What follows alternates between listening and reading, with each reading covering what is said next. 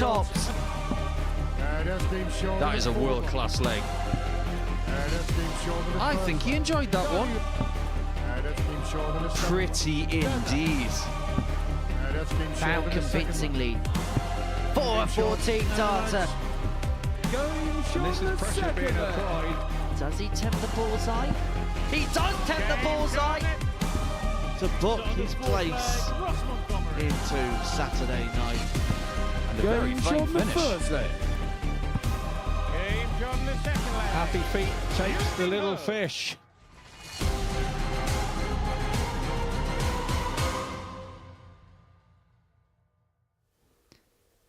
Good afternoon, welcome along to your Friday fling here at the Modus Super Series. 2 sessions, 25 matches for you over the next 12 hours or so. It's going to be a very intriguing day ahead, and we're going to be watching all the action in the company of the asset Paul Nicholson. Before we talk about this afternoon and Group C, just a quick reflection on last night and Group B, where Richie Howson was so impressive. Fabulous standard from all players, and maybe differing moods going into day 2, which we'll touch on a little bit later on when we start again at 10 p.m. But Richie Howson will be very pleased, as will Fallon Sherrick. Shane McGurk, however, he was running into a brick wall last night, and he, in the end, will be happy that he got away with points on the board. Well, that was how Group B ended up yesterday. But this afternoon, it's all about Group C, where Justin Hood leads the way following the first day's play. He won all 5 matches on day 1. What about him yesterday were you so impressed by? Good start. Ability to get through games that some other people would have given up on, and good finishes at good times. Let's face it, shots like 160, they don't give them out for free, but when you're up against someone like Johnny Hayes, who's on a match shot like that, that is something that shows confidence, and his interview with us yesterday showed even more of that. Well, Justin Hood has a 4-point lead at the top of the table. This is how the table looks going into day 2's action as far as Group C is concerned. Johnny Haynes on 6 points. Is he the big favourite for you to get that second spot, or can someone like a Darius or a James possibly make a bit of a charge? What we'll do is we'll go through the numbers when we get into commentary, but I think this is going to be a day of somebody having to up their levels. Darius has threatened all week. Now it's time for him to find the Jets. If he does, he can nick that second spot, because I thoroughly believe that Justin Hood is going to win this group. Johnny Haynes is going to have to be very effective.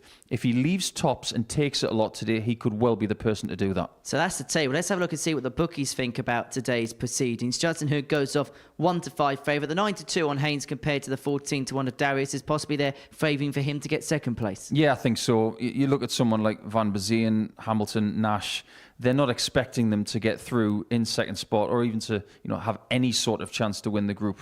So now it's going to be a bit of a dogfight in the first couple of rounds. It'll be interesting to see what happens. It's 18 plus. It's begambleaware.org if you can have a flutter on the Super Series today. So let's get into the action then, shall we? And we're going to kickstart with Andy Hamilton up against Terry Nash. Nasher, the ADC qualifier from Wales, on his debut here at the Super Series, and a good start on day 1. Early on this morning, I caught up to get his assessment ahead of Friday's play. Terry, great to see you here at the Super Series. Good first day for yourself, finished 3rd in the table. How would you assess things overall? Yeah, well, I enjoyed it. First time here. Looking forward to it. What was your first impressions on the venue? How much have you seen of this in the past? I watched a bit of it. Yeah, just all over Facebook, innit? YouTube, everything. It's fantastic. Let's get to know you a little bit better. You qualified for the ADC in Wales. Just talk a little bit about yourself and your story within the sport of darts. Oh, well, I played in Shrewsbury and just qualified for Welsh International 2 weeks ago. Fantastic, that was. Yeah, we got loads of youngsters through this ADC. It's fantastic. So we've got 3 nights a week. It's unbelievable. Talk us about that experience of playing for Wales. That must have been a really proud moment for yourself. Yeah. It was fantastic, especially to get the winning darts against England as well. So that was fantastic. Let's talk about today. How much would you like to make it through to tomorrow night and in front of a crowd? Can't wait. Just got to play darts. Hope them doubles go in this time. Well, I wish you all the best, Terry. Good luck. Cheers. Thank you very much.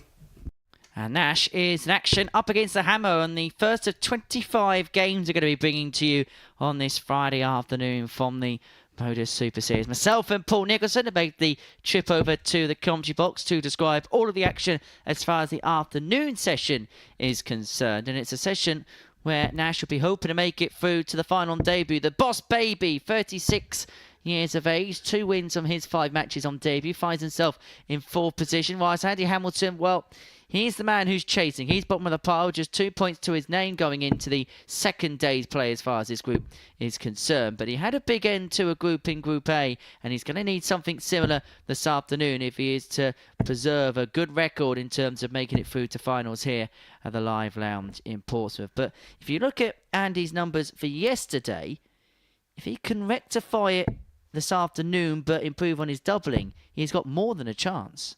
He has. It was fine margins yesterday for Andy.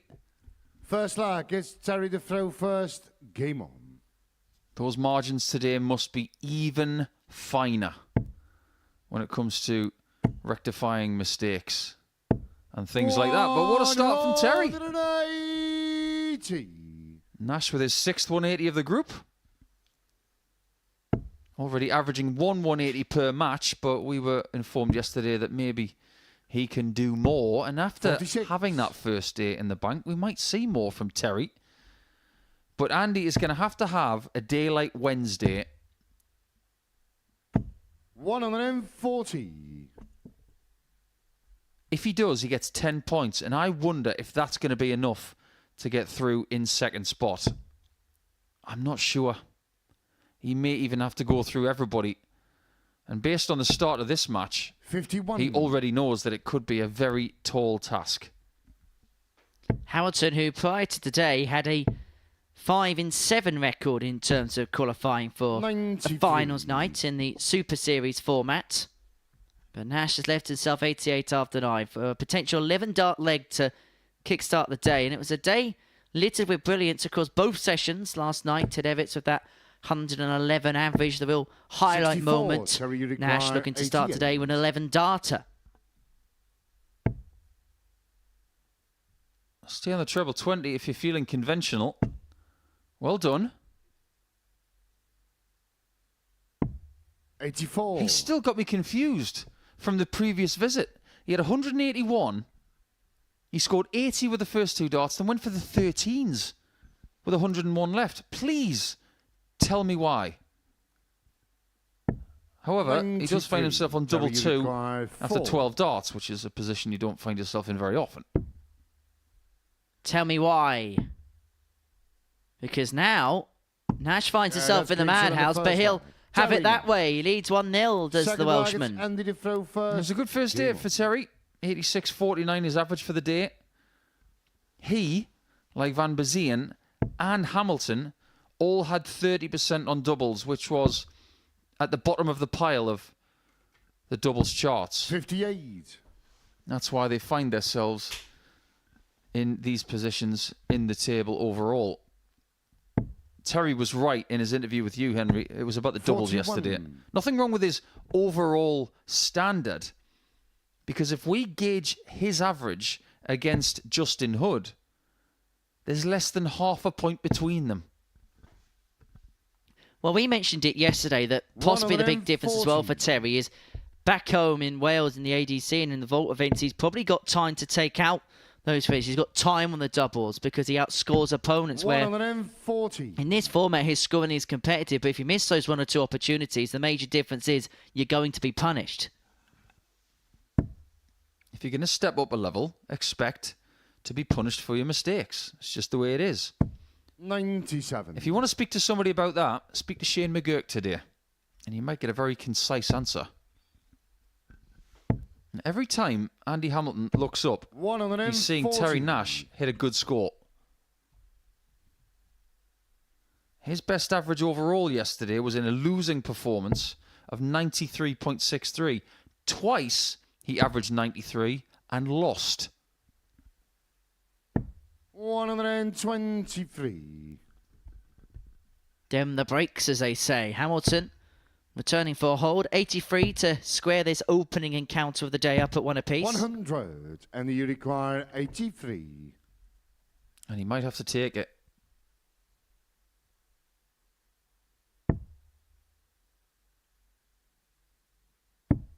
Very sensible.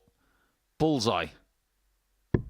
58. Terry, 3 you well thrown require shots. 80. Just a little bit short on dart 3. Where's Terry with dart 3? tops for 2-0, but that was wild and wide. 25. Hamilton back for 25 to square this encounter up. And this could be a prime example of what we were talking about in terms of misses being punished for Terry.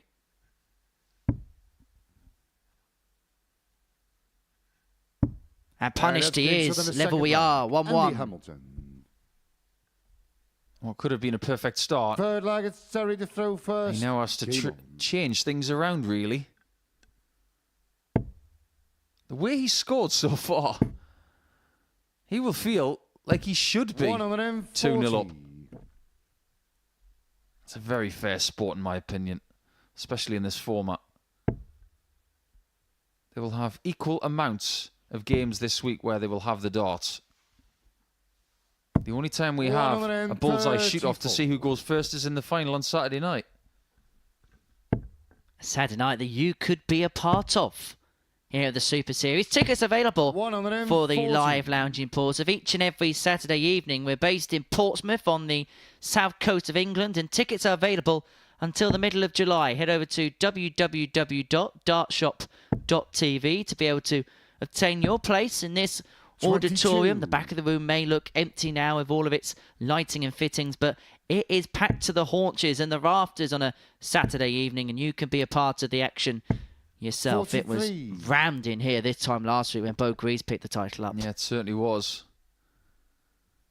We've had some atmospheres in this series, haven't we? That night when Jimmy Van Schie won, my word, it was like a champions night. And it felt that way Saturday night last week as well. 93. I am reliably informed that Dan Asprey's got people coming down from Telford, and Justin Hood has people from the southwest of England 94. On notice, and the moment he is confirmed, those people are going to be here. They may have even reserved their tickets already because they're feeling very confident ahead of this action here this afternoon. So you may want to be quick if you want to be here Saturday 84. Night. Nash hoping to be here on debut himself, but another stray dart. 79 left. It could be triple 13 tops here. Indeed, that was the play. Hamilton back for 117 for the break. Just as a confirmation as to 28 what remains. And you require 117. It'll be 56 if this doesn't go. Hamilton took out a 112 during yesterday's action. What can he make of the 117? Nothing. Leaving 112. 77. Terry, you require That's the next 56. Best prize. It forces Nash to take the 56. Let's see what he can do with it.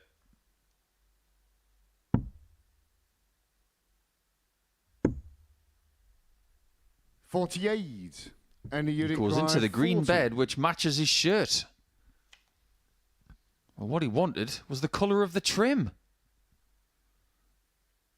How on earth is Andy Hamilton looking at a break a throw here, considering he's been outgunned in the scoring by 10 points in averages? 30. However, he can't take his chance. Terry, you require 8. That could be really costly for the Hammer, who may just be playing the last day of his week here in week 10. Terry Nash is dominating this game, but at the same time he's living a charmed life because another 3 misses on the doubles. It's now 1 from 10 for him. Has given Hamilton the opportunity to move 2-1 in front with a break if he can pin the double 5. And now he goes scratching round the surface looking to find a double. He's in the madhouse. He finds the madhouse. And in a game where Terry Nash could conceivably be 3-0 up in, he finds himself 2-1 behind. And this is kind of the Bobby George mantra, scores to show, doubles to do, exemplified here. Because in terms of scoring power pack, Nash, well, Hamilton can't lay a glove on him.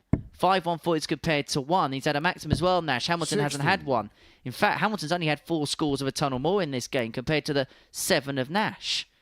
Case in point there, you can see on your screen. However, 1 from 10 on the outer ring for Terry 100. is the reason why he's behind. Yeah, that's never going to get it done.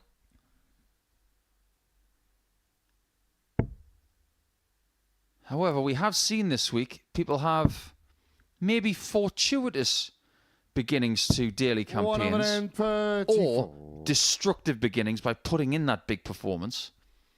And people have been able to back that up. Look at Everett's Tuesday, Wednesday. He was so much better when he got off to a good start.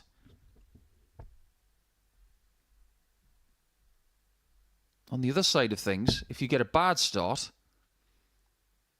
you might think it's not going to be your night. 36. I saw Dan Asprey on the way to the studio this morning. Just walking down the street, thinking, I'm already there. Let those guys live in a pressure pool all day. I'm going to be there already. Must have been a very long walk because I saw him as well, and he was saying, do you know what? He's just sitting there, just doing nothing, enjoying himself. He actually has found a local bar in which he's been able to practice in, and he spent a couple of hours in there yesterday just relaxing, getting ready for tomorrow's action. And there's a quiet determination about him. Quiet guy off the hockey, but has got this real 41. desire to make something good of this week. 70. And he may just do. We've had so many big finishes this week already. This is not one of them.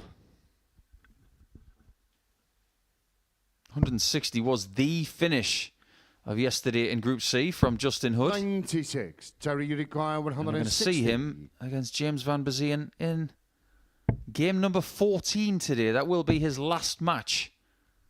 And we'll see him against Johnny Haynes in game 2 74. after this one. No matter what the scoreline, but things are starting to change. Those misses at double have infected Terry Nash's confidence. Double 16 for Hamilton, who can really steal a front in this match. 58. Double 8 isn't found, and Terry, you require 130. despite missing 1 from 10, Nash is going to have to take out the 130 or find a way of taking it out. Treble for the bull.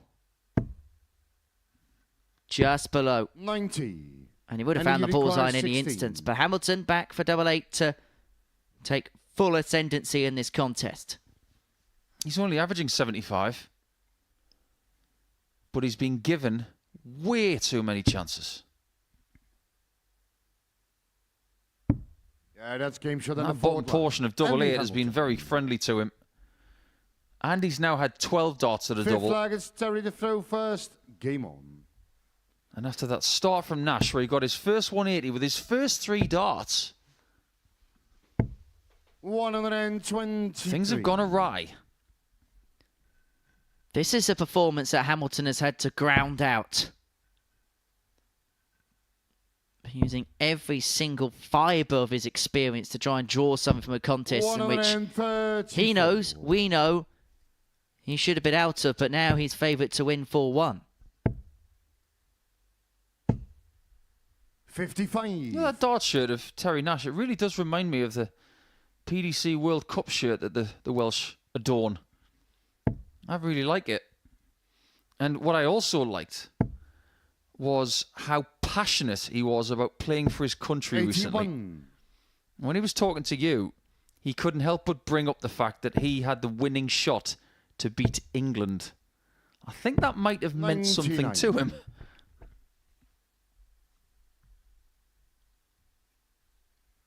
Yeah, Andy's never played at the World Cup in the PDC. He was very highly ranked, but never adorned the English shirt. But if he had, 100. he would have been some teammate for either Phil Taylor or Adrian Lewis.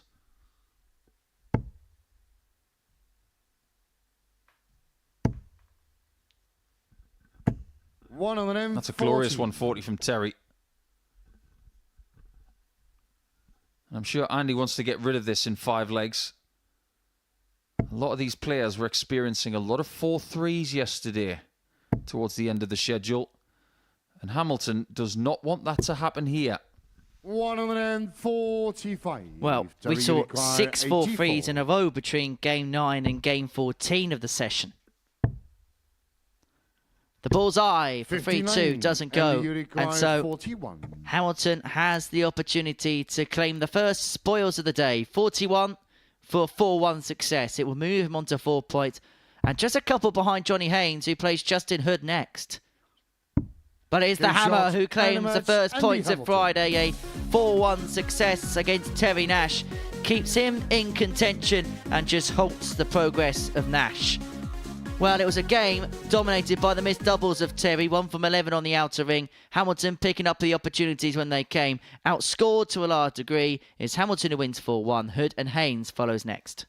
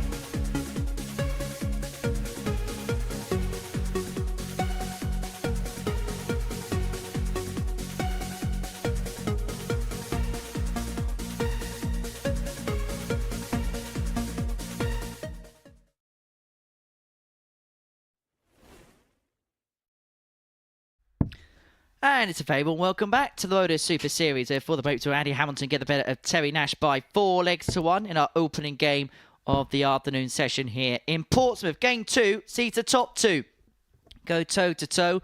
Justin Hood won every single game on Thursday afternoon. 5 wins and 5. In fact, if he goes through the card today, he would have picked up more points than the winner of Group A, Dan Asprey.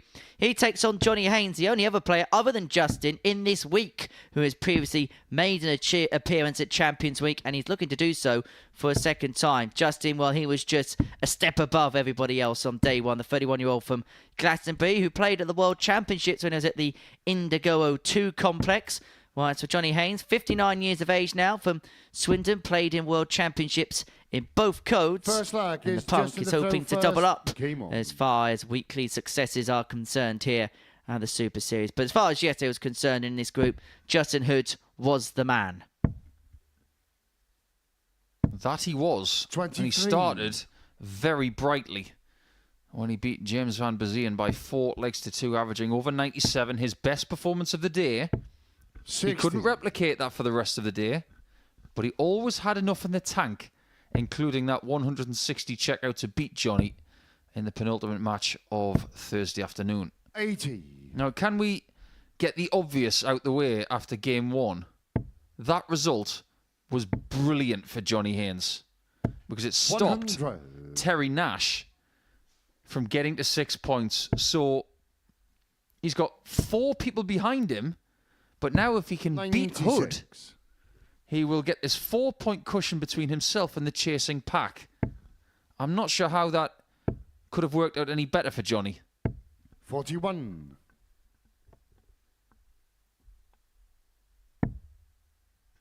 I can't think of the punk without thinking of the character Mr. Morris from Friday Night Dinner. You know what it's all about? Is that the guy with the glasses who keeps turning up? No, that's Jim. 60. Just you require 170. Are you going to explain why? Or are you just going to leave it in the ether? Well, let's see whether the feet can leave the fish and hit the fish. He can't. Well, Mr. Morris was a character on that programme who... He wasn't a very nice man, put it that way. He was a old man who was a bit grumpy and horrible in many, many ways. 100. And he Just thought it was all require about punk 72. rock. Tops for Hood. Yeah, that's He's game shot on the back. first leg. Just in. And he's after 20 points, isn't he? Because yesterday he was adamant Second leg is Johnny that his Defoe goal this first. week is to win Game on. every single game. We have heard people say that before. But the amount of confidence that was being exuded from Justin yesterday post the 15 games in Group C, 122. I believed him. If he walks away into finals night with 18 points or 16, he's not going to be pleased. 84. I can't remember the last time I saw somebody as confident as him walking through these doors. He knows he's in good form, and in his words yesterday, 180. I'm always in good form. He's just a happy-go-lucky guy who just is very good at darts and backs 140. his ability, isn't he? Yeah, I remember the first time I saw him play, I was impressed immediately. And I've been impressed ever 55. since. He does have a somewhat erratic rhythm, which I think could be ironed out, but that might take something away from his game. I think he's got this feel element to his game that is 58. really natural. 144. If you were to try and make him more mechanical, it might take something away from his game. So why change a winning formula? And you know what? You need to have some flary type players, and that's exactly what Justin is. 76. Haynes, when he gets going, is a pleasure to watch. He's left 68 after 12 here to square this contest up at one apiece. 100. Johnny, you require 68. Is he going to leave tops? Of course he is. 48. He was Just brilliant you on that require yesterday. 119. He did let him down a couple of times, but a couple of times in a daily campaign is not a bad thing. However, Justin is lurking on double 13.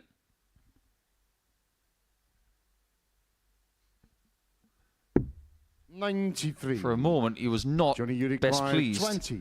that he didn't know exactly what he was going for naturally. Yeah, that's And he has game lost short the of leg. second leg. Might Johnny have just taken him out of rhythm there.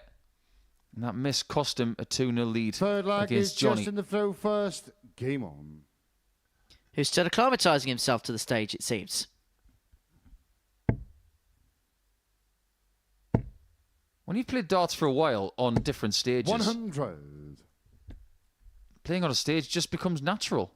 It's different for people like Terry Nash and Dan Asprey this week because 95. they're not that experienced when it comes to playing in this kind of environment. Whereas these guys have done it many times. 45. Admittedly, if you haven't done it for a few months or maybe a year, it might take you 1 or 2 games just to feel comfortable again. But one thing we have learned this week 140. is that someone like Dan Asprey, who was won Group A at the first attempt, settled in here like someone who's just finished their shift into their slippers. 140. Well, Justin today looking to do something that only 3 players have done before, and that's win every single game in a Group C scenario.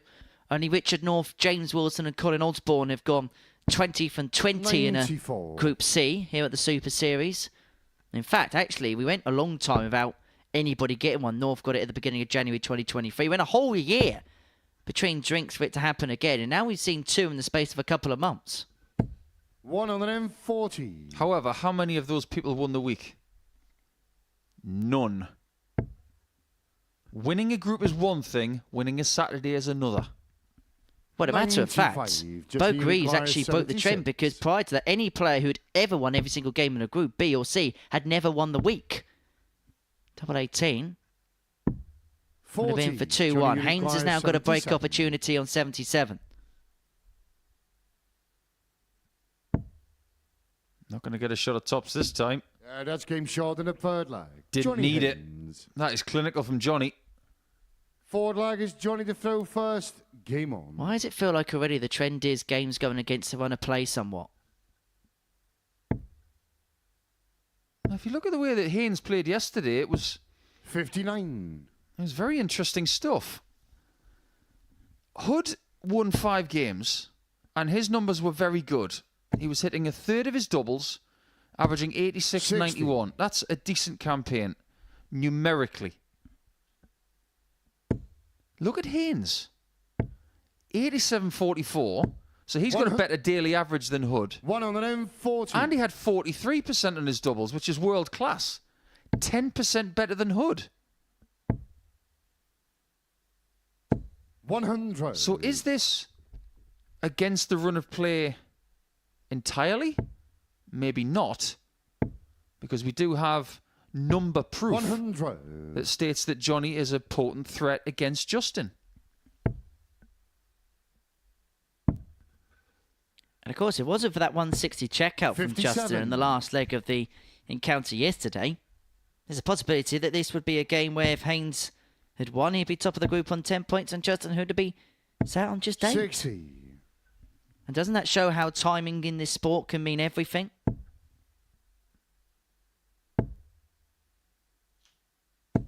$120. Even if Hood does go on to lose this match, 142. he's still going to have a 6-point cushion between himself and third. 90. That is a very, very cushy position to be in. It's another big ask with Haynes in position to take a 3-1 lead this time. 42. And this has got to be 44. Motown. 4 tops. Double 10. 34. Not to be. Just a He unique almost went from 119. 4 tops to 3 10s. He almost pulled off the Pavarotti thing there. 3 tenors. 99. Johnny, you require 10. Still needs 10. But he's going to go 2 for double 4. This is what he does. Yeah, that's 3-1 lead for Haynes. Johnny Haynes. Justin Hood is still in Johnny Haynes' dust. Do you remember Fifth who leg the is 3 Justin tenors to throw were? First. Game on. No idea. Not even a guess. I thought 3 tenors was 60. something that I'd found on the side of the street this morning. Oh, no. Somebody inject some class into my commentary buddy here, Henry Deacon. 55. Placido Domingo. See where I'm going with this? Luciano Pavarotti. Jose Caceres. 100. Yeah, okay, so you don't remember the 3 tenors because you weren't born, that's right. As I said to you the other day, when I was born, Robbie Williams, what DJ was number 1 in the charts? 60. Well, in the 90s, Luciano Pavarotti had a number 1 with U2. I know Pavarotti did 57. the BBC Italia 90 World Cup track, Nessun Dorma. And no, I'm not going to sing that for you. Thank you. It's very kind of you. 100. Johnny Haynes is not in a kind mood right now. He's looking to get the same result as Andy Hamilton got. And coincidentally, also against the 59. But this is such a typically Johnny Haynes performance where he's always posing new questions. 140. There was a couple of points in the game where it looked like Justin may have had the opportunity to take the ascendancy early on. But Johnny was always hanging around, and when a couple of misses arose for 65. Johnny, you Happy require Feet, 146. Haynes stepped in, and he could now win the game with this 146. Not to be on this occasion, but Justin Hood won the battle between this pair 94. yesterday on a 160. He may require save 160. today's meeting by hitting something exactly the same. Just hasn't quite been there in this game for Justin. 140. Johnny, And this you is now a require drastic 52. situation. And this is bad news for the rest of the group. Tots for Haynes. For the points. Doesn't 12. go, and so Hood's going to return to keep Justin, you himself require alive in this 20. contest. Double 10. Well, for someone who loves tops, he doesn't love it at the minute. He hasn't hit it in this game. Yeah, That's a came good hit short in the fifth from flat. Justin Hood. Keeps things interesting. How does Johnny Six react flag is after Johnny missing to throw 2 match first. darts? Game on. Both averaging 83. Down on what they were doing yesterday. But make no mistake, 100. Friday does come with a little bit of extra pressure because it's all about getting into the final day spectacle. And we're getting so close to Champions Week as well. 57. So close to big paydays and big opportunities. They can almost see it on the horizon. Both of these players have played at 60. a Champions Week before. Johnny Haynes did it in Series 2. Justin Hood did it in Series 3. Neither player made it through to the Champions Night, although Justin Hood stopped Steve West from doing so in 100. Series 3 in dramatic circumstances. Oh, that's right. I'd almost forgotten about that. 140. That's a wonderful 140 from Johnny. Hood's got to be really good from here. Speaking of which, 140. he doesn't let us down. 9 scores of 140 or more in this game. That's not bad at all for 2 people averaging 85. 41. Tells me that the in-between scores have been just a little bit lax. 92. To recover the Johnny last require dart. 160. Well, can Haynes hit it or win it with a 160? It's not to be on this occasion, so who's going to come back for the 112 to 60. send us all the Justin, you way? require 112. Still on. Now, very much off. Haynes, who had 2 darts at tops in the previous leg to 84. win Johnny, you require 4-1, 100. will be hoping to get 2 darts at tops again. When he hit this yesterday, he hit 4 ton-plus outshots on Thursday. He was looking for tops to get the job done. 60. And while we Justin, had you a spell require yesterday 28. of 6 4-3s in a row, and if Hood can pin this double 14, we will go all the way for the first time today. Double 7 for leg 7. 14. Doesn't go. Johnny, you require 40. He can't envisage Johnny missing 3 more times. Game shot. And he doesn't. And a match, Johnny Haynes. That is a really important result for Johnny Haynes. There's a 4-point cushion between himself and the chasing pack now, with 2 of them having a game in hand. Not the result that Justin Hood wanted. He's not going to get the 20 points that he craved overnight, but he's still got a 6-point cushion between himself and that chasing pack. 2 of them are about to go toe-to-toe, and they are playing their 5th game of the week. It is Darius Labanauskas and James Vanbesien.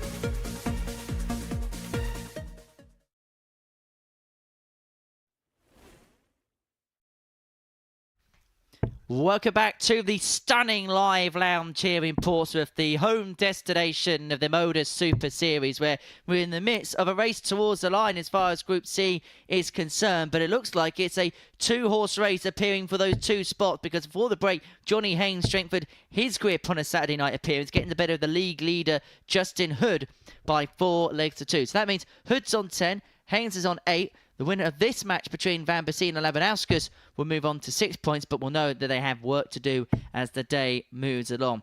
Well, Labanauskas is a fairly big-name player for the Modus Super Series, having dropped off of the PDC Pro Tour at the end of 2023. And so there was big expectations on the Lithuanian to make an instant impact here at the Live Lounge in Porto. He's shown glimpses, he's shown patches of that brilliance, but he's looking to harbour that consistency together. He takes on Vanbesien, the 45-year-old Belgium ADC European qualifier, won 2 qualifying tour events to be here at the Live Lounge in Portsmouth. The Phoenix is hoping for a return to Saturday night. We saw yesterday the numbers punched in by Darius. Well, it was as good as it can get for him this week. Started off very well, maybe just dovetailed a little bit towards the line, but an average just under 90 for the day. If he does that again, he's going to give himself every chance of catching Johnny Haynes and Justin Hood. He may do so. Time will tell, but his timing of finishes has got to be better. First leg, it's Darius to throw first. Game on. It's going to have to be ruthless from here. And at worst, for me, I think he's got to win 4 from 5. 80. We're about to find out what Darius has got in his locker on the final day of qualifying. But weirdly, Darius starts this game in 3rd spot. He will remain in 3rd if he wins. 60. James Vanbesien, if he wins, he goes from 6th to 3rd. That's how tight it is between 3rd and 6th. There could be a real melting pot happening 58. in the bottom 4 positions. But at the minute, Justin Hood and Johnny Haynes are like 2 kids in a tree saying, haha, you can't make it up here, can you? Nothing like a bit of playground bullying, is there? 41.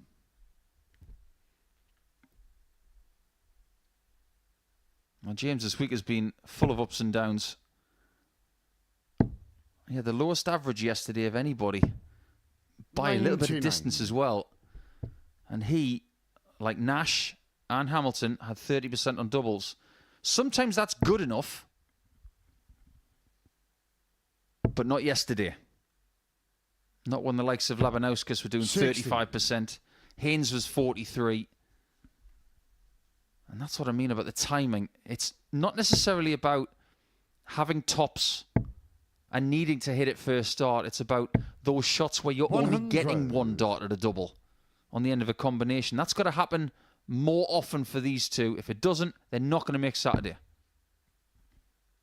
Well, Vanbesien has got off to a slow start in this particular contest. 81. Darius, you require 164. And has allowed Laban with 6 on 164 to take out the opening leg. Doesn't have to go for it.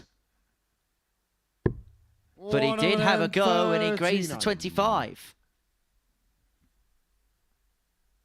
Nice finish for Darius yesterday, 134, but his weekly personal best, 160. Maybe he's just trying to find a bigger personal best for the week.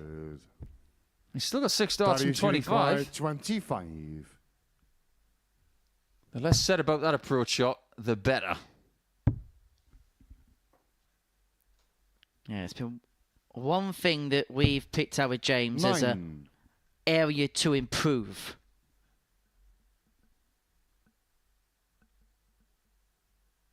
As far as timing is concerned when it comes to the doubles, Darius had the luxury of not having to hit that double 8 right there. But now, 40. get rid of it before it Darius, becomes a you problem. require 16. As Wayne Marder would say, you don't want any faffage. With a capital P. Yeah, that's game short in the first leg. Darius Labanauskas. There is no messing about for Darius, who Second leg leads is James to 1-0. throw first. And I just Game wonder on. whether it's today or tomorrow, his weekends, when he heads back for home, how he's going to reflect upon his debut here at the Super Series. he could still walk away with the trophy. 41. But can I please get this off my chest? Because if you've got 259 points, and I don't care what leg it's in, okay? And I know I was getting very honest last night, talking about dart players that I've had run-ins with, and people who like to use the old dark arts. Well, I'm going to be incredibly honest again.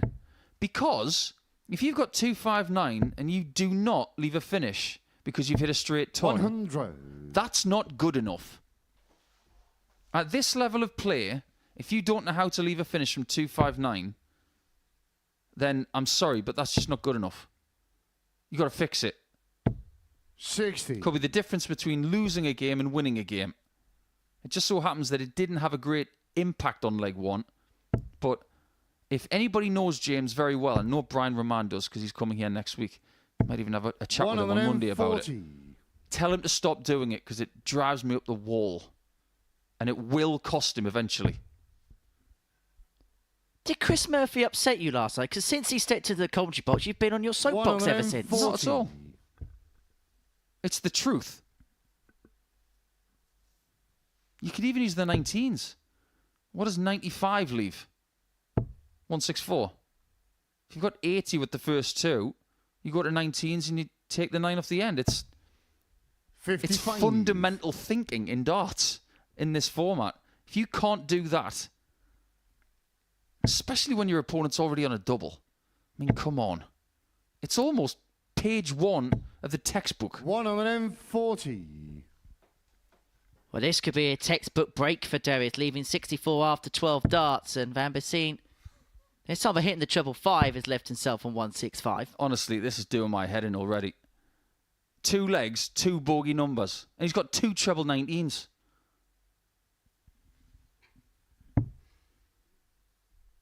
$122. Darius, you require 64.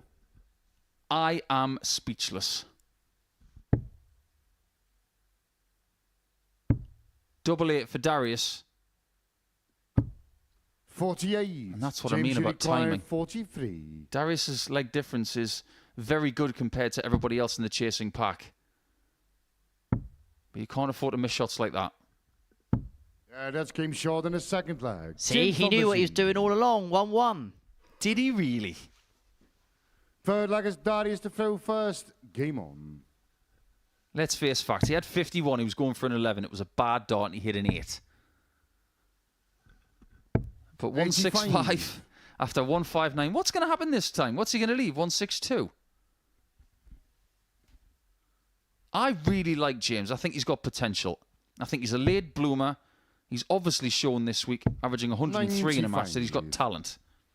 But in order to be successful here on a more regular basis and in ADC Europe qualifiers, you've got to be able to count. Which I suppose is a little bit against the trend 100. of players from that region. Well, I don't know about that. I mean, look at James Wade 15 years ago. He was a terrible counter. He was one of the worst on tour. That's why he would always engage with the referee when he was getting towards a finish. What have I got left? 100. What have I scored? Now, he has changed. He has learnt. He has evolved. Now he's one of the better counters on tour. 85. It's a skill that you can learn and make your game better with. Do you think you're going to get that kind of mistake from a Dimitri Vandenberg, a Luke Littler, a Bo Greaves? 41. Absolutely not. You want to be as good as them? Count as good as them. Right, that's the end of that. After he went 20s first on 306. I want to know what he's going to do here. If he leaves 165, I'm going to turn my microphone off and go and scream somewhere. 165. Please, James, hit a ton. Hallelujah. Because now either Big Treble will leave a finish. 45. Darius, At least you he got the require route 66. right. Talking about the route, here's 66 for Darius. How ironic that Darius, in leaving this shot, hit That's game short in the 165. third leg. Darius Labanauskas. Darius Fourth gets his leg is kicks James on to route throw 66. first. Game on. And with a bit of a ka-chow, he's 2 on up. Yeah, 24 maximums yesterday, which is very much down on what we've seen in some daily campaigns this week. Monday, there was 39. 60. That was a really good day for 180s. But the most hit by any player was James, Justin Hood, 100. and Nash, all of which got 5 maximums apiece.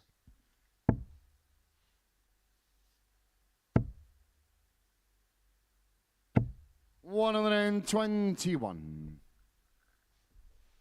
It's going to be Hendo's birthday tomorrow. Many happy returns to John. I'm sure we'll celebrate that tomorrow when we've got our finals night in full floor. So what you're saying is a 140. big Hendo birthday weekendo.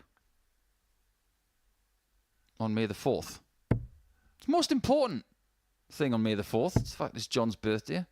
Take your Star Wars and put it away. 180. And James has just put 180 points away. Very well done. We're going to level this game up at 2 apiece. 97. James, you require 140. Expect to have 6 of them here. However, Labanauskas has already missed the bullseye for a 164 in this match. Another one of them. Went tops. He has done this a few times this week. Now, 80. can I That just is, you say require that 164. earlier in the week, I did ask why people don't do that more often. And I've criticised James for his counting abilities in this match. I will applaud 92. what he's just James, tried. You require 60. Whether it was the right time to do that is debatable. But I think people should do that more often. Credit where credit's due. Yeah, that's game And he has short in the equalised at fourth leg. 2-2 with a James very, Vanbesien. very good 15-dart leg. And he had to as well because Fifth leg is Labanauskas Darius was to sniffing throw around the first. 72 Game on. to move 3-1 in front and then throw for the match. Key passage in play, not just in this game, but in terms of both players' groups. 140. Winner will move on to 6 points or put themselves a couple behind Johnny Haynes, who occupies second position. And now, because of defeat in that first game, Justin Hood could be reeled back in if he loses his next match, which is against Labanauskas. So if 85. Laban can make it 2 wins from 2, then he'll put himself in a very, very good stead to progress come the end of play today. Averaging 96.38 so far, and that's despite missing 6 starts at a double in this 123. contest.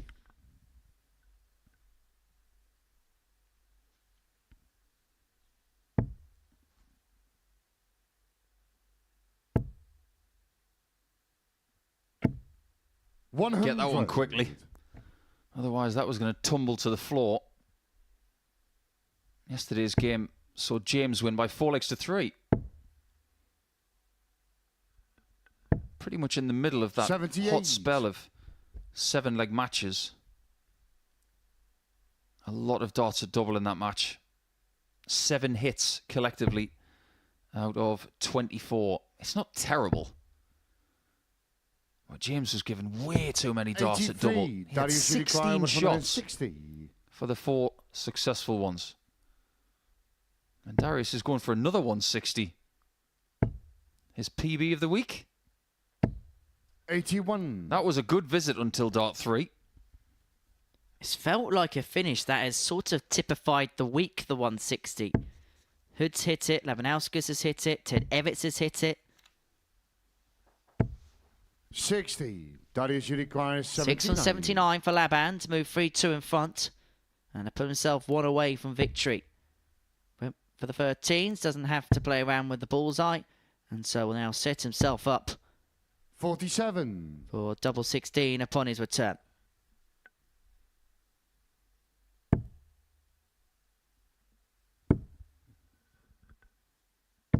And it should be 3-2. 29. Darius, you require 32.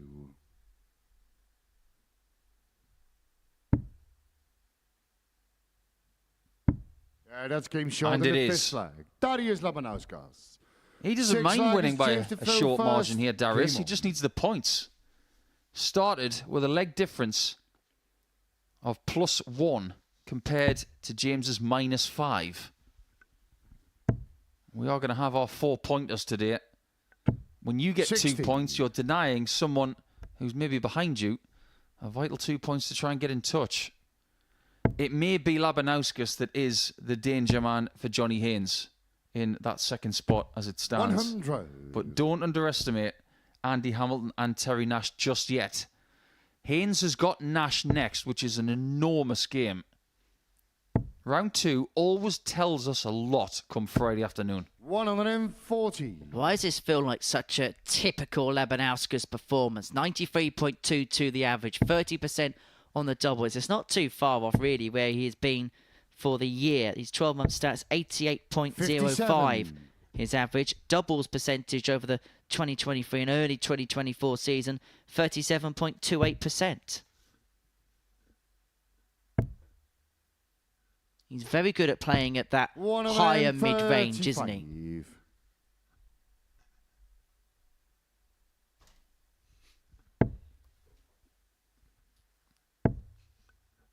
I'm going to go full George Galloway now. No comment. 180. Are we playing bogey number bingo here? I know he couldn't leave a finish with the last dart. He hit a treble 20 and he left 166. But it's just one of those games where you constantly look up and you see bogey numbers. And it just so happens that Darius could take 164, or at least he could have. 92. James, you require 81. James hits this. We go the distance. He doesn't. He runs the risk of losing his first game of Friday. The bull will tell all. 56. It doesn't go. And Labanauskas now sat on 72. And this time he's going to get a go at it. And this for the match. For the win. And to put him on 6 points in the group. He's got one dart at tops. Doesn't go. And so Vanbesien is back for 25 to send us all the way for the first time today.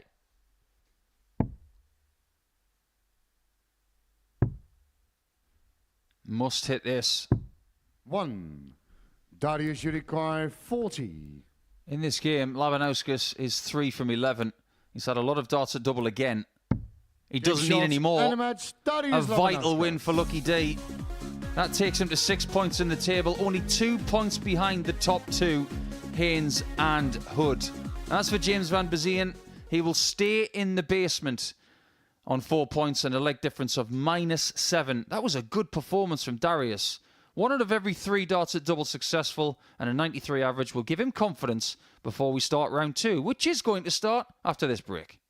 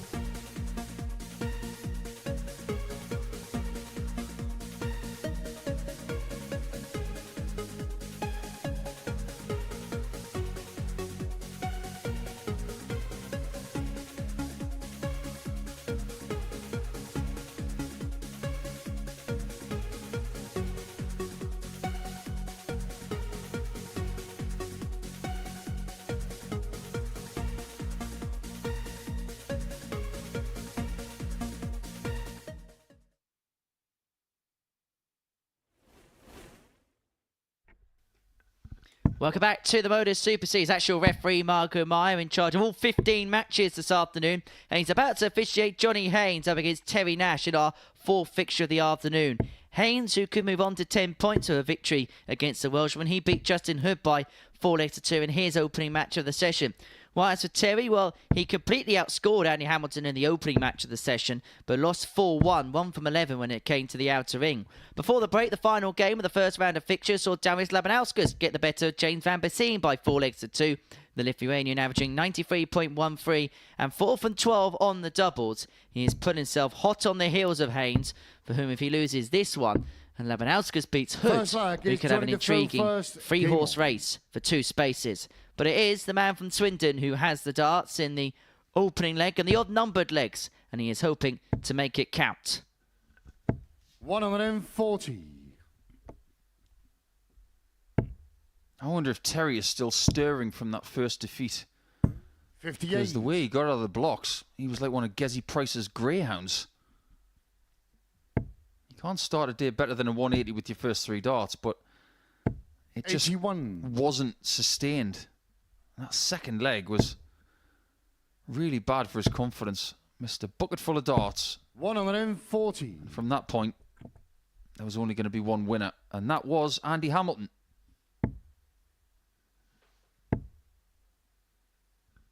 100. How are you, Henry, on famous Nashes? Do you know any famous Nashes? Nashes or Nashers? Someone called Nash. Well, I know Terry Nash. That's a compliment, Terry. He thinks you're the most famous Nash of all time. 87. Have you never heard of Kevin Nash? Yes, I've heard of The him. very famous wrestler who wrestled in many different organizations, famously 140. WWF champion as Big Daddy Cool. He was part of that incredible breakaway with Razor Ramon from WWF 100. to Johnny WCW in the required 90s. 40. That was TV. That was gripping. That's a bad dart. But he can fix it. 30. Terry, you require Didn't know if that was in or not until you got a different look at it. That one's not in either.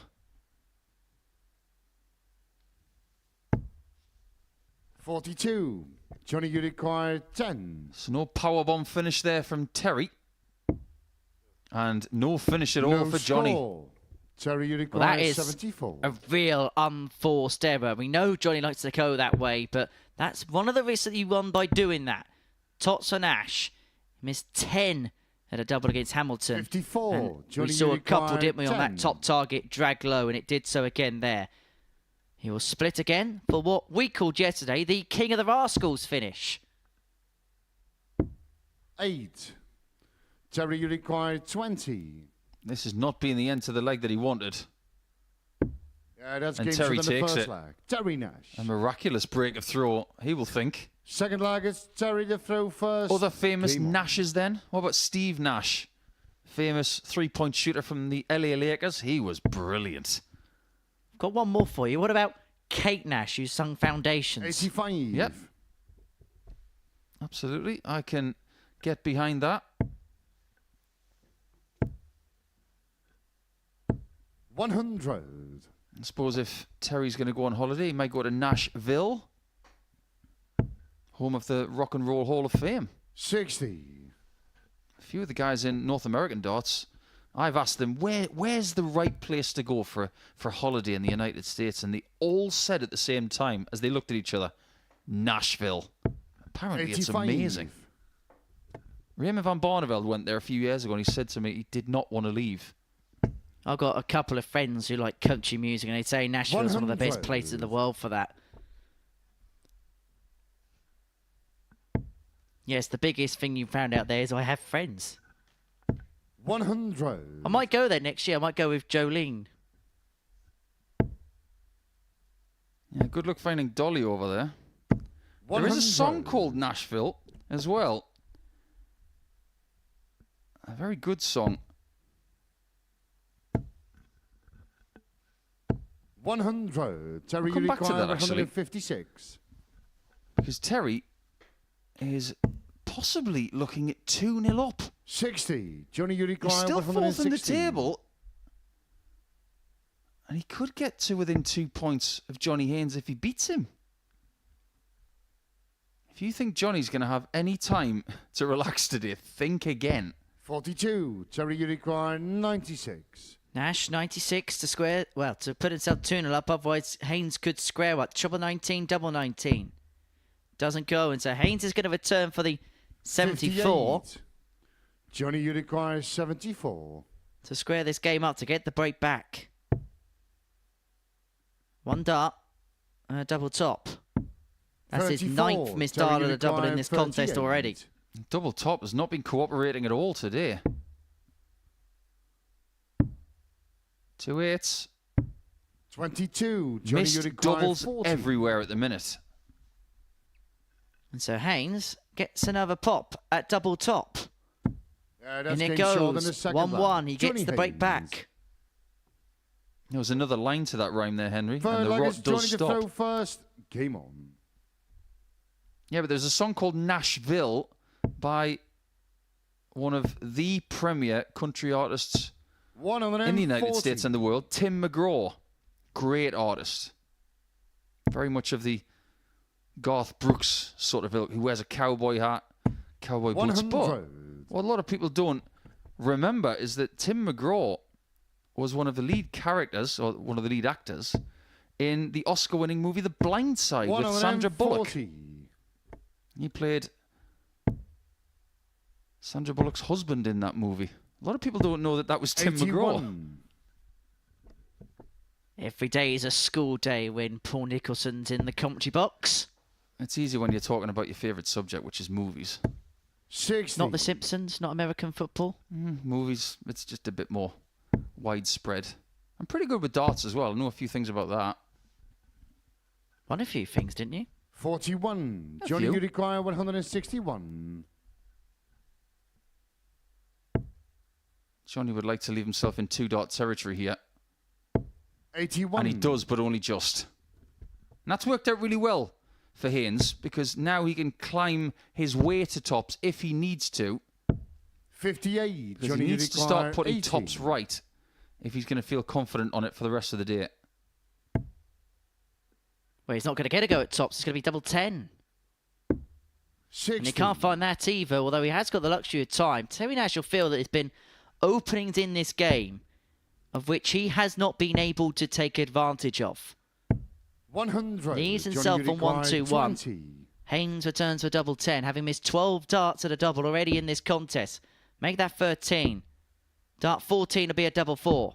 He That's finds game that short to in the move third 2-1 up. leg. Johnny Haynes. A vital win this would be because it'll move him on to Forward 10 leg, points. it's Terry to throw first. Temporarily move Game himself on. 4 points clear. And because of that clash of Hood against Labanauskas, he may either be in a real comfortable position if Justin Hood wins, 43. or he could find himself embroiled in a battle if Darius can get over the line. But he's one of those players who'll only care about what he's doing. And what he did there 180. was hit his first max of the match. Things are getting very hard for Terry here. When he was walking from the table to the hockey there, you could tell that that 180 was 57. like having a bee under his shirt.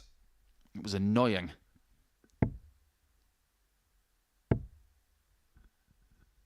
At this point of a 60. group, I always look to see what the right result is for the players playing, but also the right result for the people that aren't.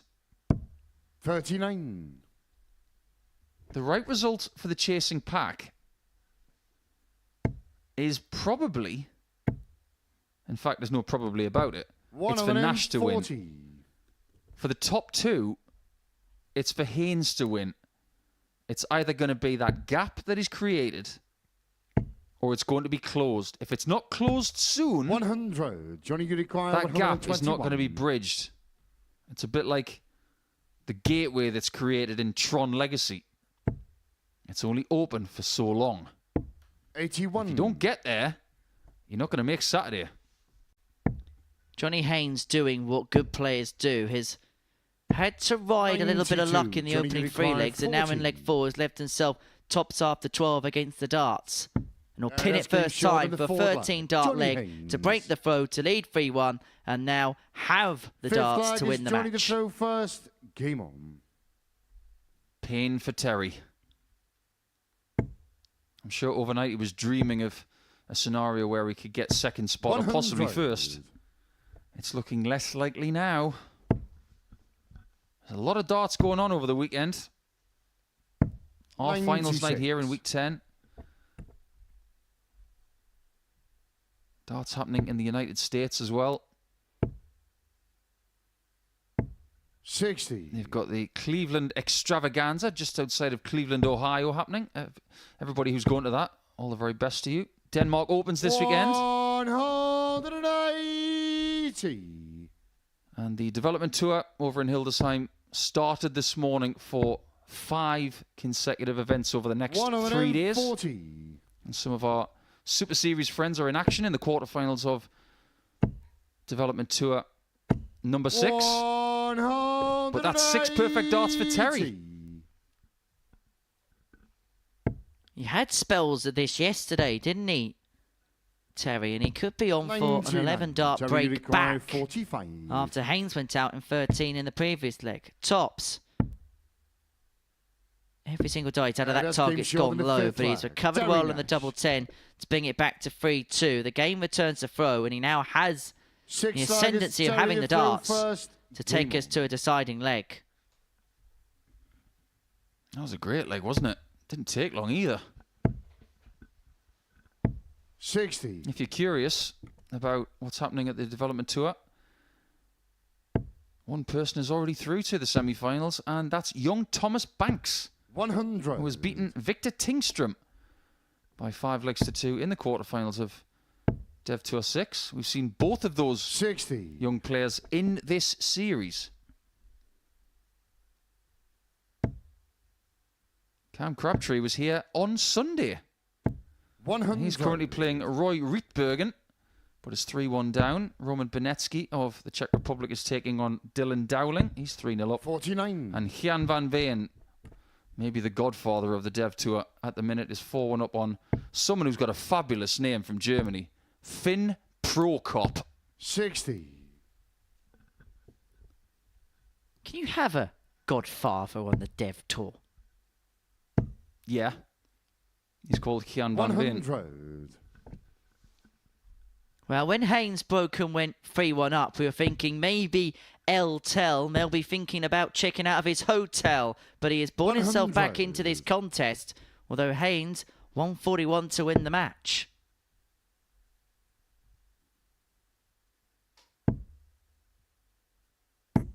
$41. Hasn't been dipping his bread a great deal in the Tum Plus column as far as finishes are concerned. This would be, or would have been, very, very impressive indeed. 100. He will love that, though. Anything that gives him that option of tops. He's a bit like Robert Thornton in that regard. 95. 3 from Johnny 17 on the 41. doubles. But he doesn't care about the attempts. He just wants the 4 hits. He'll make it 2 from 2 to kickstart the day. Good And it's shot. going to give And a Johnny match, Haynes Johnny some breathing Haynes. space as well in that race for the top 2. He gets the better of Terry Nash by 4 legs to 2 to double up his points tally for Friday here at the Live Lounge. In the end, the average of 86.2 has been brought down from a very high base because of 14 missed darts at a double. He beats Nash 4-2. Hamilton and Vanbesien comes up after this short break.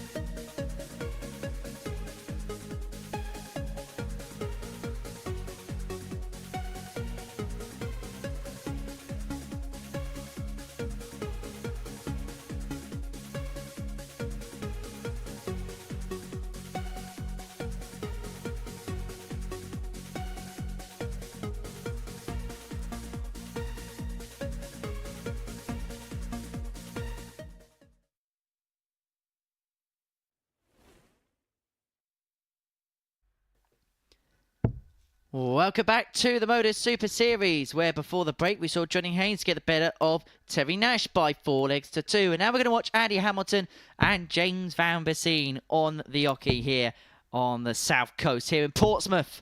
Hamilton today already in the winners' enclosure, getting the better of Terry Nash by 4-1. Myself, Henry Deacon, and the asset, the former Players Champion, Paul Nicholson, describing all the action for you on this Friday afternoon. As far as James's day is concerned, he lost out to Darius Labanauskas in his opening affair by 4-2. And Paul Nicholson was tearing his hair out at times over some of the finishes, or bogey numbers, shall we say, that James left at points. If I was tearing my hair out, I'd fit in this group because nobody's got any hair. I'm glad you said that. Well, it's a fact. It's a choice with some of these gentlemen. First leg, it's Andy to throw first. Game on. The choice they'd like to make right now is to get to 6 points, to keep their faint hopes alive. At the conclusion of this 5th game of the day, someone is going to be 4 points behind 84. with 3 games to play. This is not a scenario where you look at the table and think, I fancy my chances. 59. Hamilton and Vanbesien have got to win all of their games that are left. If they do not, there's no chance they're making Saturday. At this stage, you've got to fancy Hood and Haynes to get it done. 90. The only thing that could spoil that potential party is if Labanauskas beats Hood in the next game, and maybe things could get a little bit interesting from there. But whilst you have the opportunity, we were having a little bit of a chat in the break, and there was a little bit of a statistical quirk involving our 2 losers of our last 2 matches. Yeah, absolutely. You look at James Vanbesien and Terry Nash losing their previous 2 games. They both had 2 legs. 96. They both had the identical average of 78.09. And their doubles were both 2 from 7. Could be a Freaky Friday. And on the development tour, the quarterfinals have been completed. Roman Benecki has beaten Dylan Dowling by 5-2. Jan van Veen getting a bit of Finn Prokop by 5-1. Thomas Banks beating Victor Tingström by 5-2. Right, Roy Rietbergen got the better of Cam Crabtree by 5-1. Yeah, good performances in those quarterfinals from some of those Dev Tour regulars. But Van Veen with a monstrous performance as usual. We've had somebody in our live chat on YouTube, and don't be afraid to get involved, but please keep things clean and friendly. Well, somebody in that chat has said that they don't like the fact that someone with a tour card can play a development tour. That's an argument that's never been had before. 79. Only comes up once every month. 2 double 18s, or is it going to be 16s or 12s? 12s it is. Door number 3. And the door is opened. The first leg. James Lovely recovery there from James. Second leg is James to throw first. Game on. Moments like that, I'd say to Andy, best not look, mate. Best not look. Well, the thing is, it's those scenarios where once James hits the single 7, you expect, well, he's just going to mop up from here, particularly after the treble 12. There's only one thing that's going to happen. 60. How many people do you know that go treble 12 on 72 anymore? I can think of 3. James, Fallon, and Wolfie. Not many others use it anymore. It's more avoided because of the possibility, 99. with 3 darts, I'm saying, of single 12, single 20, and then having the dart in the way of tops. That's why people go 16s these days. Rob Cross is vehement in going for treble 20 double 6 and having 2 singles for double 16. That's just what he does. It's one of those numbers that does have plenty of options.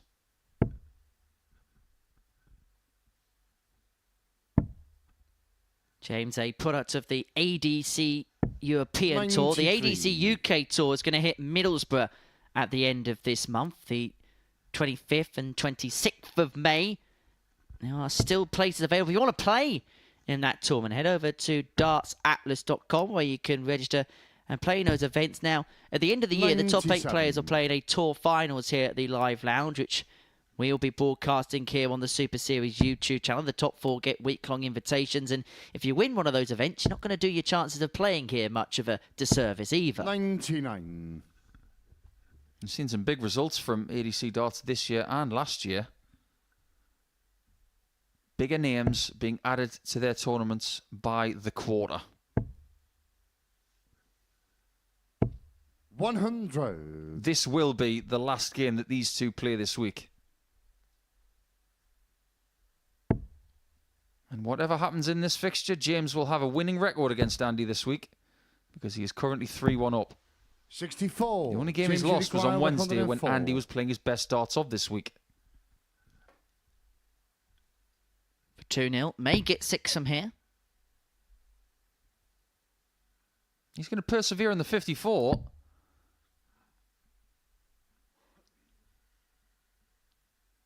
He's got 68 left, so he should go back to the 60 here. But don't forget about treble 12 in that spot. If you like double 16, treble 12 can be a real ally come 68. We haven't seen a ton plus checkout today. Realistically, we haven't seen one scared so far this afternoon. But Hamilton, if he could pin double 16, would have got the ton plus show started. James, you require 63. The hammer looks a little deflated.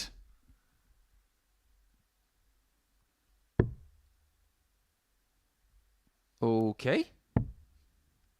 Double top.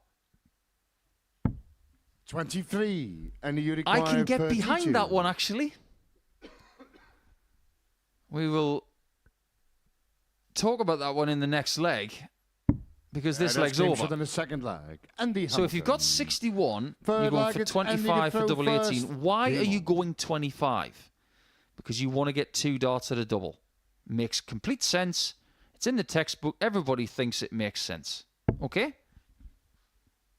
When Andy's sitting on 32 right there, and you've got 63 if you're James, 58. Why is he going 25 for double 19? It's exactly the same thing. He wants to try and get 2 darts at a double.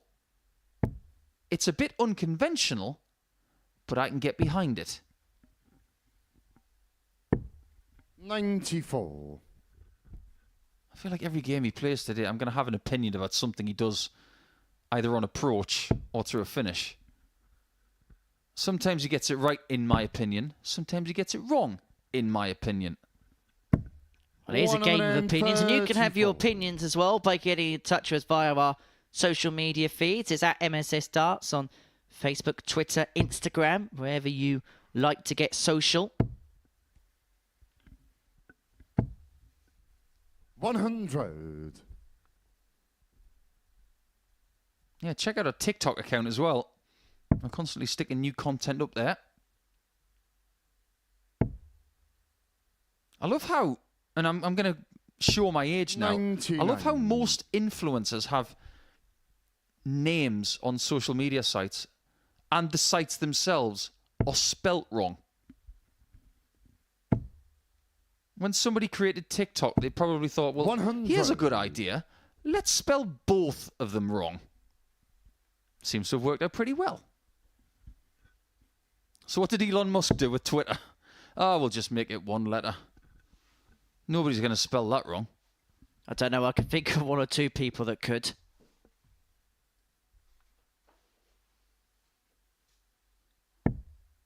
That is remarkable. 74. He didn't get that wrong at all. That was letter, number, colour perfect. And is quietly playing some immaculate stuff. Average 99.5 and on for 13 dart leg to take the lead at 2-1. 37. Now, what's it going to take to get Andy fired up today? Let's think of the things that he wouldn't like that would give him that fire in his belly. That's game short in the third leg. Andy Hamilton. Because he's hitting 13 dart legs and he's puffing his cheeks out, playing very professionally here this afternoon. But can you imagine what would get his goat if we were to start bagging Manchester United? Now, there's two reasons why I'm not 22. going to do that. One, because I don't want to upset Andy, because he's a lovely chap. And I don't want to upset anybody else. So we're not going to do that. I think darts is motivation enough for Andy. 51. He's the king of the Blackpool comeback. But if he was to get into the top 2 from this position, that would be something. Elsewhere in ADC Europe, there was a big weekend last weekend. That was the route that 81. James Vanbesien has got here to the Super Series. And they had the first weekend of the Greek and Cypriot Tour, a tour which I very much want an invitation to. John Michael won the first 2 events, perhaps not too much of a surprise. And then in Belgium, they kicked off the Belgian Darts Tour, 2 events in Kortrijk. Brian Roman won BDT1, beating Stefan Depres in the final. Whereas Stefan Henderijk won BDT2 by beating 16-year-old Born van Put in the final. 60. I think that's just going to spread, isn't it? Going to different countries. But where would yield the biggest overall results, I wonder? Austria? Poland? 125. Maybe going a little bit further south. Now that they've chosen Greece, that's encouraging. Maybe there are other countries in that part of this continent that will yield future stars. I know one 100. country that is a little bit neglected in that department. Italy. Which has got its first ever tour card holder. Absolutely. Someone has got to make sure that that is not forgotten about. When you get someone 133. who makes such a mark on the sport for your country, get on it the way that Simon Whitlock did back in 2010. And if you want to know a little bit more about the effect that he had on Australian darts, I did an interview with him in the last few weeks. And it is available on our 132. YouTube channel. Give it a search, give it a watch, and let us know what you think of it. It was great to chat with Simon at his home, not far from here. Ah, another 72 with treble 12 involved. Yeah, and that's a game ton plus shorter than checkout for forward Andy line. Hamilton. Andy Hamilton. 3-1. He might be putting James Fifth flag is Vanbesien on the Andy shelf Gibson here. First. Game on. Vanbesien is being besieged in this particular contest. And Hamilton with the first ton plus checkout of the day, the 132. Not done the champagne way, a bit more Prosecco than it was the Champers. But he now finds himself on the 59. hill. We've had a question from Tom Kanhäuser in our live chat. Are there more 9 darters hit with or against throw? That's a really good question, that, actually. 59. I think he's referencing the 9 darters that we've had here. So what we'll do, Tom, is we will check that. And hopefully by the end of the broadcast, we can let you know. Well, I know Fallon Sherrocks was a breaker throw. 100. We'll check that out.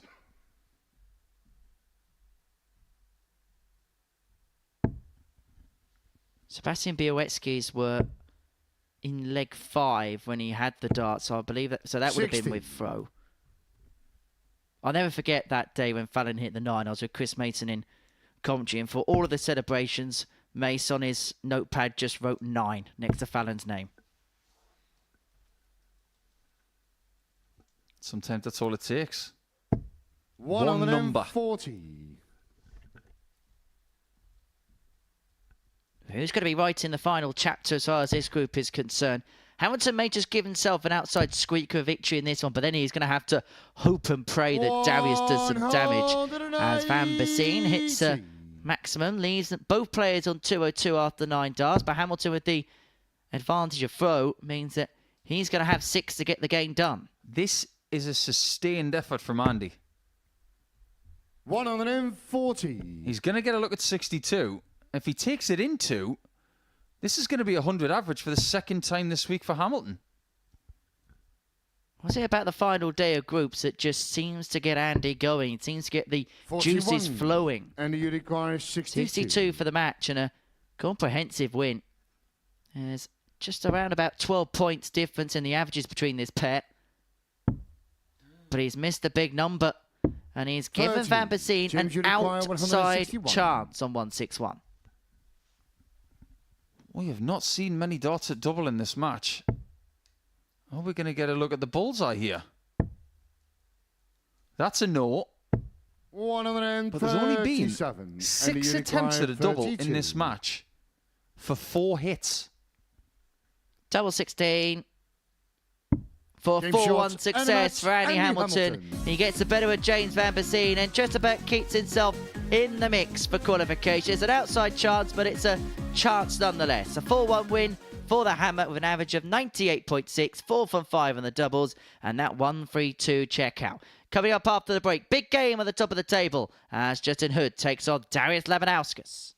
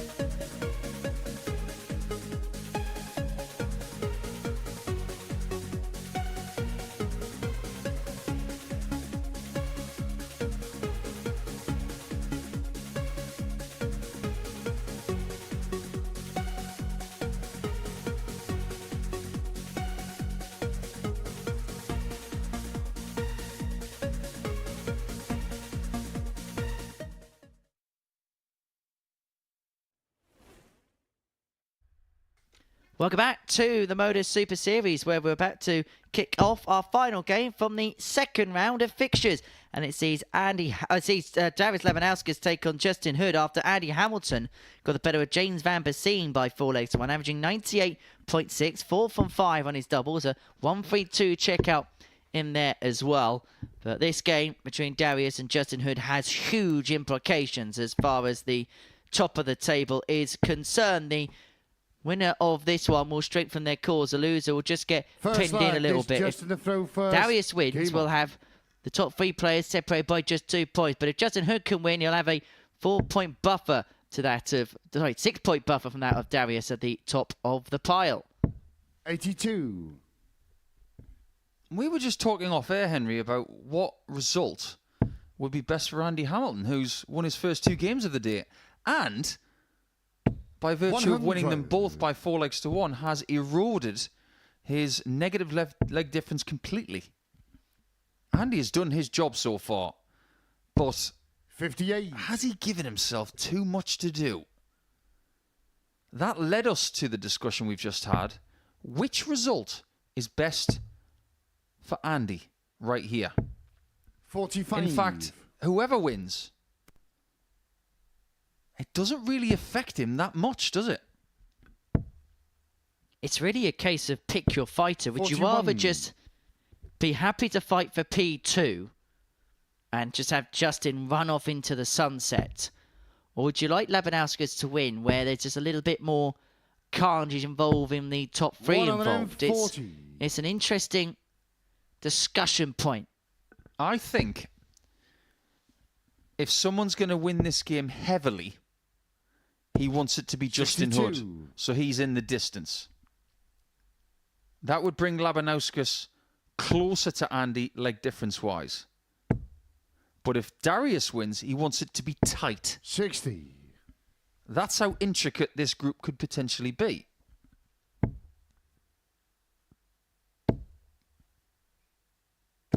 $140. That's much better. Darius, you require 156. He was a little bit loose in that first game against Haynes, and he was punished for it.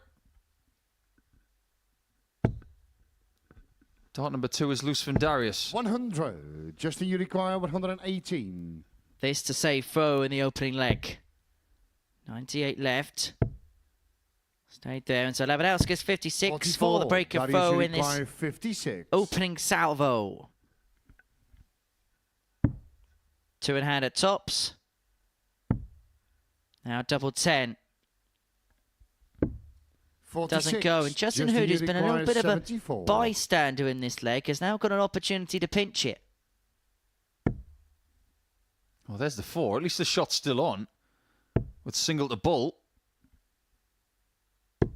49. That would have been a bit of a Darius, you filthy require 74. 10. And we saw in his previous match Labanauskas spurn opportunities at the outer ring. And he is spurning more here.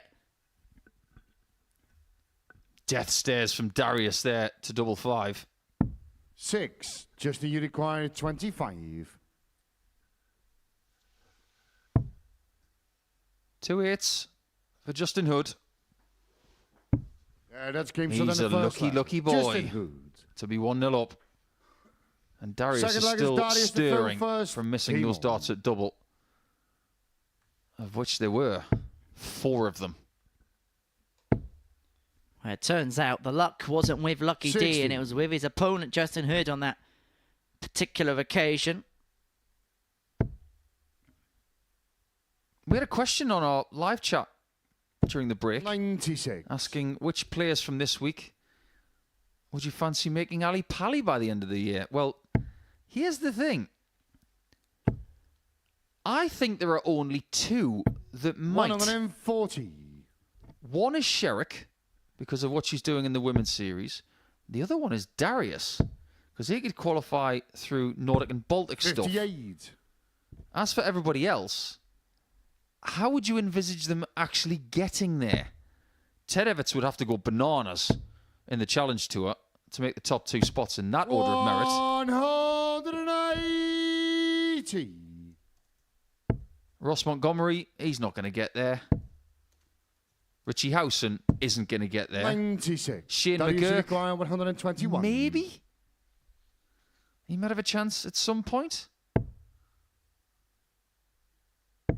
Speaking of chances, Darius has got a chance of finishing this leg in his next turn. But it's not the way he intended. 103. How many times have we seen that over the last few days? People hitting a double instead of the single that they wanted. 100. Darius, you Darius be require hoping that 18. it doesn't lead to any damage from his perspective. Inside on the double 9. 1 left at double 4. 10. Doesn't go. Justin, you And the require doubling has been 151. off point for the Lithuanian so far. 0 from 6 on the outer ring. And Hood could step in with a 151. And we've seen a couple of key big finishes at times, but the 151 is going to follow the 160. 8. So far today, Darius is 4 from 18 on doubles. That is not sharp enough. But at that's least game that short last in the dart second is. leg. Darius Labanauskas. 1-1 in that contest. Having a look genuinely Third leg is at Justin the to throw first. Challenge Game Tour. on. And actually, the player fourth in that order, Mary. We need to say a happy birthday to Stefan Belmont. It's his birthday today. Super Swiss, who's on a bit of a roll as far as that order of merit 81. is concerned. Fourth there, Danny Janssen leads the way from Andy Bolton, Aiton Kirk, who we're going to see make his debut here next week. We announced that last night. In third, Belmont rounds off the top four, whilst the top eight sees Lukasiak fifth, Dal Pilgrim sixth, Lee Cox in seventh, and John Henderson in eighth. Hendo's celebrating his 97. birthday tomorrow. And I'd like to send a happy birthday to someone who is no longer with us. So it would have been his 76th 81. birthday today. Terry O'Day. The great Terry O'Day from Australia. A great Terry in darts. 99. We've got another one in Terry Nash. You'll see him in a couple of games' time. He's having a bit of a break after losing his first two matches today. 45. Lost to Hamilton. Lost to Haynes. And he's got Hood next. Now, if Justin was to lose this contest to Darius, 115. there would be massive importance on Justin getting points in the first three rounds, because he doesn't want to be seeing us comparing him to Scott Walters. We'll get onto that in due course. 105. Justin, you require 109. 109 for 2-1 lead.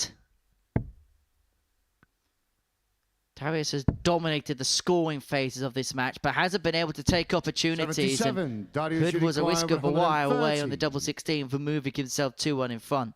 It's a little fish for Laban.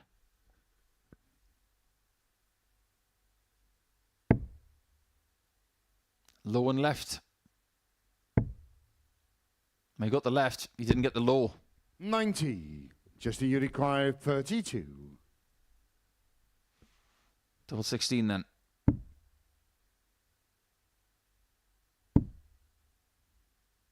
He doesn't like the angle. This is not a shot you see very often for a left-hander. No score. And that's why Darius, a you lot of require lefties don't like double 40. 16. Well, Labanauskas has been afforded these opportunities. That's game But this short of time the third takes line. advantage. He Darius leads 2-1 in what has been a conspicuous Darius game to of throw arrows up first. to press. Game on.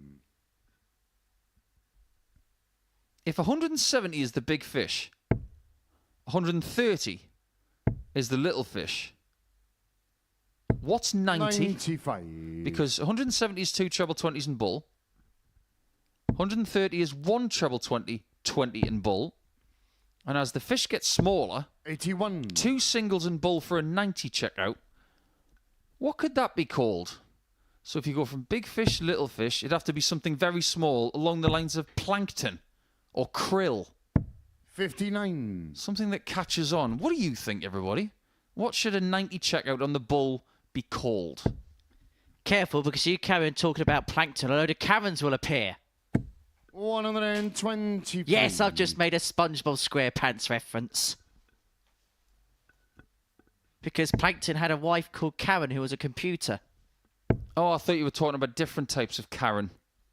100. But that was part of the joke. It was a double entendre. Obviously, comedy's lost on me. I've never seen SpongeBob SquarePants. Obviously, you're a bit of a Squidward then. 137. I feel like Bear Grylls without a compass at the minute. I feel lost. You know how we all feel now. 100. Just a require Hood's 160 to square this game up at 2 apiece. We know he's already hit one of these this week. He did so against Johnny Haynes yesterday. But he's not going to pin in on this occasion as Laban back for the crucible finish to lead 3-1.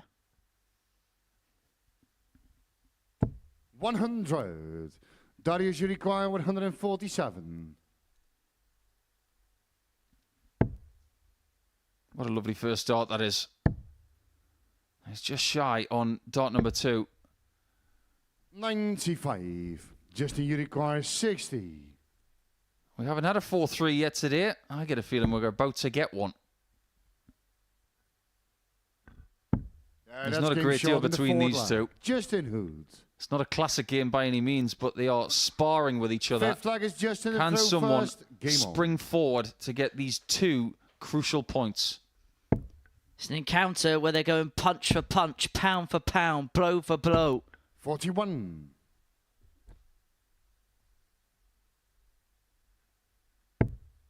The Hood, a win, will put him on to 12. Labanauskas will put himself on to 8 and put the top 60. three within 2 points of one another.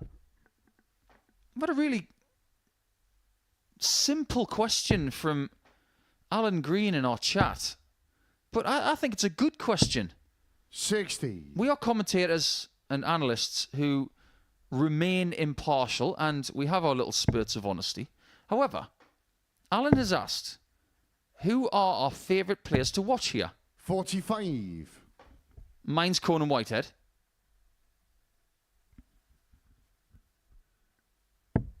I didn't even have to think about that. Every time Conan plays, just sign me up. Especially when 80. Steve West is in the same session. I just love watching those two go at it.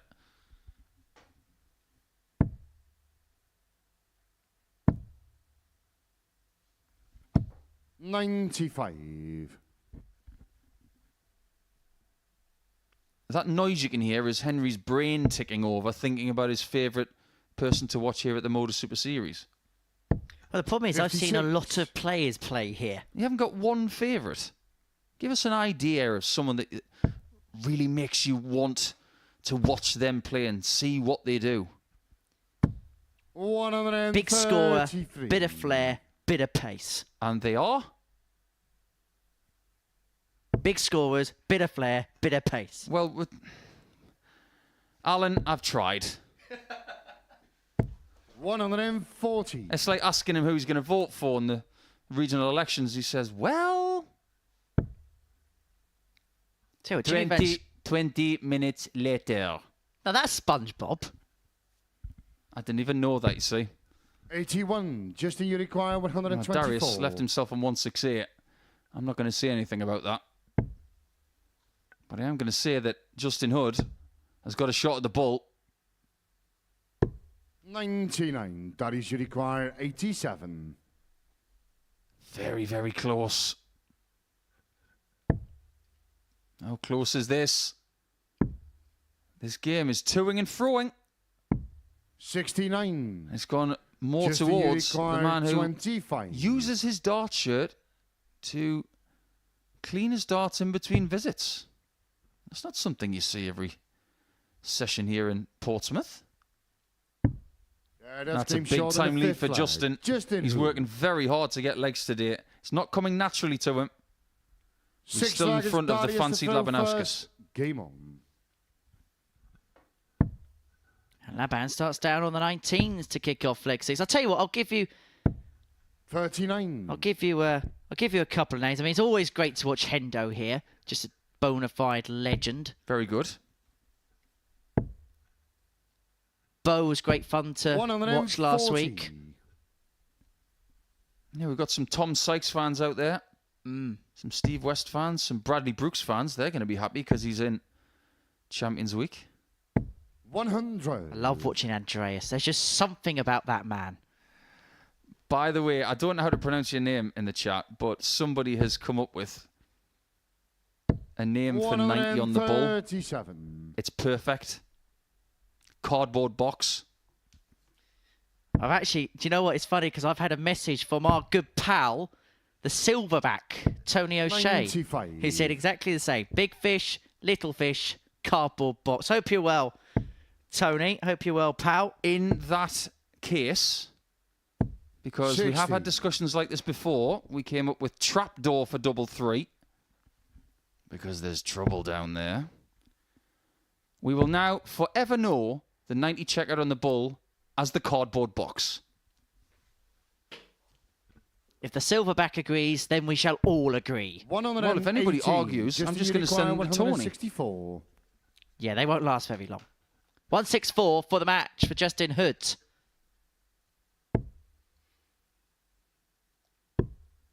$104. Darius, you require 149. This is a big ask. And things are getting rather drastic for the chasing pack. That 4-point cushion that is between second and third at the minute is going to be maintained. 60. Justin, you require 60. If Hood takes 60. To put himself in full control in 6 points in front of Labanauskas with 6 points left to play for.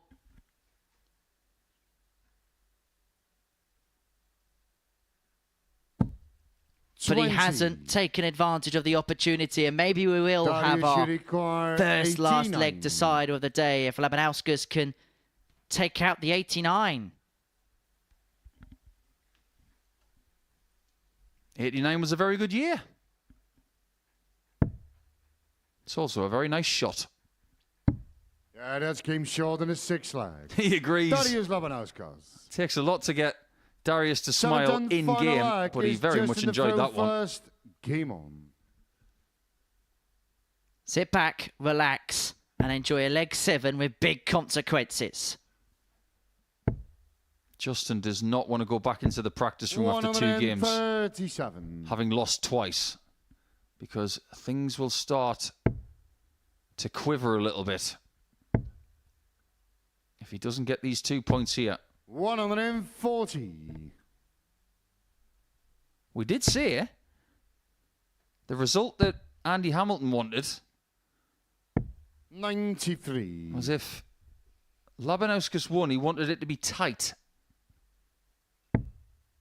The leg difference that Andy has eroded today, he's gone in the right direction by 60 legs. Labanauskas won his first game by 2 legs. The worst case scenario for Andy, he'll be chasing 3 players, but the first one would be only 2 points away. The next one and the one after that would be 4 points away with 3 games left. 45. Justin, you require 167. 6 for the match to establish a 6-point gap. 102. Will leave himself on 65 upon his return to get the job done. Darius has worked hard to get himself to a last leg decider, but when it's come to leg 7, he hasn't been able to find anything surmountable until there. For this, to complete the job, you're too good, Justin. It means only 1 in hand at double 4. 57. And he's spurred more opportunities. He's 3 from 12 when it's come to the outer ring. Darius, you require 120. Somebody's left the cookie jar open. And Darius is rather peckish. How does he get that one underneath? He needs an angle and he needs precision. That was the 60. unkind thing about that dart. Justin, you It was always going to require deflect. 8. And so Justin Hood now returns for 3 more in hand. He's already spurnt a couple of opportunities, a visit worth opportunities to win the match. Double 2.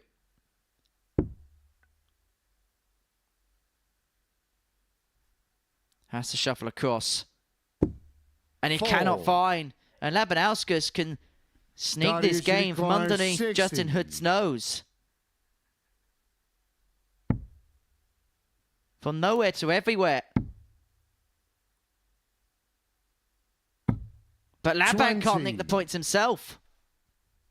What a Justin, fascinating you ending. require 4. Hood has missed 5 darts for the match. But he Game hasn't shots missed a and the 6th. match, Justin Hood. And that could be really crucial for Happy Feet to get the points he needs to get into Saturday night. He's had to work really, really hard for that. Labanauskas had his chance. And he, on 6 points, still has a little bit of hope. But it is withering alongside Andy Hamilton in the middle of the table. Hood wins that one by 4 legs to 3. Round 2 is done.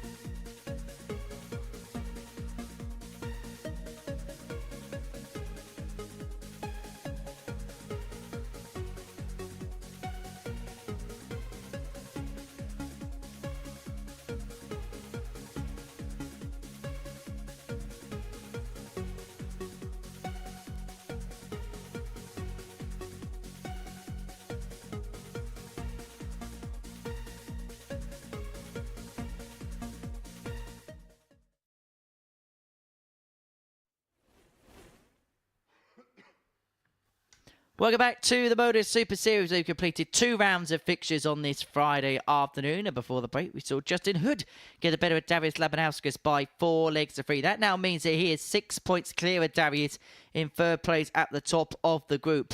Hood 6 clear with 6 left to play for. Any win from here and he will guarantee his place through. Haynes also in a very good suit. He's 4 in front of both Labanauskas and Hamilton, who occupy P3 and P4 on 6 points respectively. This third round could see everything done and dusted. Johnny Haynes has got James Vanbesien up next, and victory for him will move him on to 12 points and move him close towards the finishing post in terms of qualification through to Saturday evening's finale here at the Live Lounge in Port. Up against James Vanbesien, who so far today has lost both of his matches. Has only picked up 3 legs up to press.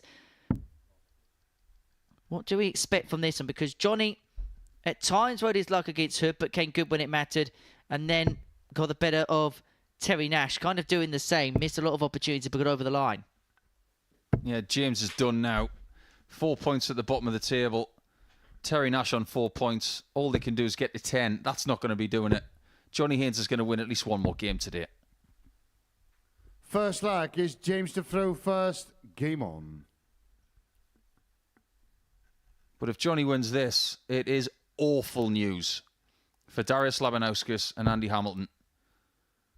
By the end of game 8, we could have our top 2. 60. Ooh, change of flights here for Vanbesien. That is not something we've seen a great deal from him in his 2 visits here to Portsmouth. So maybe he's going to utilise the last 3 games in this group as a bit of experimentation time.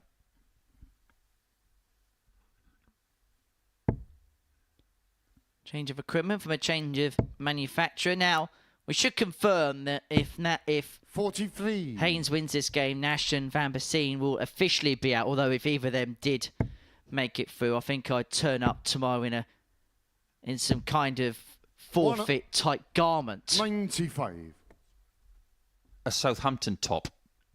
No, not that type of forfeit garment. What kind of garment were you thinking of? I was thinking full Gary Lineker, maybe swimming shorts or something. No. 45. I'm not placing that bet because I don't want to see that. What we do want to see is a full 60. 180. Yeah, that's what he wants. And James, with this equipment, has got stems that look like a helter-skelter with a rather 26. minty-looking top on them with a smaller flight than what he was using previously today. That means they will fly a little bit faster. Sometimes that's a good thing, sometimes 93. not so.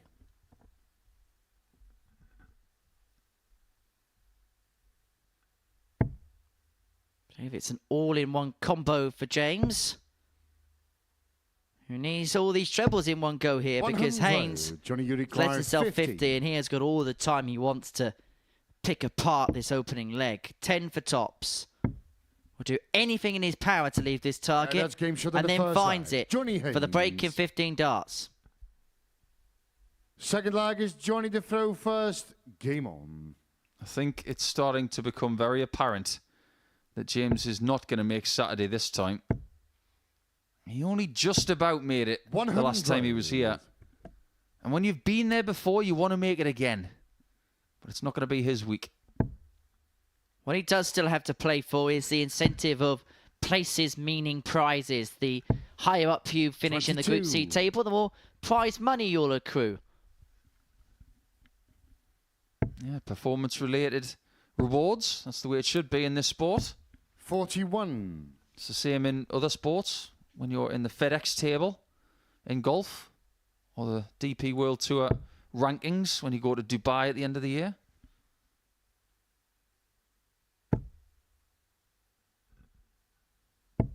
$100. I'm fascinated to see what kind of week he's had in his own head. Because I don't think overall he's going to be happy with his consistency. It's been very up and very down. He's had his best performance under this roof here this week. Averaged over 103 a couple of days ago. But he's had a couple of really low ball performances as well 60. in those low 70s regions. That range is too big. What have we seen from Sherrick this week?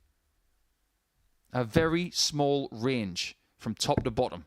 43. Her range is about half of that of James Vanbesien.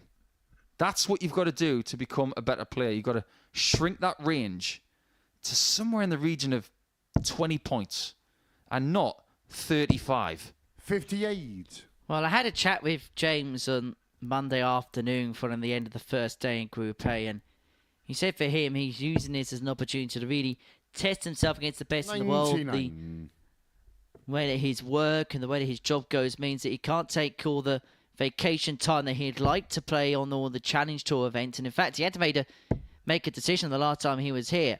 Play at the Super Series or play at the Challenge Tour. He couldn't play at both because of the annual leave situation with work. Decided to play here and got through to the Saturday night. Haynes here, the 118, which can see him a step closer towards tomorrow night. Perfectly pinned, and he has most definitely got Vanbesien's number. Third leg is James to throw first. Game on. Haynes won this one yesterday by 4 legs to 3. It was the first of 6 games that were won in 7 legs. But I can sympathise with James 140. about what it's like to have a full-time job, commitments, and opportunities to play darts at a high level. 45. Back in 2008, I used up every single holiday I had from my job and also took 2 weeks of unpaid leave just so I could play the darts that I needed to play to make my first World Championship. You've got to make those kind of sacrifices if you want to do something. 140. And if you think that organisations like the Super Series, the PDC, or the WDF are going to be sympathetic to you and your work situation, think again. It's you who has to make the sacrifice. Well, look at the Pro Tours now being moved to midweek. So if you want to be on the Pro Tour circuit, you're going to have to be a pro.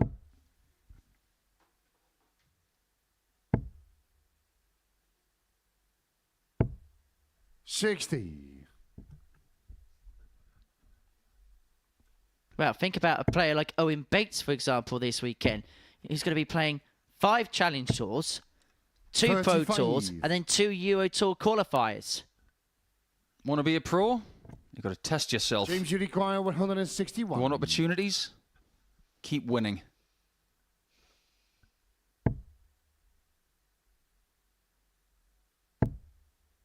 Should go bull here. 100. But maybe he did have the luxury of staying on the 60 there, considering he was so far in front. The development tour 100. in Germany today, James, you the require first 61. one. The winner's going to come from either the Czech Republic or England. Roman Benetsky playing Thomas Banks right now. And this one could be 2-1 Haynes.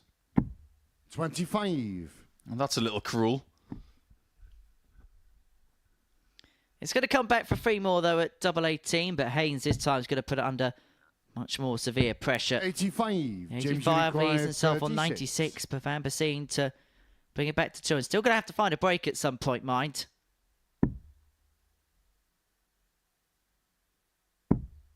Maybe double broken if this doesn't go. No score. Johnny, you require 96. Oh my, oh my. That double 18 has been very unkind.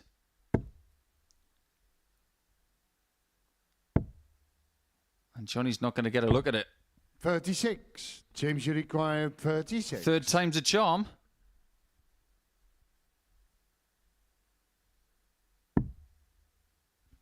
Cannot get any closer. There was That's no game way short in the third he leg. could miss Jim that Vanbesien. second dart. And he doesn't. It's back to 2-1. Haynes, Forward though, leg is Johnny has to the throw advantage of first. throw Game on. to move 2 clear and then needing only 1 to cross the finishing line. A finishing line that have put him oh so close to tomorrow night. And that's some way to start. 140 of his first visit. I think what you've got here with these two players is a bit of new school and a bit of old school. 100. If you look at the equipment of Vanbesien, he's using what are classified as fashionable bits of kit at the minute. The one-piece stem and flake combo. 80. A dart that is, I suppose, a bit bling. Whereas Johnny Haynes is using the kind of stuff you would have seen in the Red Dragon catalogue when you were a kid. Look at his stems. I remember seeing them in the catalogue when I was a kid. I'm not even sure they make them anymore. And they don't come 100. with those stem rings either. He puts them on for extra stability for the flight. I'm going to go full on 2024 here. You do you, Johnny. You do you. 180. So do you, James. What a beautiful maximum that was. And a beautiful angle to see how his darts behave when they hit each other. What a leg this has become, by the way. 145. Haynes leaving himself on a double James, after you 12 require on throw. 121. And he may not even get a go if Vanbesien takes out the 121. 11 and Bull. Oh, he's missed a big number. And Haynes is back 71. for 3-1, double 18. Johnny, you require 36. Yeah, that's And it had to be double 18 to take Johnny to 3-1. Fifth flag is James So, to throw so first. close. Game on. To equalising Justin Hood's position at the top of the table. If he wins this next leg, it will be 12 points for Johnny Haynes and the same leg difference as the person at the top. 100. And that gap between 2 and 3 at the minute is widening. Forget 2 become 1, it'd be more 3 become 2.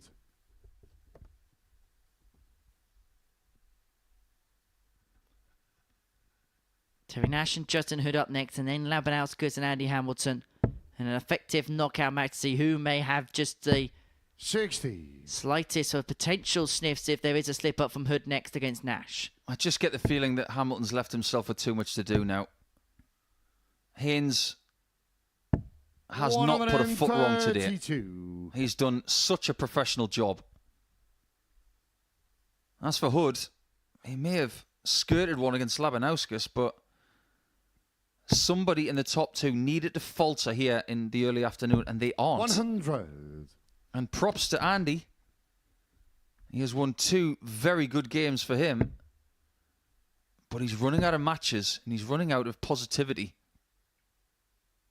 59.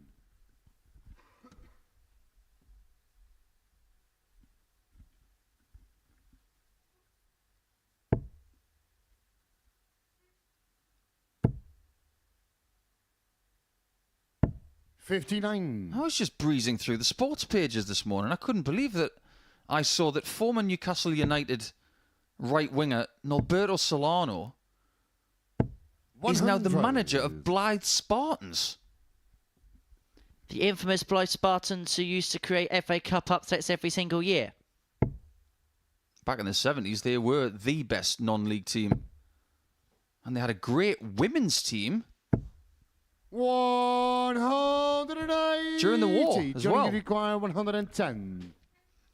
Add the 180 to leave double 1 on the James Vanbesien playbook.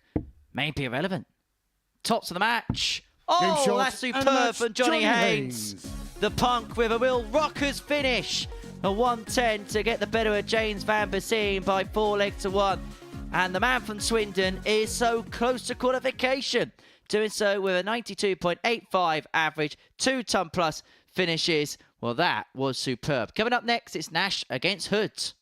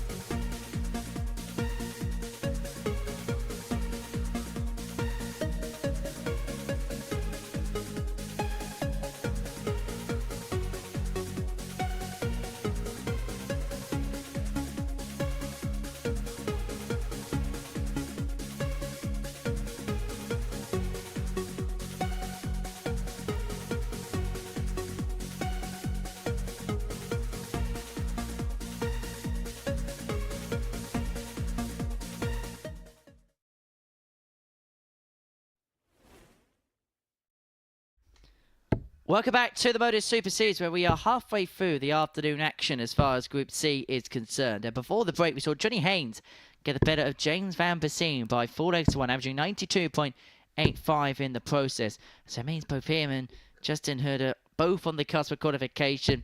Hood can rubber stamp it here. He can confirm his place in the Saturday night fold if he can get the better of Terry Nash in what is our middle game of the session. Game 8 to 15 that we bring to you on this Friday afternoon here at the Modus Super Series from the live lounge in Portsmouth. But Justin is searching for his first win of the day after winning all 5 yesterday. First leg, it's Terry the throw first. Game on. Sorry, he's searching for his second win. He lost his foot. It's been a long week. What we do know about this fixture is that if Justin Hood gets the positive 100. result, that is bye-bye Terry. It's already bye-bye James. The best he can do with his last 2 matches 100. is get to 8 points, which is nowhere near enough, because Haynes and Hood are already on 12. And we said 60. yesterday afternoon that 12 might be good enough. You do get the feeling that Hood and Haynes might have bigger plans than 12 points. 134. And that is the best that Andy Hamilton can do. He needs a lot of help. 45. But first he's got to help himself in beating Labanauskas next. At the end of round 3, we're going to have a very vivid picture to see who's going to make it to Saturday with Dan Asprey. 79. Yeah, let me dig myself out of that hole that I created for myself. I taught you how to dig yourself out of a hole yesterday, so off you go. Did you did. 81. Justin Hood won 4-3 against Darius Labanauskas his last match. Labanauskas did have match start, should have got over the line, didn't get over the line. Hood won that one just about. That was despite missing 12 darts at a double in that 78. particular contest. And he's left himself first to a finish here, leaving 110 after 12 against throw. 58. Justin, you require 110. The writing might be on the wall very soon. He was not particularly happy with that 54. first start. It was Terry, you well require above target. 157. 57 in tops. 99. Justin, Let's you see how require Justin is on 56. 16 in tops then. He spent a lot of time on double 16 today.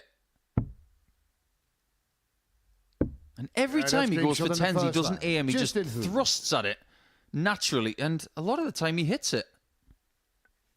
Second leg is Justin the throw first. Game on. This experience has been great for Terry, but today he's finding out that Fridays can be harsh. 95. Was it the Cure that said, "Friday, I'm in love"? Well, on this Friday, Terry needs to find a cure. One of the best songs 100. of the last 50 years, Agreed. in my opinion. And breaking news from the development tour, Thomas Banks spurned multiple match starts in the last leg shootout with Roman Benetsky, and it's Benetsky that wins 5-4. Congratulations to the Czech 96. player. Commiserations to Thomas.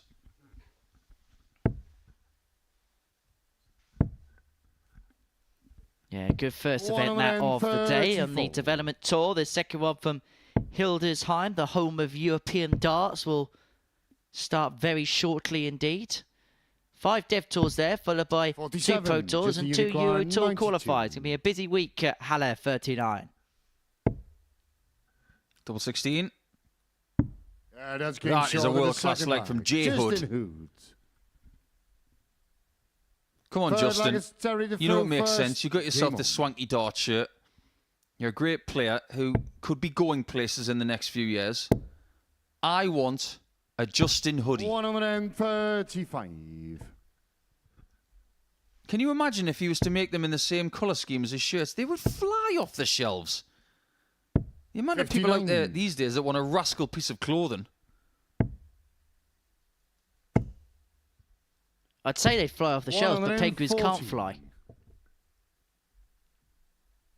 They can fly out of water. 60.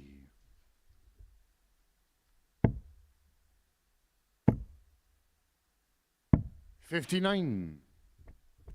Now, Terry's starting to quicken up again. And that's something that was standing him in good stead towards the end of yesterday, as he was starting to find Terry, you require more in the way of 167. output around that treble 20 mark. Well, the 167 is going to go, but he's got a plethora of time to take out this third leg on throw. Hood nowhere to be seen in leg 3. And he's going to get another 6 here, is Tell. 131. Terry, you require 107. Okay, 98 left. Doesn't have to do anything fancy.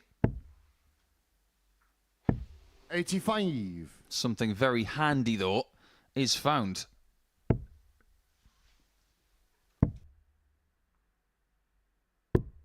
$64. Terry, you require 24. So double 12 for Nash to get his first leg on the board. Now double 6. Yeah, that's And it game goes short back to of the third 2-1. one. And Terry just a Nash. little bit of a show of frustration there from Terry. That's such a dart player Four-legged reaction. just in the throw first. They get what they Game on. want and they say, where's that been? Well, the dartboard hasn't changed shape. We're never happy, us dart players. 100.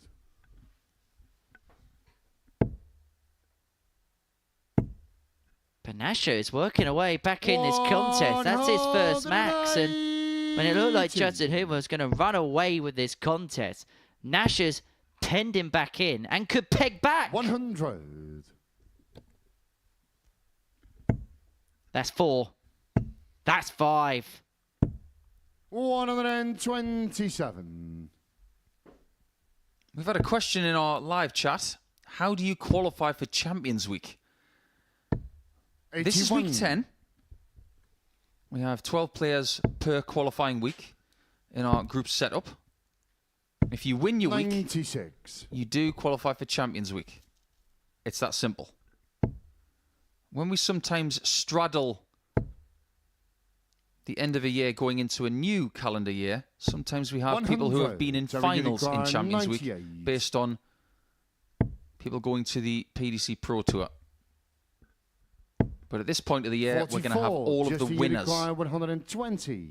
of the weeks going through to Champions Week, which starts in less than a month. Double top for Hood. Find a route. And punch your ticket.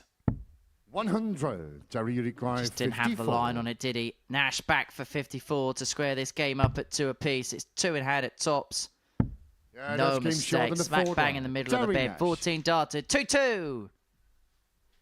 Fifth leg is Terry to throw first. And just to Game on. clarify to everybody watching, you cannot have a PDC Pro Tour card and play here. It's part of the player's contract 100. that you are bound by PDC rules to play in their events. When you are in the top 128 in the world, 140. at the start of the year. But if you don't have a PDC Pro Tour card, you can be 84. invited here or qualify for this through the amateur darts circuit. I'll tell you what, whilst we're with our friends in the chat room, I'm going to ask for your 140. inputs and opinions, chat room. Which players would you like to see here at the Super Series in Series A? If there's any 97. popular suggestions, we might see whether we can get them involved. Do get involved in our chat room on that. 81.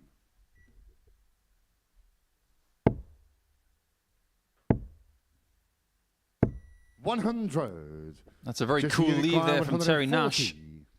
He's going to fancy that. Does he get a look at it? Just about. 100. Over to you, Terry. 120. You were in trouble. And you might still be.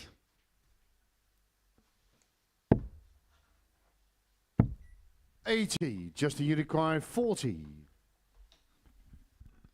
Tots a 3-2 in the break, that's and game Justin short in Hood the now fifth leg. throws Justin to Hood. win. And to put himself Six leg is and Justin rubber stamp to throw himself first. Game on. into tomorrow night's finale. There's one person in the chat right now who's asking a lot of questions by the name of Dav. Okay, Dav. 38. We're going to go darts 101 here. if you win Champions Week, you don't go straight to the PDC. The PDC have their own 44. qualifying school every January. And there's 2 different stages of that. Anybody can enter the first stage, but then you have to qualify for stage 2. 134.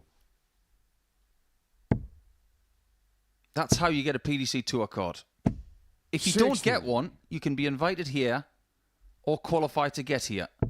There's no correlation between this and the PDC directly. 57.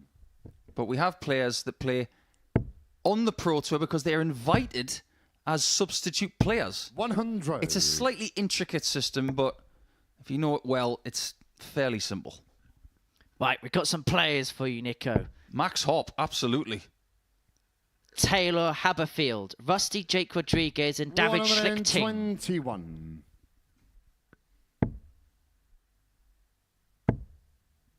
We've already had Schlichting here. 100. Justin, you require The 151. Turtle Power. Hood can power his way to Saturday night, but he's not going to pin the 151. 43. If Justin does make Saturday night, there are people coming down or across the country. 140. So you Justin, could say- require 108. Saturday night could be Boys in the Hood on the way to the money.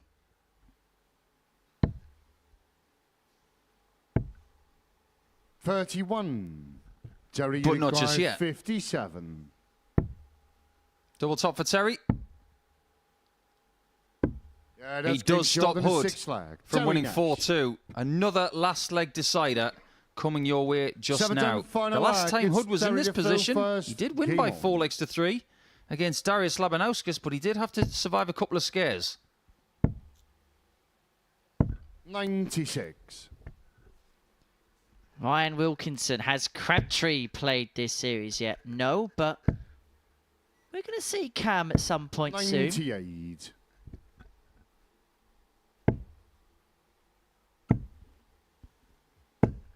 $125. We do have some regulars here, people who have won weeks, won series, and they get invites based on success.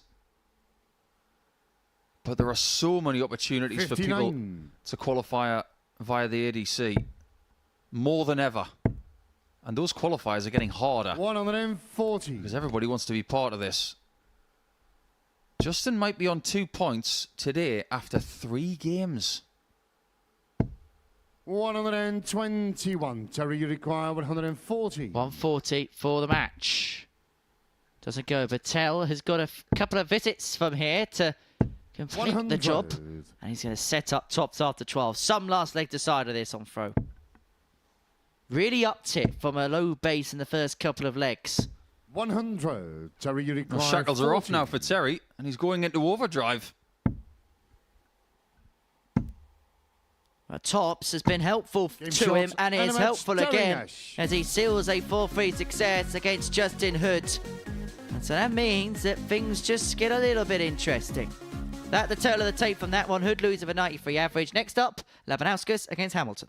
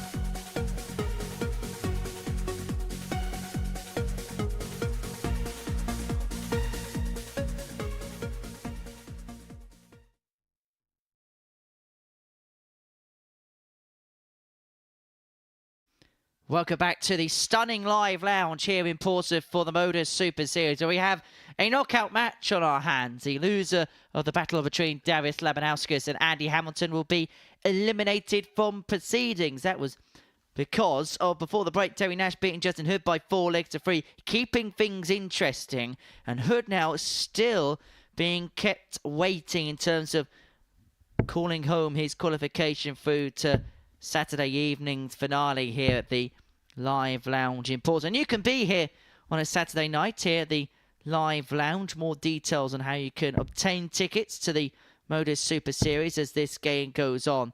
A place where Hamilton's been before, Labanauskas is hoping to get to for the first time. It's a hard task for either player, an impossible one for the loser.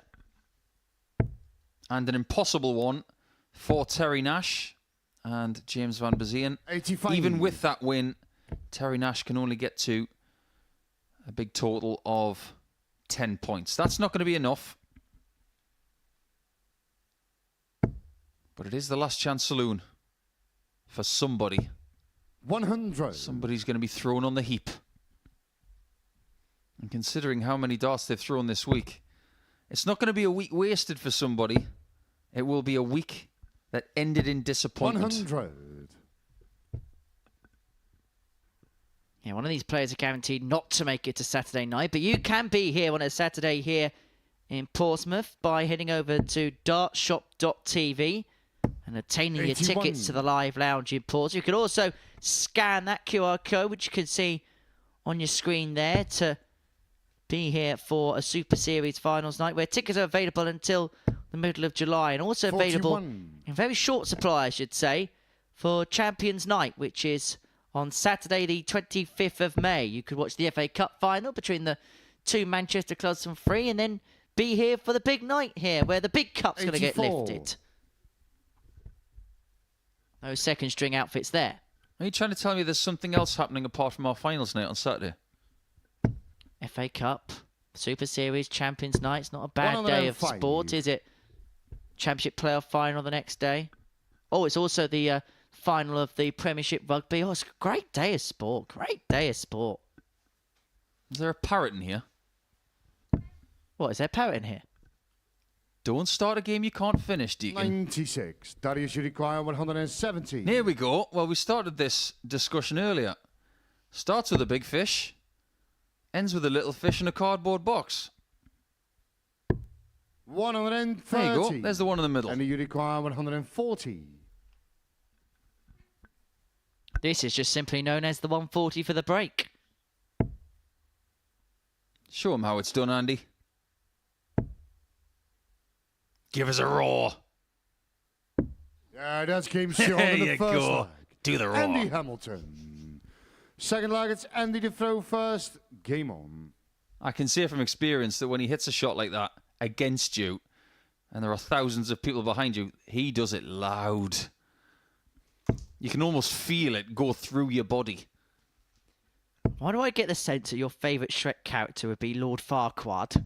99. Not necessarily.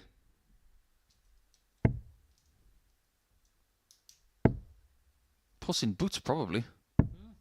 84. Do you know who the character Lord Farquaad is based on? Ryan Searle. Michael Eisner, ex-CEO of Disney. I can see that. Voiced by John Lithgow. Indeed. Nowadays, Michael Eisner, owner of Portsmouth Football Club.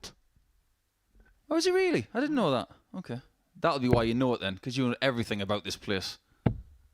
Never leave. 100. That's not our fault. Partly. There's a big world out there, Deacon. You can go past that flag thing on the edge of town. 42. There's darts in places far flung from here in wonderful locations like Waterlooville and Southampton. 81. Honestly, I think if you went to London one day, you'd be like Maximus Decimus Meridius going to Rome for the first time. You'd be looking at the Colosseums. I can't believe men build such things. And he's trying to get this right. You can't envisage him getting it wrong. 41. But he has.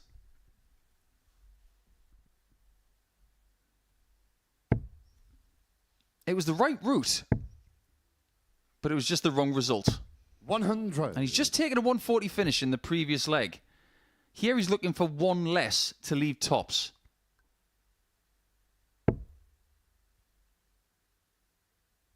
He's not going to get that. 95. Fair props to Darius Andy. He is require undefeated today. 136. I still think he's left himself too much to do, though. Labanauskas has left himself with way too much to do on the 136. So Hamilton back for the 58. 84 to double his and you lead. require 84. Put himself halfway towards the victory post.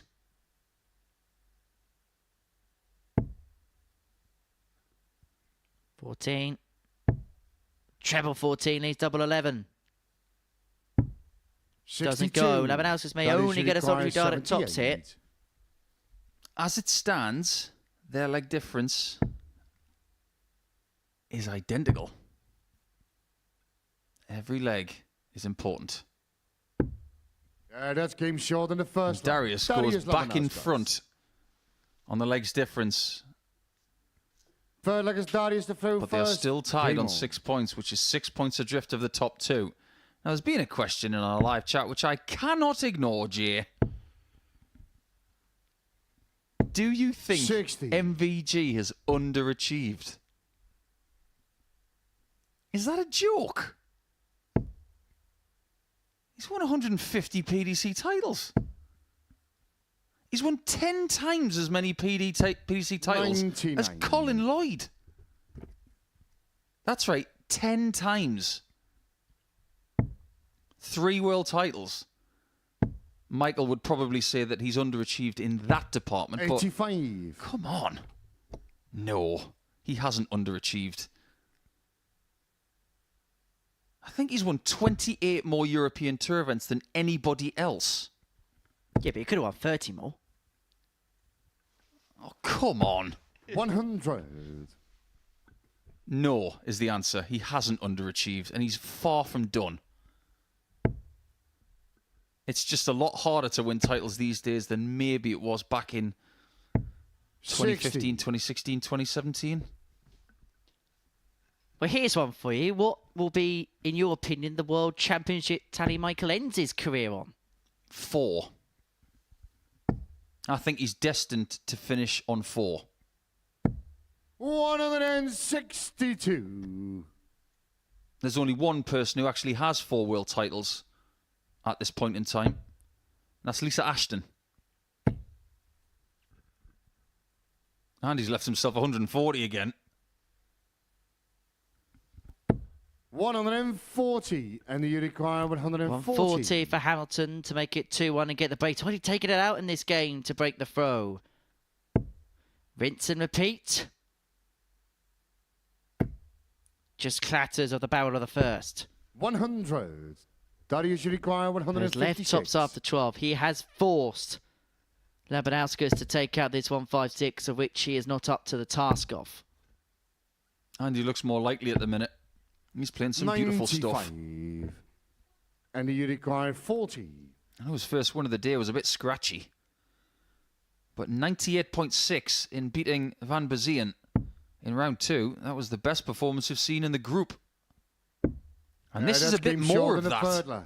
This is mid-90s average stuff. Forward leg, it's Andy to throw first. And if he walks away from Friday without a Saturday night spot, he'll be wondering why he played so well on Wednesday and Friday and not on Monday, Tuesday and Thursday.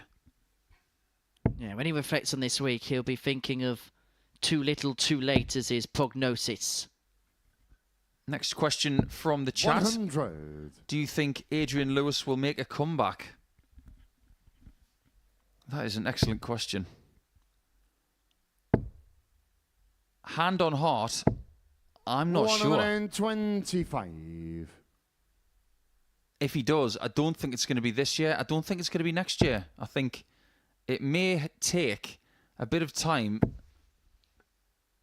for him to maybe get the hunger for the tour back. 180. So if he doesn't play for the rest of this year, could you see possibly maybe going into next year, maybe him giving something like this just a dabble to see whether he still has the heart for it?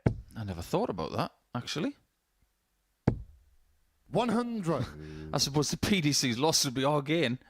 If we were to have Adrian Lewis in a Group B situation, I'd love that. I don't think anybody else would in a playing capacity, No, mind. not at all. He can still throw ridiculous numbers. But it's a question 57. of lifestyle, pressure, what he wants to do. Here's the thing about darts. Labanauskas is a great example of this. He just wants to play anywhere. He doesn't care what it's for. 100. And He'll you travel require from Lithuania 164. to Sweden to England to Austria and just constantly do it. It's what he wants to do. And he wants to play darts the same way. Go anywhere, play anywhere. But there are some people who have said to themselves, I'm not sure I'm cut out for this travelling stuff anymore. 44. I'm going to play when I want, where I want. And Adrian's doing that right now. And that's his prerogative. Just because we have all these different promotions in this sport doesn't mean you have to play it. 140. You've and got you the element require of choice. 120. Use it. Crossroads moment in this match. If Hamilton finds this 120, he's 3-1 up and he'll be a leg away from the match. Labanauskas is sat on double 18 for the break back and 2-2. And he's going to have 3 in hand. 60. As well as Andy's Darius played here, required 36. Labanauskas won't let him go.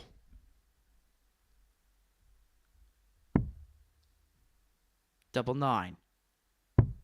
Inside. Hamilton's back for 60 for 3-1. No score. And you require 60. I'm not going to say anything about that missed single. It might not make any difference. He hasn't gone for his small 20 this time. That's interesting. High and powerful. Throwing from around 8 feet. 20. And Tops denies him again. Darius, you require 36. To level us up, and it'll be for the 4th consecutive break of throw in this game. Double that's 18 closer is than the found forward for line. Darius, Darius and we go to Labanauskas. 2-2. Fifth flag Desmond. is Darius to throw first. Game on. This has a last leg decider written all over it.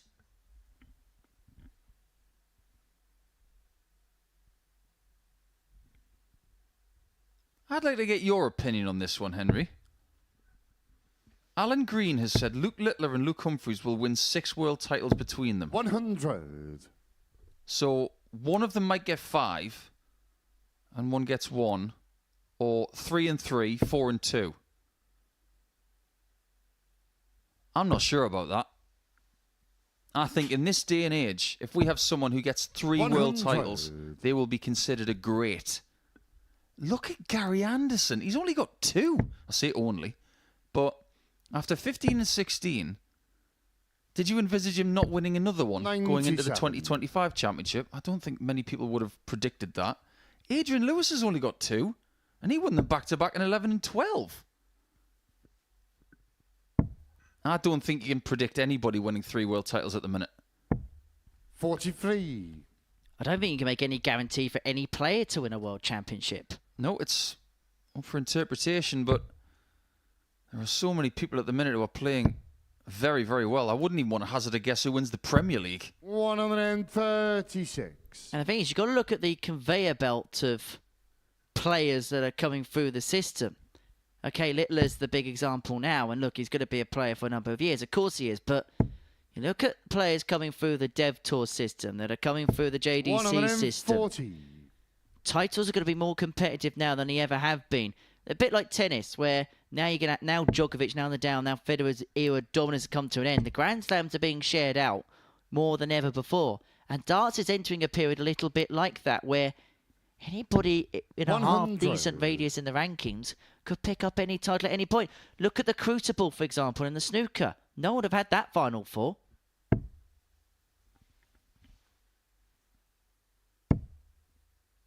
Darius has been such a pest in this game.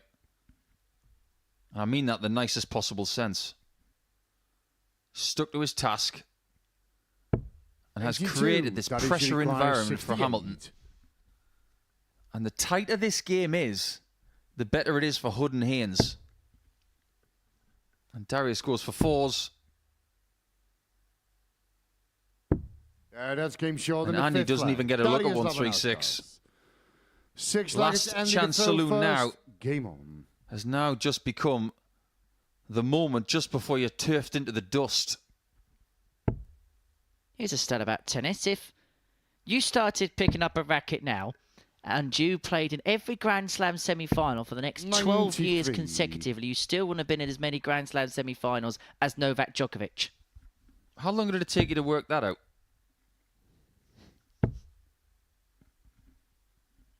That doesn't sound like the kind of 57. thing that would take 2 or 3 minutes to figure out.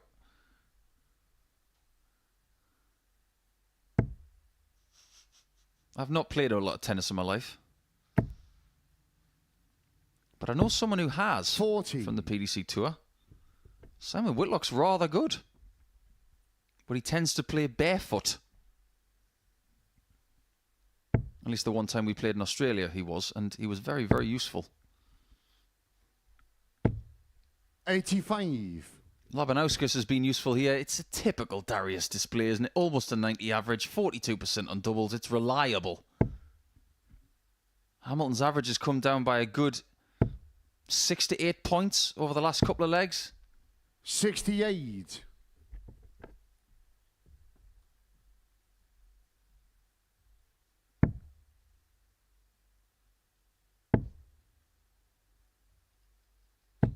Whatever happens in this fixture, Andy's going to have a winning record against Darius here this week. 3-1 up.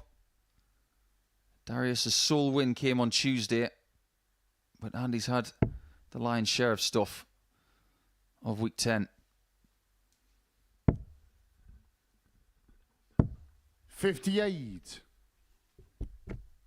Well, Labanauskas now can really hit the hammer home on the hammer against the throw and seal a 4-2 success.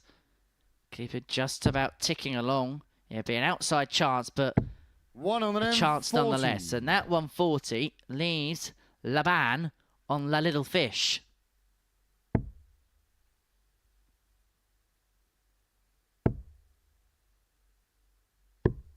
$65. I think in Darius French it is 130. Le Petit Poisson. Sounds rather good, doesn't it? Needs to get cooking on the 60. He doesn't have to go for this. He can try and set it up a different way if he wants. But I think he's too tempted. Cardboard box to leave tops. 65. Now there's the line I never thought I'd say today. And he's himself on 65 to get the job done, but under how much Hamilton pressure? Some. 96. Darius requires 65. But is it enough?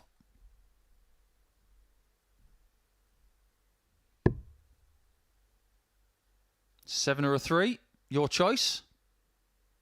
Depends whether you want 6s or 4s. 4s it is. It doesn't go. 61. And Hamilton will come And back to require 81. send us all the way. It would be the third game in 4 which would have gone the distance. Triple 19 for double 12 and 81. 12 and bull. Double 13. Inevitable. Andy Hamilton. Andy Hamilton. And we go all the way once again. 7th and final leg. It's Darius to throw first. What's it they say? Game on. All the best.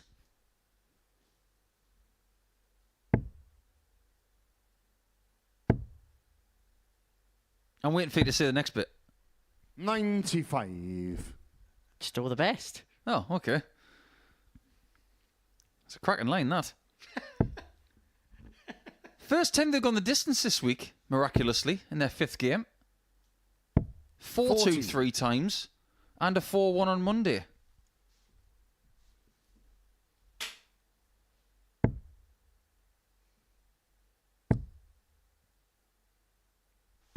$140.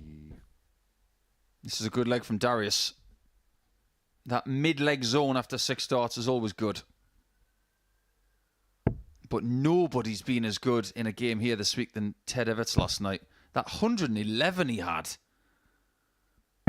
put Shea McGurk on the shelf. That was an extraordinary performance, which could have been better. He was averaging 120 after the first couple of legs. 134. Right, the 134 to leave Labanauskas on 132, and he's going to get 6 at least to complete the content. To complete the content, complete the match. 58. I think Andy is starting to realise 132. that this is not going to be his day. He's fought valiantly. But Darius has found himself in that ultimately comfortable position of just laying up for double 16 to put Andy into the Group C bin with James Vanbesien and Terry Nash. It's been a week of too little, too late for Andy. We've seen some good stuff, but not at the times that he would have hoped it mattered. And so Labanauskas now, 32. double 16 to seal a 4-3 win, which just about keeps him in the reckoning. He gets the better of Hamilton in 7. It means that he moves on to 8 points. He now has to hope for favours. Nash against Vanbesien is our first dead rubber of this particular group, and that's coming up after this short break.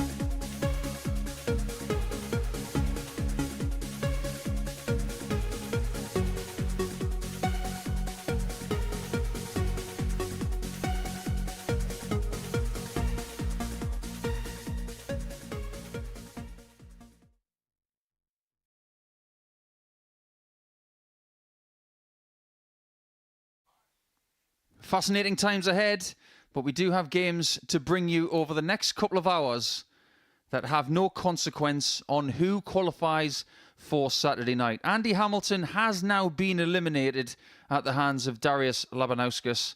He still has a very, very fine chance of getting through to Saturday night himself, but he's going to need a lot of favours. This is not one of those games that's going to help him. However, First lag, two guys here throw first. who are still looking for more points here on Friday to make themselves feel a bit chirpier. As for Terry, his first game of the day and his second game did not cooperate. 134. But he seemed to figure things out in game 8 when he beat Justin Hood by 4 legs to 3.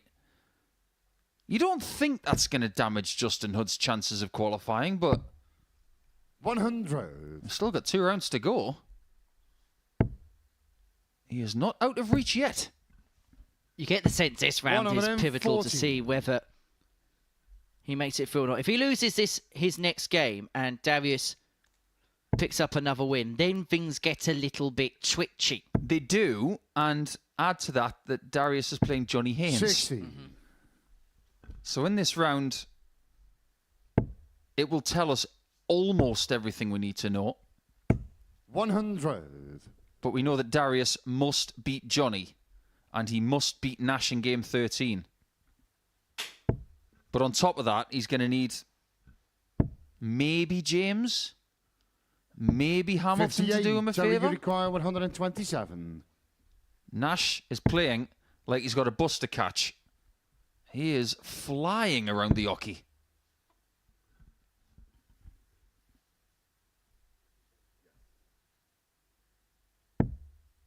$42. Left himself on 85 after 12.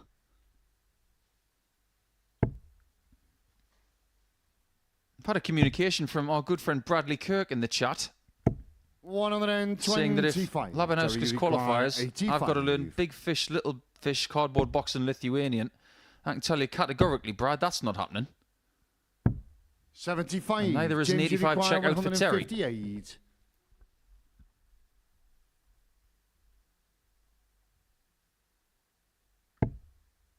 Well, the 158 is going to go. What can Nash make of the double 5 then to win this opening leg? 95. Terry, you require 10.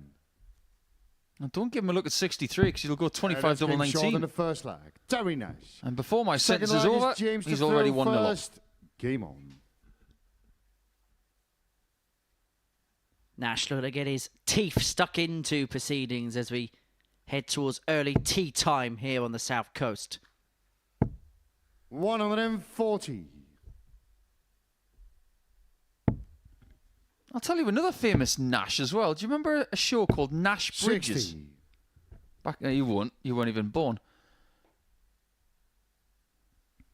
Don Johnson played Nash Bridges, and he was famous for Miami Vice and those rather outrageous suits he used to wear. 140. One of the most famous 80s costumes for Halloween parties. White suit, 140. pink shirt, and espadrilles. Made famous in Friends by the late Matthew Perry, who got his toe chopped off by a knife when he was wearing shoes made of wicker. 40. So if you are tuning into your dinner and you just heard that, Well, I'm not sure that anybody's having toes for dinner. well, I went to a 140. last Halloween on the Saturday night. I went and did some, bits like you do, parties and stuff. I know this sounds really cool, doesn't it? 60. Do you Terry, know what the require popular 161. choice of fancy dress was? A prison jumpsuit. I think we should have 57. James, you require a 121. Saturday night here in Portsmouth where everybody who comes must dress as a dart player. And it would be even funnier if everybody dressed as the same one. See, I dress as you every single Champions Night in my shirt and tie. 104. Stay there. That is a wonderful dart from Terry.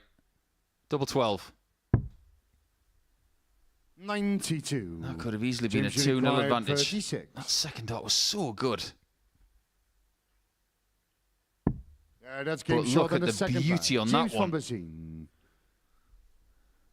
Yeah, if we were going to have a fancy Third leg dress is Terry to night... throw first. Because let's Game face on. facts, when people come here on a Saturday night, we don't get a lot of fancy dress here. But if we did, and there was a brief 100. for it, and we were going to ask people to dress as players, which players would be good for fancy dress? Steve Beaton would be good. And I'm not talking about 41. Steve Beaton now. I'm talking about vintage Steve Beaton back in 1996. 100. It would make for an interesting night. And if you are coming on Saturday night this week, are you planning on coming in any fancy dress? I would applaud it if you did. 100. I'll tell you what, if there is somebody that comes in fancy dress and we think they're the best fancy dress, we'll make sure there's a prize. 140. You can have a signed photo of Henry Deacon. We're trying to get people in the place, not deter them.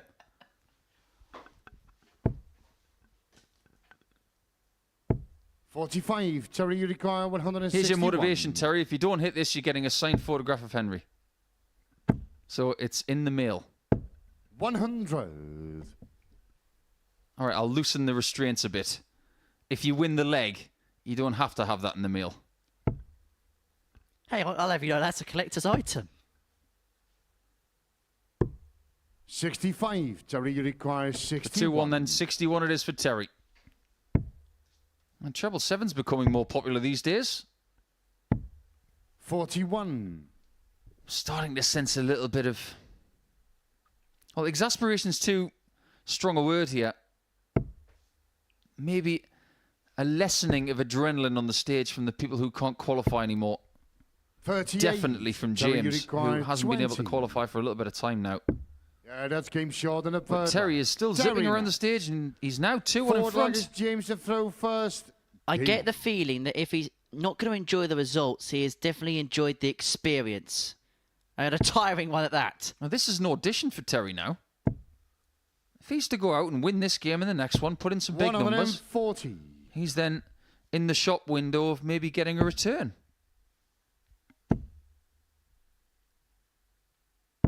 118. The only thing some of these players need for motivation is that they don't want to feel that sensation of losing.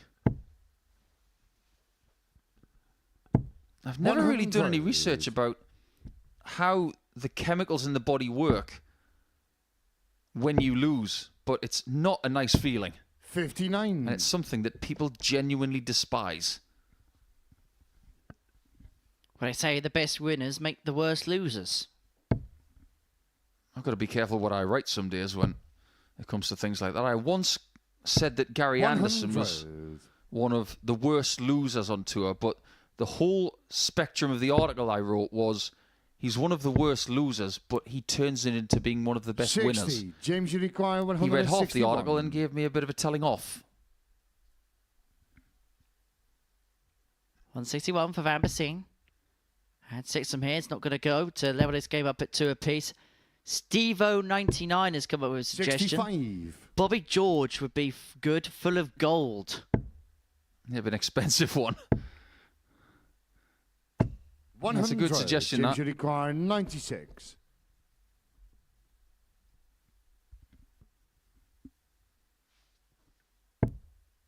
Now, where's he going to go here? He's going to go double-double. No, he's not. 88. He did Terry, the right you thing. require 164.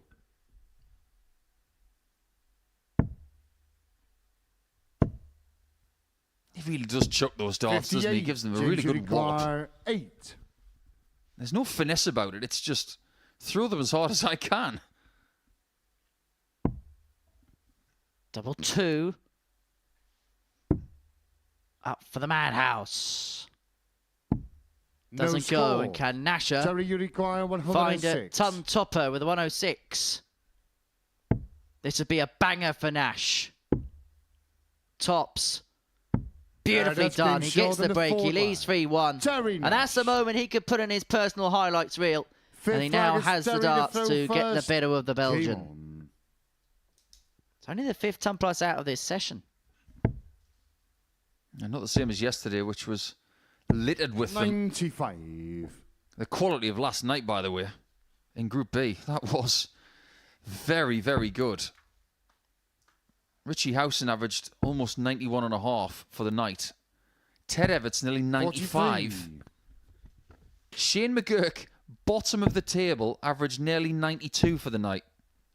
I think that tells you everything you need to know. 100. We'll get into the nuts and bolts of that when we return at 10 o'clock tonight. Same channel.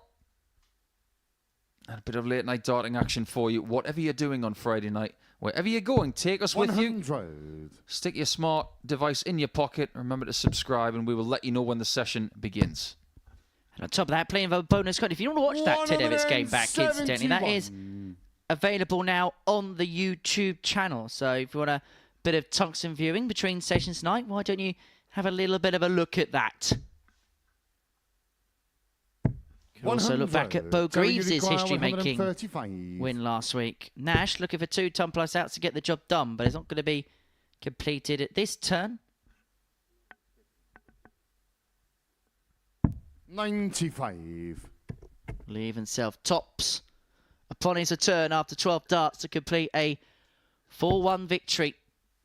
All of Terry's best averages have come in losses so far. 100. With the shackles off, 40. is he finally showing us what he can do?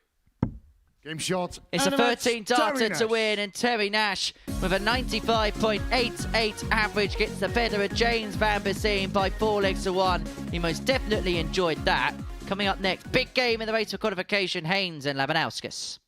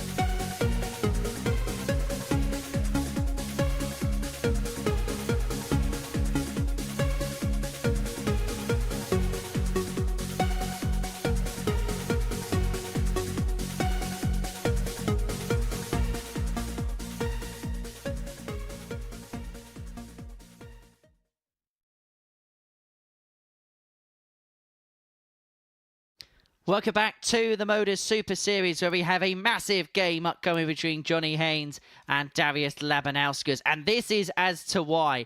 Haynes top of the table on 12 points. Hood second place on 12 points with 2 rounds of games left to go for each of the top 3. A win for Darius in this game would mean that he'd be within striking distance of Haynes. However, if Johnny was to make a victory in this one, he'd not just send himself through, but he'd also bring Justin Hood with him into the Saturday nightfall. It could all be over at the end of this game if that man in your picture there picks up the 2 points. As for Darius, he is hoping to keep any thin chances he has of progressing through to tomorrow evening's finale alive. But it's all, Paul Nicholson, in the hands of that man there, Johnny Haynes. It is.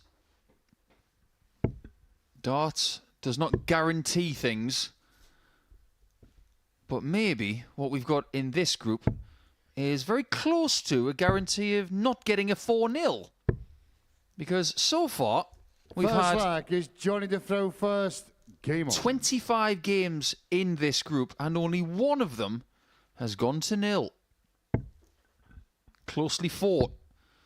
Most of all, this group. 83. Lots of 4-3s. But based on the leg difference, it's not drastic at this stage to talk about that. But Labanauskas is very clever when it comes to plotting his way through tournaments. He's going to have to be crafty from here. A win against Haynes must 60. be found. But I'm going to have to say at this point, it needs to be something like 4-2 or better. 4-3 is going to just make it a bit 100. too close to call come the last round, where he plays Nash. And at the minute, playing Nash, 96. he's playing the best darts of his group so far. So maybe not a good time to be playing him, but we'll cross that bridge when we come to it. Defeat for Labanauskas will see him turned away from the Saturday night setup like Boris Johnson 41. was turned away from a polling station yesterday. Who is going to cast the deciding ballot tomorrow evening and fight their way through to 92. Champions Week at the end of the month. Haynes leaves himself on the fish in this first leg. I like how you skirted over that political comment, by the way, because like a lot of places in the world, the Super Series is not for politics or 100. religion. Johnny, you require It's purely about 170. darts and maybe a tiny smattering of tomfoolery. 42. Darius, you require 120. He doesn't do anything in a silly way. Oh, he's a lovely guide for the 60. Just glance it over the top.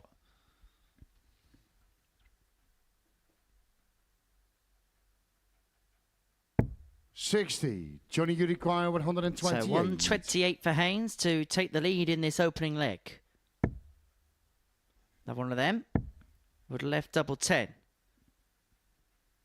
Didn't even think about the 14s.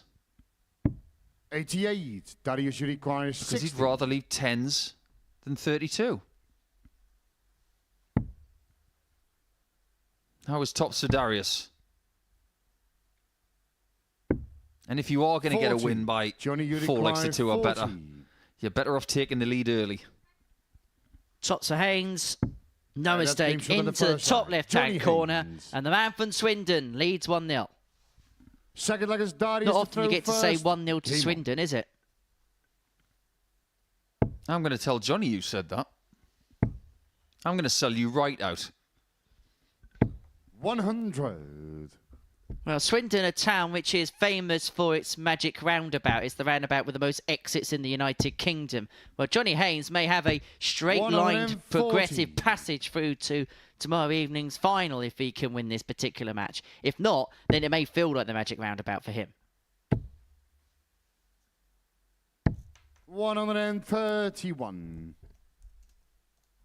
The Magic Roundabout was a kids' program, wasn't it? Indeed, it was.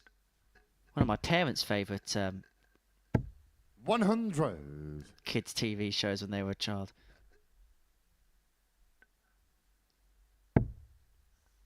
Things were very different back then. Darts was around back then.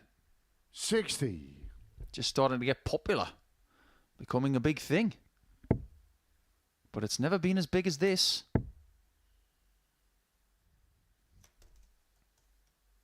What a lot of people might forget 120. is that when the dreaded COVID hit, it was the people behind the Modus Super Series that came up with this idea of maybe we can put something on to give people something to watch. 70. Place for some Johnny, you players require to play 141. from home. It was that idea that has evolved into this. 97. From bedrooms- Darius, you require 140. To a COVID-safe studio to this.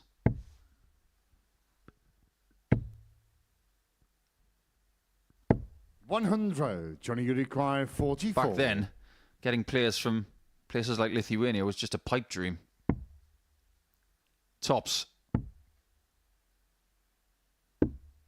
34. There will be tops for Darius.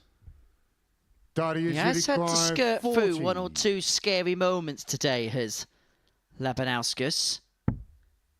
Double 10. Up for fives. 30. Cannot find. Johnny, And we you know what Haynes will do require here. He'll 10. split 2 double 4. The king of the rascals shot. Double 2 for 2-0. 6. Darius, Some you people might require argue that he's 10. wasting a dart at double there.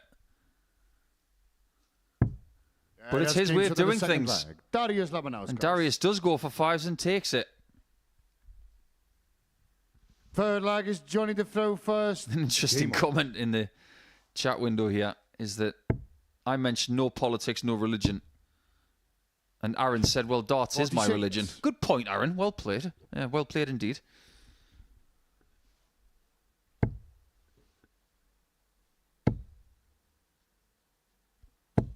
Certain things you just don't bring up in certain parts of the world and in certain situations. It's a bit like going to Scotland.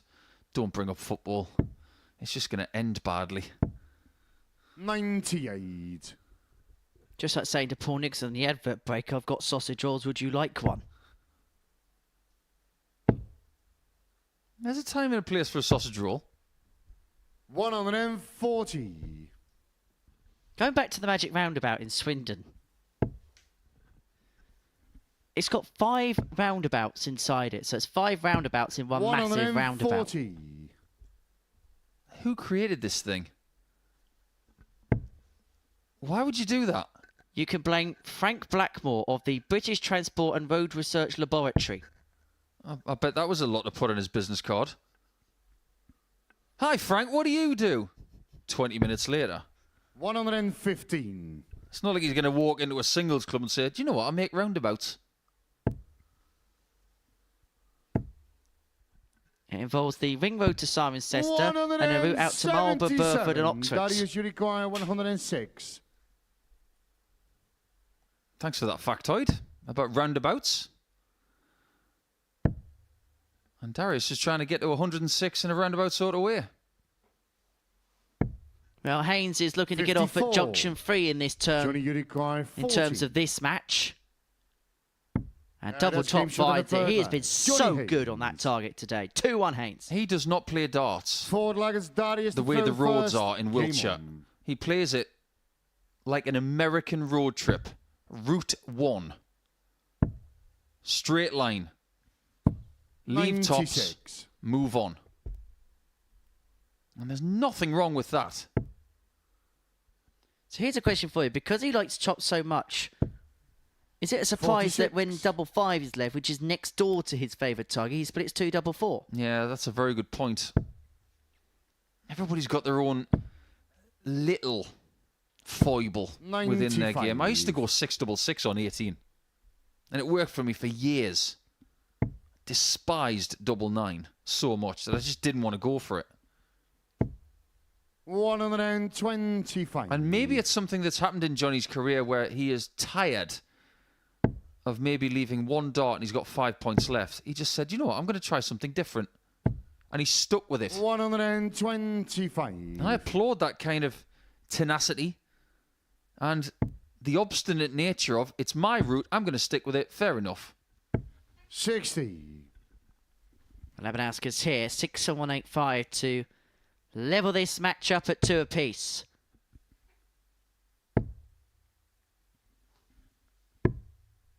$45. An interesting comment from Lex in the live chat that apparently in New Jersey they call roundabouts 180. Darius circles. require 140. Well, that's a bit obvious. 140 for 2-2. And now Johnny's got a shot at 100. Johnny, you require 90. a cardboard box. Cardboard box time then. No, it's not. He went for the ball first. He went for the reverse cardboard box. What, a box of cardboard? Look at it recover the situation by going 48 tops. 34. And so Labanauskas here, free in Darius, hand you require at the top 40. target for 2-2.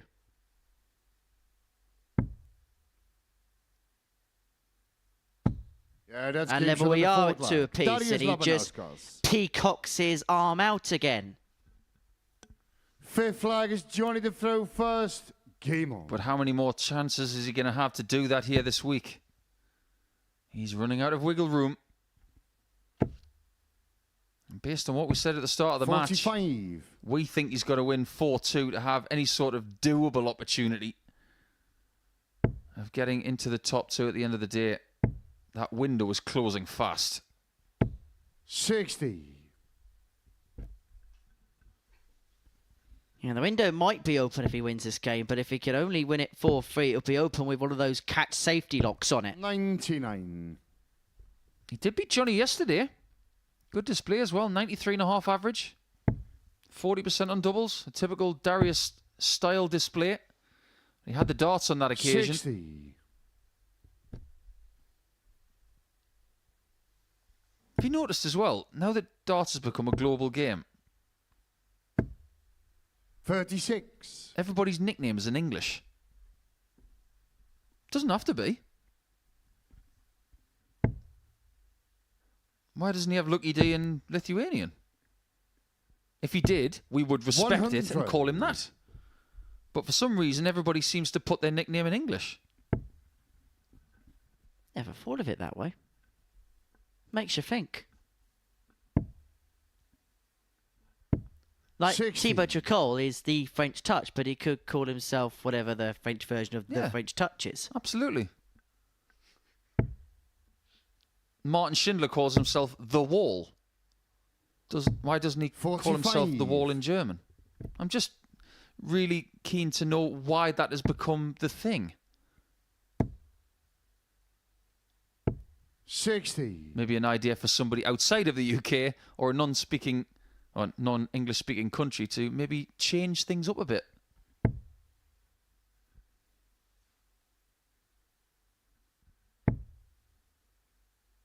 Darius is trying to leave 96, 100. but he falls short. A reapplication of chalk here for Johnny Haynes. There you can see it is there on the barrels. That is 60. not something that a lot of players like. Darius, you It's require very much a chalk and 136. cheese subject for some dart players. You either love chalk on your darts or you despise it. Myself and Mace are two of the despisers.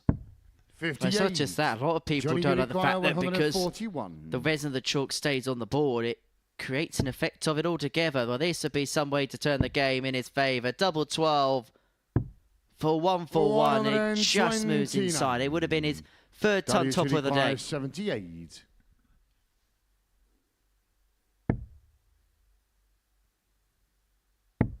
One of the biggest darts of the group so far. Yeah, that's game shot. And it in finds the fifth mark. flag. Darius Labanauskas. Don't question what Darius can do under pressure, because there was pressure on that. Six flag, it's Darius to throw first. Game on. On that chalk issue, if you look at the application of the chalk by Johnny, none of it is towards the end of the barrel. It's focused more on the middle. 121. And look at the board. I don't see any chalk on that board. But at last year's World Seniors Championship, 28. when Mike Huntley was playing against Keith Della, it's as if someone had hit the board with a blackboard rubber from school. And I did say at the time, I thought that board was tainted by the 100. chalk. If that had been me, I would have had the board changed. And I did get some blowback from that comment. Do I care? No. 140. Because I was right. To be honest, your opinion didn't matter anyway because you wasn't a world champion. Yeah, but I've won at the tavern. 140. But then again, I am a person who doesn't like to feel chalk on my hands. 100. I have that opinion Darius because of Uruguay, my feeling to it. 140. If it didn't bother me, I probably wouldn't have said that. But this is for the match and to keep Darius going in terms of qualification for this group. Go high, put him high. He 100. puts it very high indeed. Leaves tops after 12.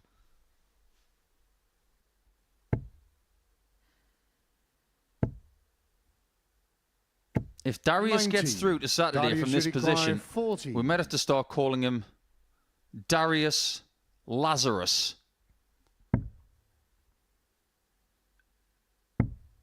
Double 10. Doesn't 20. go. Well, this would be some way to Johnny save the match. Uruguay, 1-4-3 for 3-3. We got this from Ross Montgomery last night. Missed double 12 in the previous leg for 1-4-1. He's not going to take out the 1-4-3. 92. And so Darius Labanauskas Darius to Uruguay, just about 20. keep any faint hope alive. Double 10 for a 4-2 win and to keep things very interesting indeed.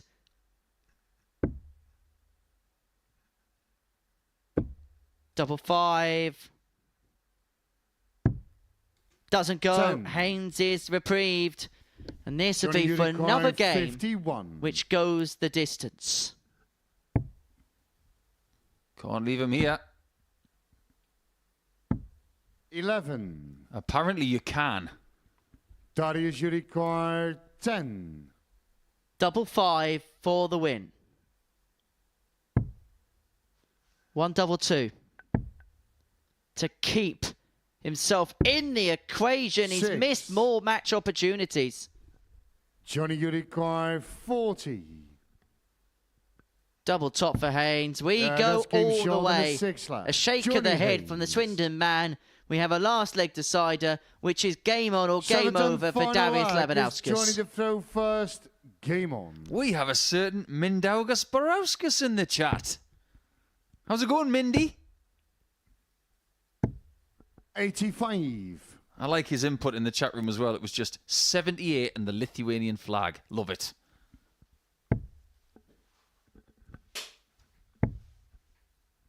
I wonder if Mindy's going to get his way back here, the Carl Frost 100. lookalike.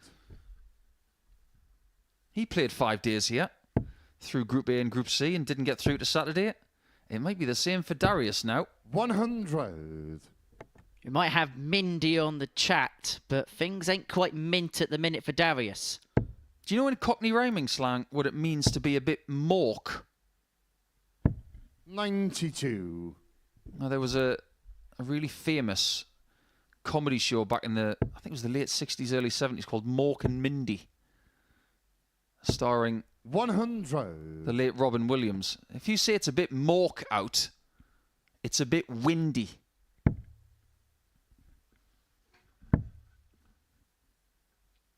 Well, Haynes 79. has got 6 on 2-16 to turn this game around and seal a 4-3 success, which would end whatever faint chances Darius had. 60. 60 leaves him on 1-5-6. That is what separates both himself and Justin Hood from the final tomorrow night.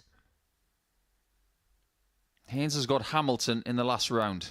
140. Johnny Uruguay, 156. Hood has got James Vanbesien, who has not won today.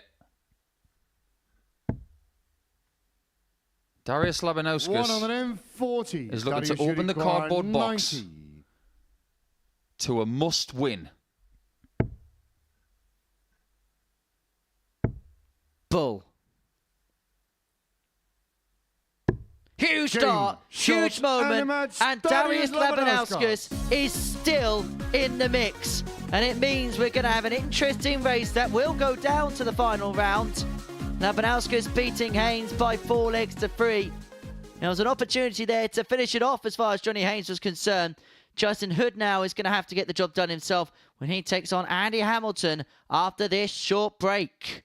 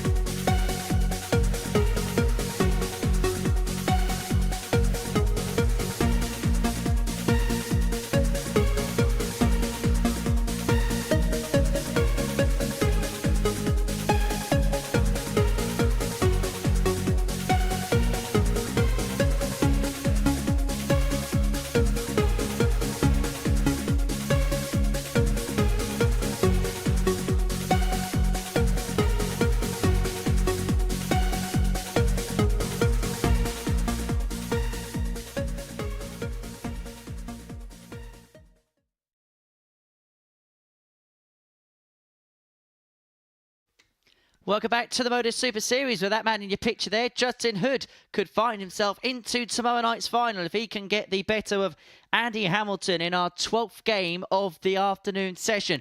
Before the break, Johnny Haynes had his own opportunity to qualify through to the finale, but he lost out in a last leg decider against Darius Labanauskas, who pinned the ball on the back of a 90 checkout to keep things interesting and to ensure that nobody yet has qualified through to tomorrow evening's finale via this particular group. But a win for Hood would put him there into tomorrow night's final. However, if Andy Hamilton can pick the points up, he won't be able to make it through, but we would have a 3-horse race for the finale. The asset, Paul Nicholson, and myself, Henry Deacon, in the commentary box for this 12th game of the afternoon session.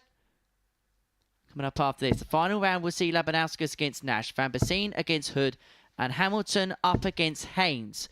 So you'd have an intriguing scenario where if there was still 3 horses left in this race, they'd all be going up against opposition from the bottom half of the table. But Justin Hood is hoping that that is an irrelevant statement and that he will rubber stamp his passage through to tomorrow evening's final right here, right now, against the Hammer.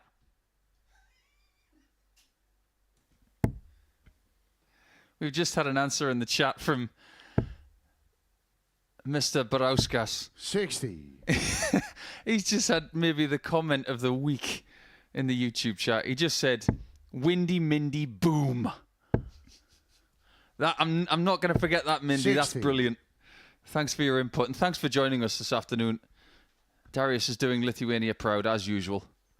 Windy Mindy boom sounds like something after you'd have during a curry. That has really tickled me, that one. 93. What tickles your fancy in this particular match? I just like this fixture. I think we've got 2 players maybe at different ends of their career. 84. We might just be seeing the start of Justin Hood and what he can do, but I'm not saying that Andy's finished, by the way, but he's got... Well, how long has he got? In seniors and things like that? Maybe 122. 6 or 7 years, do you think? I think 65 would be a fair assessment for someone like Andy. Yeah, I think if he goes to 65, he'll be happy. Not many dart players do play at a high level after 65. The only dart players I can really think of who've done that are Paul Lim and John McGowan.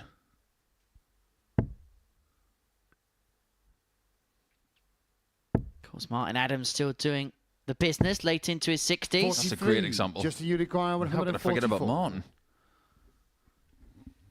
Well, 6 darts for 144 for the first step of 4 in terms of completing his qualification through to 96. tomorrow evening's finals. Left himself on 48 after 5 visits. This really has been a stress... Well, not a stressless day for Justin Hood, but he's been looking over his shoulder an awful lot. Well, there's been times today where he could have been sucked into the equation, but just when he could be in a bit of trouble, a result goes one way or the other in his favour to stop that from being the case. Double 16. Now 2 8s. Doesn't go, and Hamilton's got the break chance now on 83. And you require 83. He's not been brilliant on his doubles today, Justin.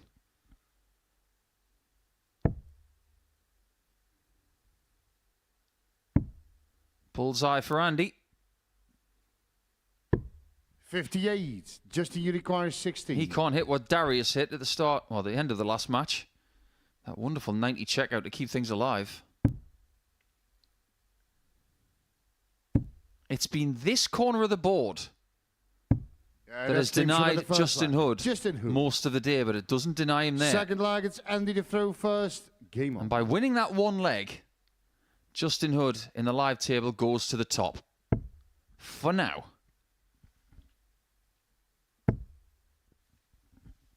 Hamilton is basically playing the role of spoiler in his last 2 games because he plays Justin here, and if he still sees a title race appear, he'll be taking on Johnny Haynes for what could potentially be the last spot through to tomorrow evening's finale. We have had a question about how Labanauskas can get through. First things first, he's got to beat Terry Nash next. This fixture is not going to have any bearing. 57. However, he would prefer Andy Hamilton to win.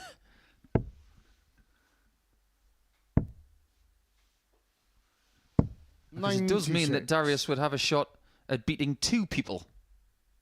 But he must beat Nash in game 13. If he doesn't, Hood and Haynes are safe.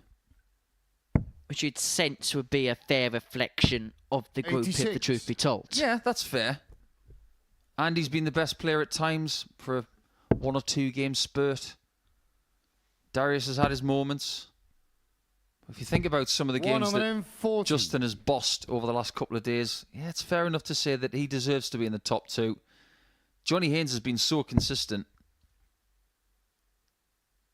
But in these 2-day groups, you go to sleep for a couple of hours, you'll pay the penalty. 99. Well, Justin Hood has never failed to qualify for a Saturday night here at the Super Series, and his 4 previous appearances, they have all 28. yielded a Saturday night berth, including that win on his debut back in March last year.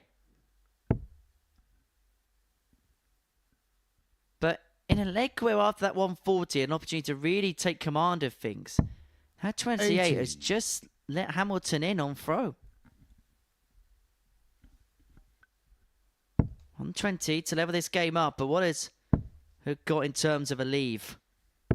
96. An okay one, 83. 120. It's been a bit up and down, average-wise for Andy today. This is more of the down, but he needs to find the up dart. That's what happens when you hit your flight first. 80. Justin, you So require for a 2-0 lead 83. and the break of throw, 83 for Justin Hood. The ball doesn't go, sinks low. 50. And so Hamilton And you require returns to square 40. this contest up.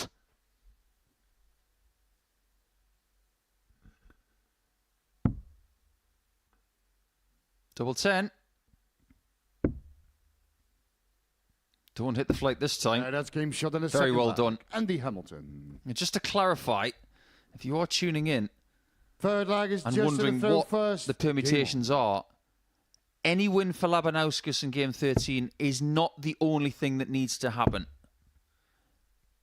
What he really 99. needs to have the utmost chance is for Hamilton to win this match heavily. And then Hamilton to beat Haynes as well. 120. And James Vanbesien beating Hood in game 14 wouldn't go amiss, because that would give Darius an even better chance. 55. If I were Justin right now, I'd feel a bit nervous.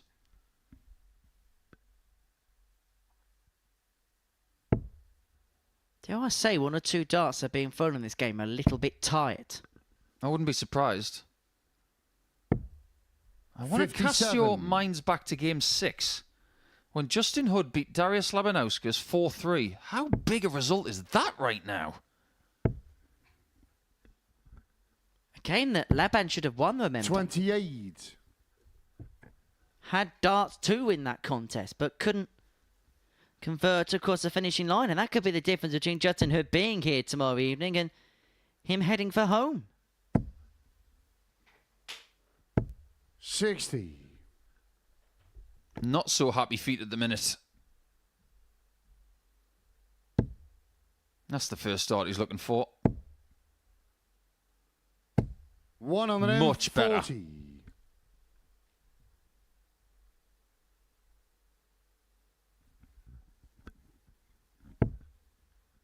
I can only imagine what it's like to be in this kind of situation in a group that is 10 games per player. 96. You're running out of legs, you're running out of time. But at least you've still got 2 games left to put it right. 59. And the require 167. 167 for the break and a 2-1 lead.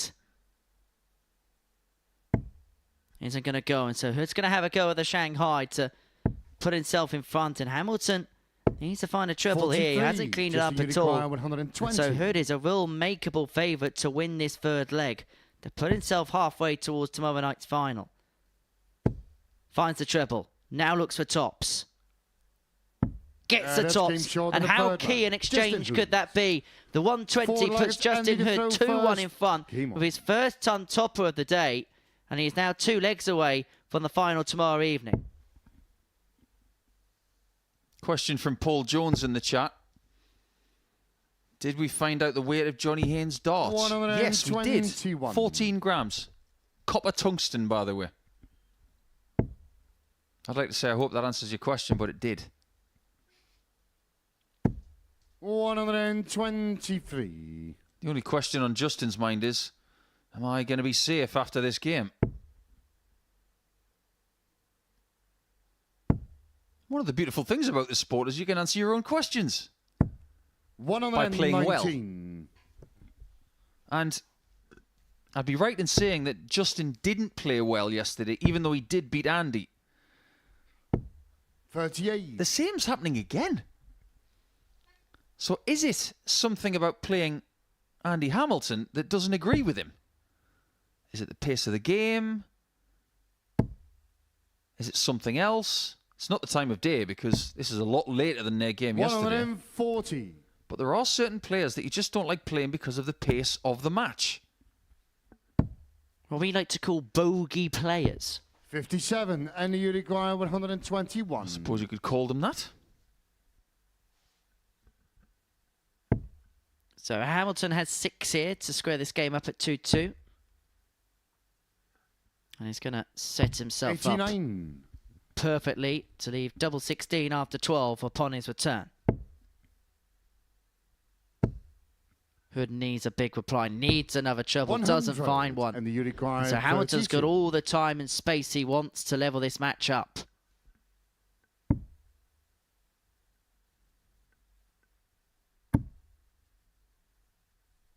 He's just had a look at the scoreboard.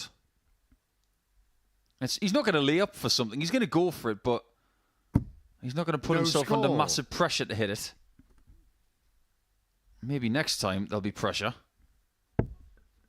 And this schedule is getting very similar to that of yesterday at this point. 39. 3 of the last 4 games have gone the distance. And the likelihood is this will too.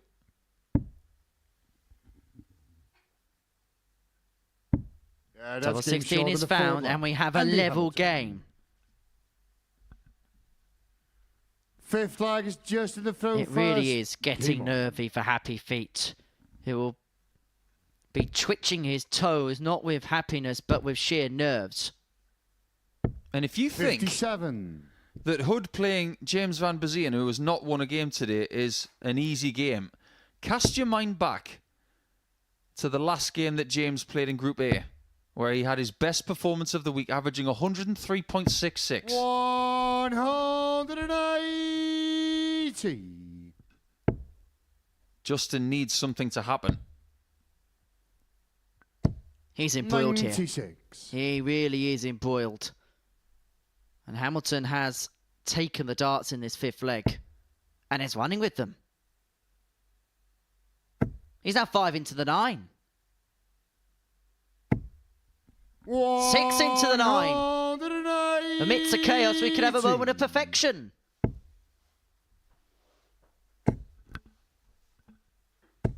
$140. And you require 141. Give us a treat.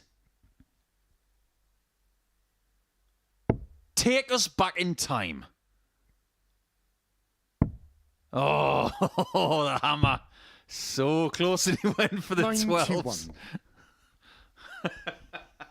Playful Hamilton, I love it. Moments like that remind me of that Dave Chisnell, Michael Van Gerwen leg of the World Championship. 74. And the Michael Van Gerwen 50. From the Premier League just a few weeks ago. This is the most important thing, though. Yeah, that is an 11 darter from the hammer. And more Six importantly, legged it's a Andy break Phil of throw, and first. it means Game that on. Hamilton is throwing for the match. He's throwing for the win. And Johnny Haynes and Justin Hood, who have both had opportunities that if they won their respective matches would be through, could both be on the end of the feet. And still, Darius could sneak in through the back door. 60.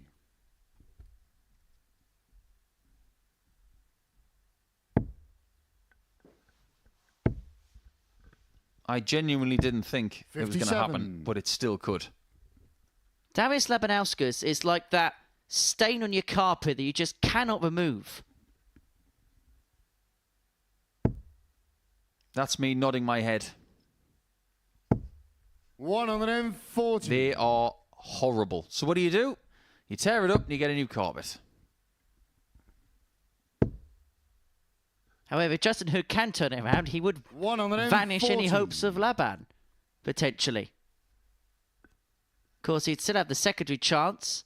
He takes Terry Nash on in our next game before Haynes takes on Hamilton in the decider. And I'll tell you what, if it does come down to that last game for 46. Johnny Haynes, playing Andy Hamilton right now may not be the ideal scenario.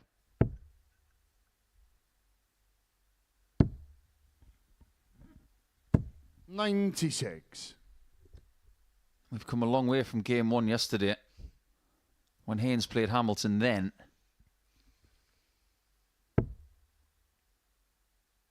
I wonder how Johnny Haynes is feeling right now after losing to Labanauskas. He may be feeling just as twitchy as Justin. 59. However, Hood has taken the darts back and he's got 6 on 208 to send us all the way to yet another last leg decider. And you'd say it's an odds-on possibility and probability. 121. He just lost his action on dart 3 there. Decided not to aim it and just to flow with it. And his follow-through was not on the same line.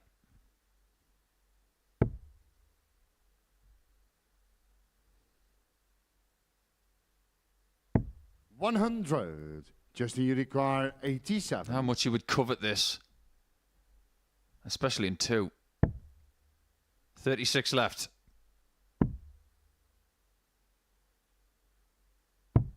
$78. And you require Things 96. are getting very interesting.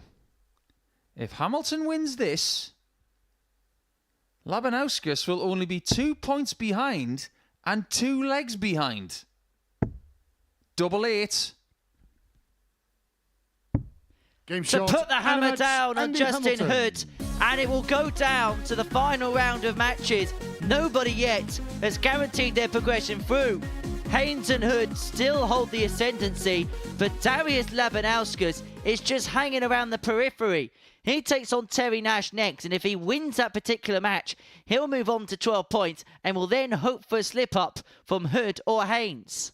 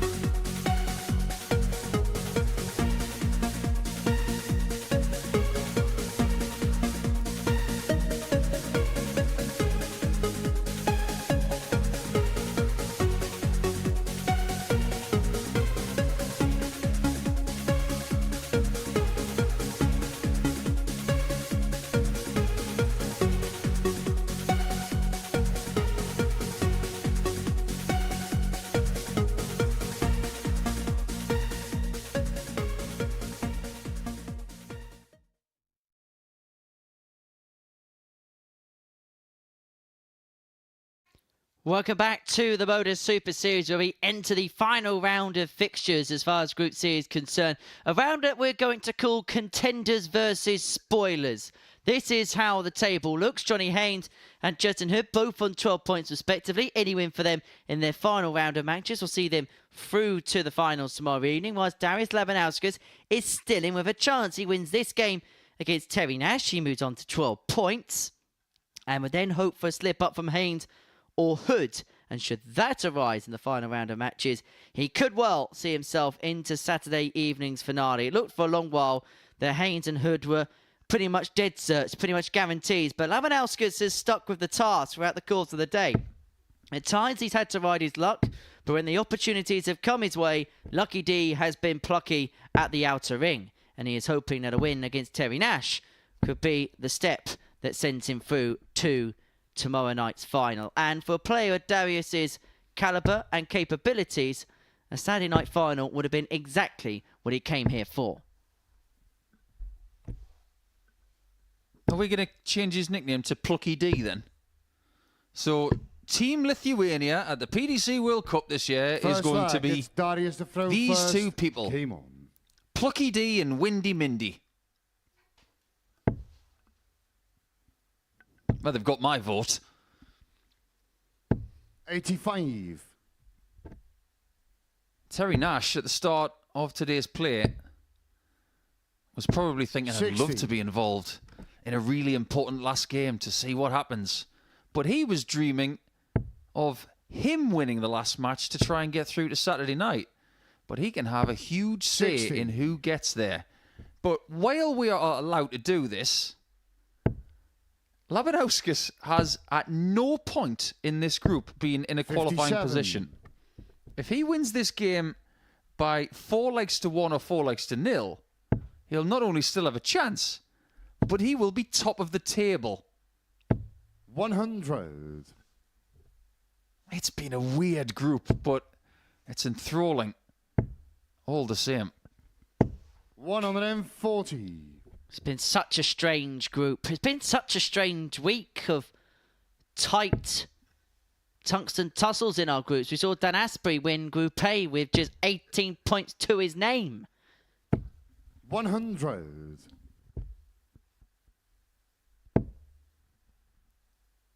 I'm not sure we're going to get anybody dominating a group this week. 41. Even Darius tomorrow when we require split them up into 2 156. groups. 6 on 156. Doesn't go for Labanauskas.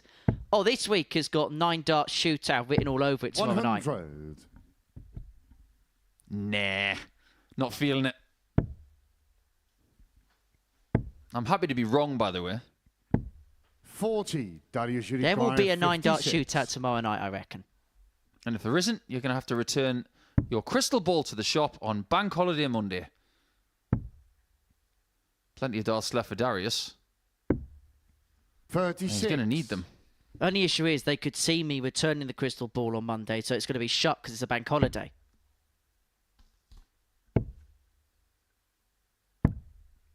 43. Darius, you require 20. Double 10 for Darius.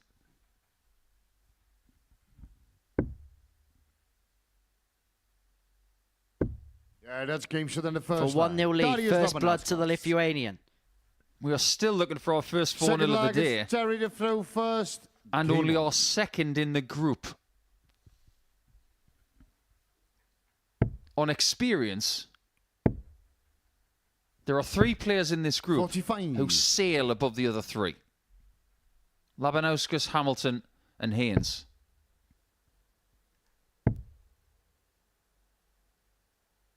But 100. Hamilton's not going to Saturday. He's not going to improve his qualification record. And remember that Labanauskas is on debut this week, just like Terry. 96. Even with all of his travelling over the last 10 years, this is his first time here. It's the first time he's been allowed to come here.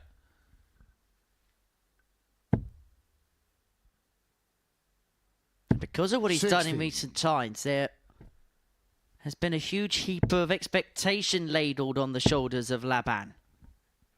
100. There's a lot of people that have said not just could Darius be a contender to win a week, there's been 1 or 2 that think that Darius could win a series this year. One step at a time. 133. If this was easy, someone would have won 5 series by now. 140. But the most that someone's won is 2.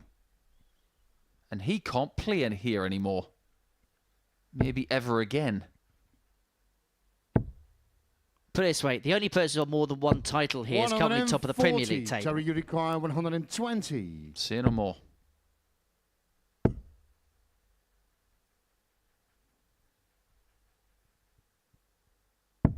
Terry Nash is not giving a great deal of resistance to Labanauskas. If he can remain sharp, he might just get the ideal result. But this is for the break. 36. It doesn't go, and so Nash to Terry, you require level us 80. up at 1 apiece.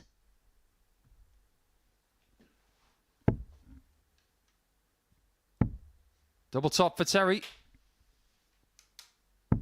Yeah, that's game short in the second. He enjoyed that, and I think Terry he's Nash. intent on enjoying the rest of this experience before he goes back to Wales Third leg tomorrow. is Darius to throw first.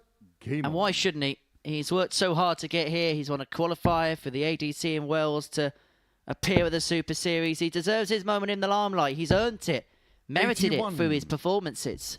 I do wonder if that leg lost is going to be costly for Darius, though. In the live table, 57. he hasn't got the 2 points he needs yet, but his leg difference is at +4. Justin Hood, as you can see, +5. Haynes +7. That might just be the clincher for 140. Haynes. The only way it isn't is if he's done by Hamilton in game 15 by a margin. 140. And don't forget, if Darius loses, Hood and Haynes are fine.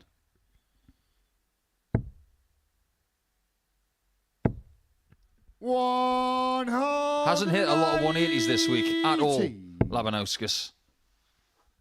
When you compare him to the likes of 58. Hamilton, Vanbesien, he is way behind in that statistic, but he's never been a big 180 hitter. But what's happening here? Somebody's getting their act together. That's a 12-darter. Darius Labanauskas. And when you consider Darius' ability to win tournaments or go Forward leg deep is in Terry to things, throw first. Game on. occasions of moments like this he should be adept to and should be up to the task for. He knows what it's like to clinch big titles in the WDF system, or 49. whether it be on the PDC Pro Tour.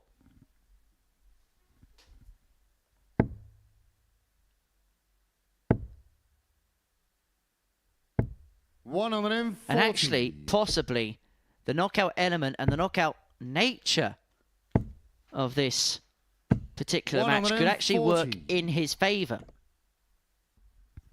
You've just brought up a good point, Henry. I didn't think about this until now. He hasn't been on the WDF circuit for a while, since he got his tour card a 57. few years ago. So when was the last time he won something? Because he's never won 43. a European Tour event, a Players' Championship, anything like that in the PDC system. So as far as tournaments that are recorded 97. are concerned, his last win, it was in August of 2022 in Riga, a Nordic and Baltic Tour event. 59. He beat Vladimir Anderson in the final 6-1. So from what we can see, he has not won a tournament for a while. 87.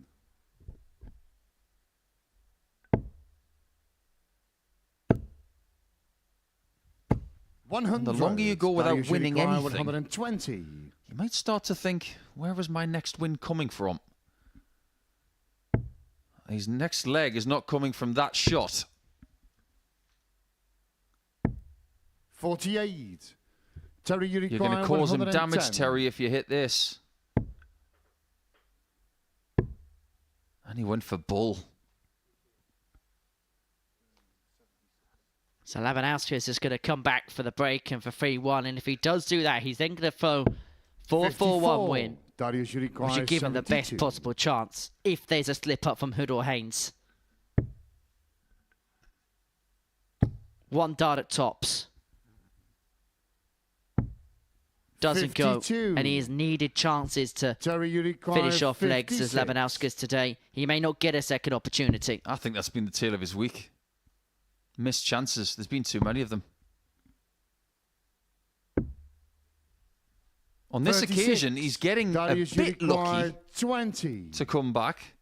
But throughout the course of the last 5 days, he's missed way too many opportunities. That's game short in the fourth leg.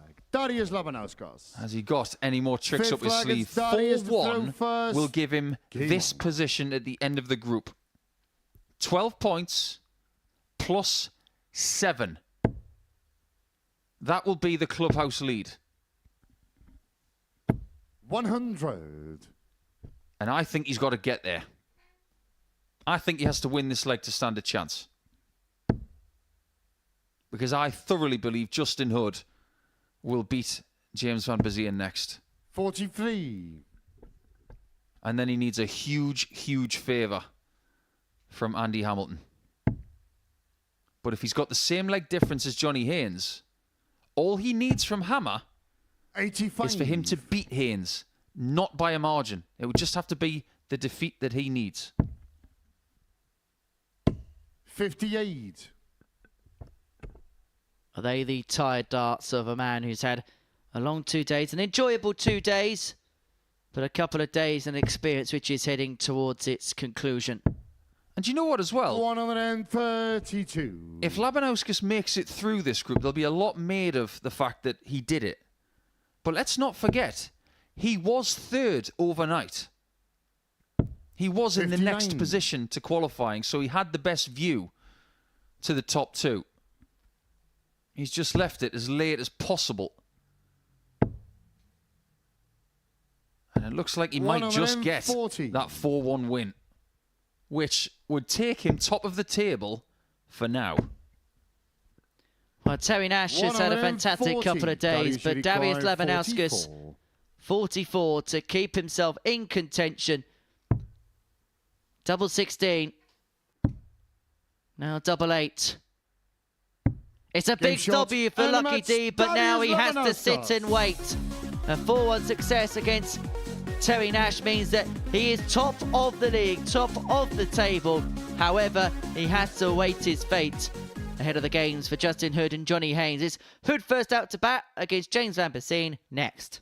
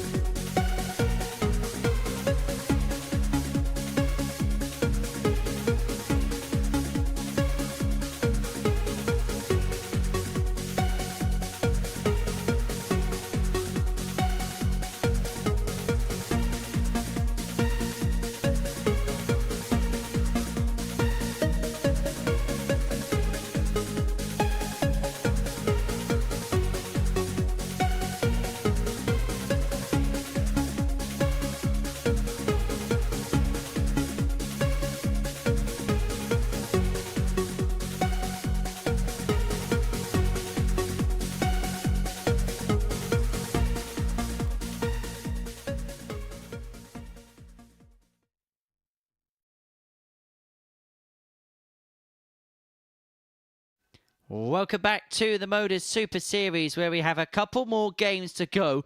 Darius Labanauskas has done all that he can do. He got the better of Terry Nash by 4-1 before the break. It moves him on to 12 points, the same as Haynes, the same as Hood, who now finds himself in action up against James Vanbesien.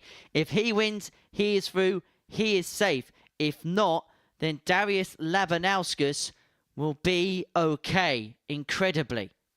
It is such an intriguing race towards the line. And Johnny Haynes takes on Andy Hamilton in the last, and he's not safe either. Nobody is through, and nobody in that top 3 is out. But for Justin Hood, it is now or it is never. He had won every single game on Thursday. He has picked up just a solitary success on Friday, and his hopes will linger on this match against the Belgian qualifier, James Vanbesien. He doesn't have a get-out-of-jail-free card now. This is a knockout match for Justin and Justin alone. James has got nothing to lose. This is his last and 25th game of the week. He can leave it all out there. James to throw first. Game on.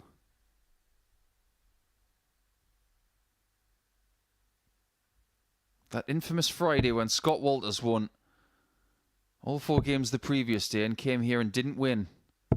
60. On a Friday. We have never forgotten it. The situation that Justin's in right now is just a little bit stranger. He has won today. 180. And it still might not be enough. He does need to get to 14 points. But as far as starts go, 121. he's taken the darts in the first leg with his first 3 darts. However, one issue for Justin has been springing visits together. 96. In his last match against Andy Hamilton, he had a couple of visits of 140, but either side of it, he had 28s on 2 separate occasions. 100. What's important here is that Justin can't rely on James just turning up and not playing well. What you've got to do is 65. be okay with the fact that your opponent will. Whether they do or not, you prepare for them at their best. And so far, James 100. has turned up. Justin, you require 160. Well, this 160 got him out of jail against Johnny Haynes yesterday. If he does go through, it's 2 4-3 wins that have James, you require helped him out 120. ultimately. The 4-3 win against Haynes at the end of yesterday, and that 4-3 success against Darius Labanauskas in the middle of this afternoon session. Without them, he would have bitten the dust a long time ago. 25. Justin, you require 120. Got to get your first notch here. 60 would be handy. He's trying to go down the same line. 56. James, you require 95. What's this going to be? Treble 19?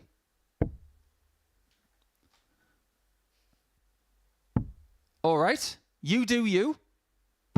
75. Justin, you require He did have a 64. tops on Monday. So maybe I shouldn't be shocked that he did that. 64 for Hood to get the break. 88. Can he just nudge it across? It's not a nice angle at all. What that's game short a in the first dart leg. under Justin the Hood. circumstances, under the pressure that he was under. Hood gets the break. He Second leads leg is 1-0. Justin and It's throw step first. 1 of Game 4 on his journey through to tomorrow night. One tremendous start from Justin. 140. One very slight miss from James. The worst possible result here for Justin Hood is a 4-1 loss. 100. If that happens, he'd be going home. Johnny Haynes would be safe, no matter what. 80. Because Hood would go down to a leg difference of +2. And Johnny Haynes is +7 would be enough to see him safe. These are the things that we're thinking about. 140. But I assure you, Justin is not. He's thinking, this is a final. 99. Well, he's going about his business efficiently enough right now. And credit where credit's due to James Vanbesien, because he's not making life easy for him. Both players averaging in excess of 90 in the early sways of this contest. Vanbesien did have a dart to 81. win leg one on the back of the top. So it's not just been as if Happy Feet's been able to serene his way through. 58. There's a tension around this place at the minute. It's always the case on a Friday afternoon when it goes this deep. 60. Just a Penny for the Uruguay, thoughts of 124. Labanauskas right now. He was top at the start of this match. One leg into it, he's now second. Where's he going to be 88. after the James next 3 Uruguay, darts? 120. He'd go back to the top. If James hits this. So he had a dart at tops in this match, Vanbesien, but he's not going to have a second on the back of the 120 in leg 2. And so Hood returns for double 18 to double the lead. Double 16. Yeah, That is a brilliant miss. It wasn't on purpose, I'm assuming. Third leg is James to throw first. Now, the live table makes for very interesting reading now. Look at the leg difference. All square, all 3 players. Justin Hood started this match in third. 140. He's now top. Provisionally. Those 14 points that he's got are just provisional based on this fixture as it stands. 97. I don't know about you, Henry, but I didn't envisage this morning. I didn't envisage this in round 3. Well, if I was sat next to you at 20 past 5 and we were saying that there was going to be a contest to see who progresses through this group, something dramatic and something drastic would have had to have happened, and something drastic has happened to Justin Hood. And we thought that he was not as good as through, because that sounds a bit disrespectful, but we thought he was going to get the job done, and he hasn't been able to do that as of yet. If you're going to make a Group C T-shirt, just put a big 80. C on the front, and on the back it'll say, 10 points after Thursday is never safe. Asterix Scott Walters. TBC Justin Hood. 140. James Uruguay, Remember, Chris Mason 141. had 10 points after the first day, nearly never made it through. Anybody up for a 141? 129. Justin Uruguay, 170. Tremendous darts. That's what Justin needs. What he would do for this. What he would give. Superb effort. Superb effort. 130. James Uruguay, 12. And this double 6 now has to go. Simple as that. Down to the trapdoor. He's got room to the left-hand side. Cannot find it, and Justin Hood, who's left tops after 12, has now got an opportunity to find the double break. Double 10. Up for double 5. Things are getting a bit nervy now, and he's gone the other side. He's gone the other side into tops. 6.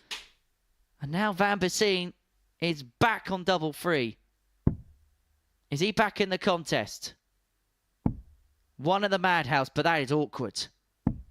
4. That is awkward, and it just grazes the wire. Now, 40. that bust shot for Justin has actually worked out all right. Because he is 3-0 up. That's game short than a And he'd much rather come back for Justin Hood. 40 than come back for 5 or 10. Forward leg is Justin to throw first. Game on. His Happy Feet about to play his trump card. 97. Is it fair of me to say that he just has not played well today? 83 average. 81. He did have a 92 against Nash, but lost. 60. And 81 when he lost to Hamilton as well. They are not the numbers of yesterday. Well, the issue Justin's got 60. is, because of what he's done in the past, we've set a very high level of expectation for him. And so if something just dips below the mean or the normal, then we think something which statistically probably isn't too bad. Probably is 45. bad when you consider what he's done before. He's set a very high pedestal for himself.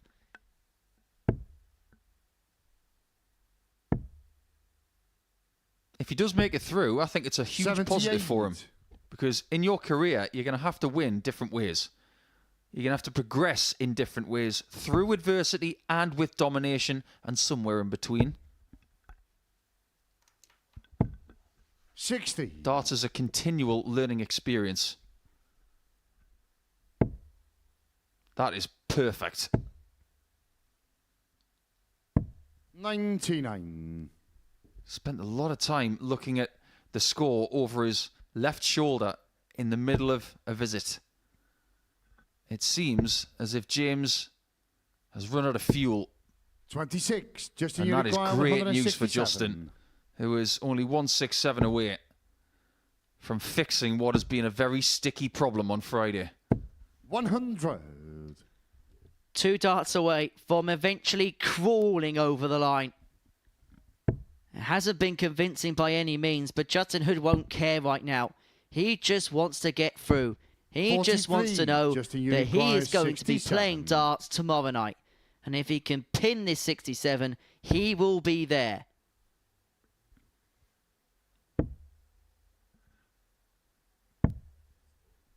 $19. That was all very, very messy, but look on the bright side, Justin. You are miles in front, and you've still got options. 57. Justin, you require For Happy 48. Pete to finally find a way. It's double 16 for the match.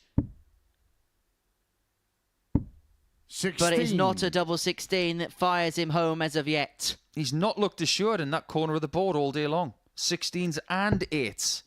He has hit them. But not accurately 60. early Justin, in you visits. require 32. Double 16. Finally shot. And sees the match, Happy Feet Justin over the Hood. line. And Justin Hood, by the skin of his teeth, is into tomorrow night's final here at the Super Series. He has beaten James Vanbesien by 4-0. He had the perfect day on day one. Friday was a little bit more challenging, but over the line he is. And so it all comes down to the final match of the session, of the group, between Andy Hamilton and Johnny Haynes.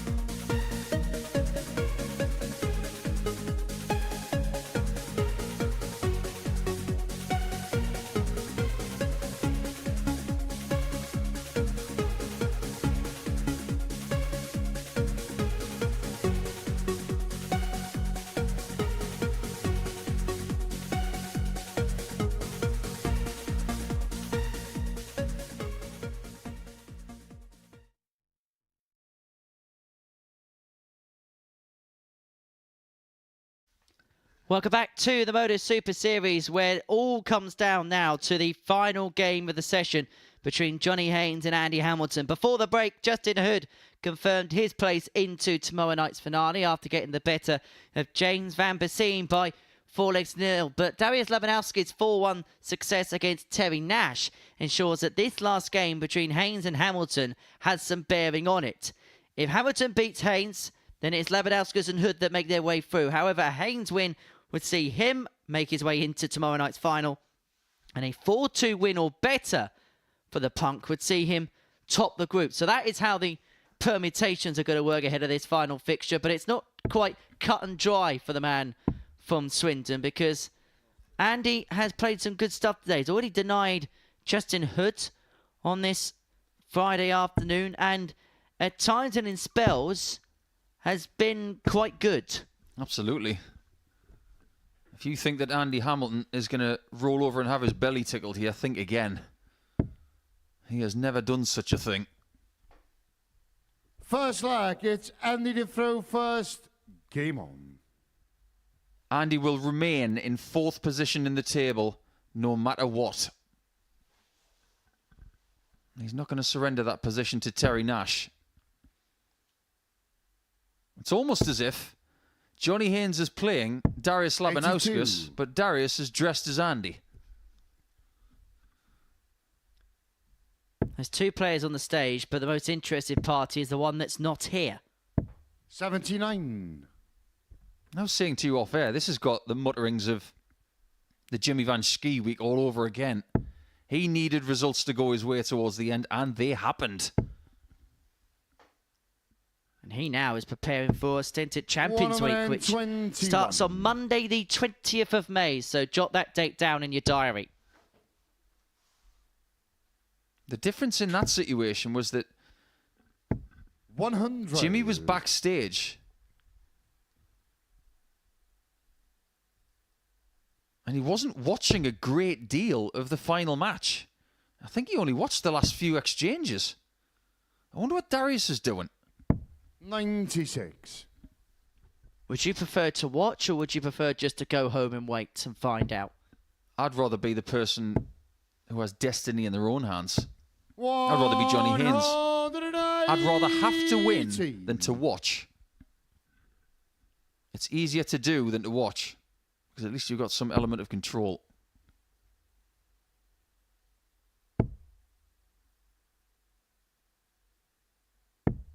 $98. Johnny, you require 142. 142 for Haynes to break the throw and to win this opening leg. 60. And you require 104.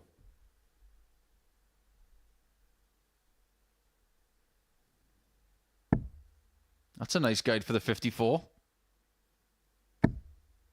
There it is.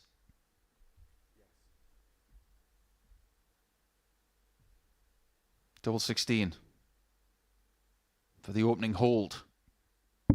Yeah, that's game short in the first. That is right in the corner, Andy just Hamilton. like the 54. Second leg is Johnny to throw first. That's his third ton plus out of the day, Hamilton. And Darius, wherever he is watching, if he's watching at all, if he's got wind of that, he'll be a 60. very happy man.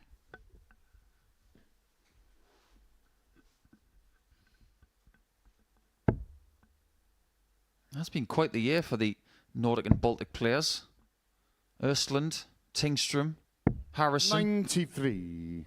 I've seen Drew Royce here as well. He's got onto the PDC tour. People have had good showings from the northern countries in Europe. 125. But in this all-England battle, it is Haynes who's looking to join 2 English players who are solidified into the finals lineup. 96. Well, it's a possibility that if Johnny makes his way through, it could be an all-English lineup come tomorrow night. If Ted, Fallon and Richie all make their way through Group 83. B, which we'll be watching from 10 p.m. Yeah, don't underestimate Ross Montgomery and Shane McGurk later. Well, something tickled the 2 players on the stage. I'm not sure what it was. Sometimes when you lose a flight, it can find its way into some sort of crevice. Johnny is not choosing to change the flight, but it looks like he's having some sort of trouble getting it into the stem. Oh, it's all right now. Well, basically what happens is if a flight goes down to the floor, on the floor to the side of the stage, there's some lighting down there, and it's very bright lighting. So if you do have to bend over and try and get a dart or a flight down there, you're going to get blinded by those lights.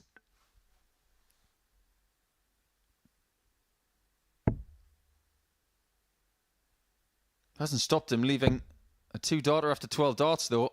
However, 140. Andy joins Johnny him. require 93. Nothing is coming easy for the punk. 93 for Haynes to screw up one apiece. Goes bullseye first. He'll return there now. He'll find it. And what a find. And what a Johnny time for Haynes. 1-1. And how key could that bullseye be? Game on. That was a corker. You can't tell me that Johnny Haynes hasn't still got it. The guy is almost 60 years of age, and he can still do things 28. like that. They used to be seen as fancy finishes. Now they're the norm. They're almost scoffed at as old school. 140. Haynes, who I remember when he won his week here, was saying, well, I'm not bad for an old fogey. Not bad at all. Some things get better with age. 93. Plenty of things get better with age. Wine, whiskey. 41. Lots of things accrue value over time. Commodities, collectibles. But you can't buy experience in this sport. And a lot of these players, especially these days, seem to be getting very, very good with age. 180. But Hamilton is doing everything in his power to deny and defy Johnny here.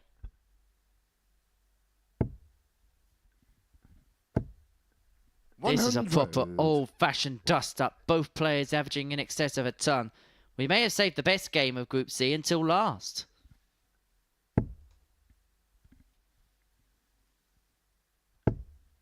It's only a couple of legs in, but that is high-quality stuff. 85.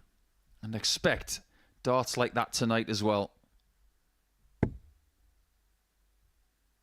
If Johnny can get the win in this match, no matter 41. whether and it's to make the top spot or second, Group C could be categorised by 3 words. Johnny B. Hood.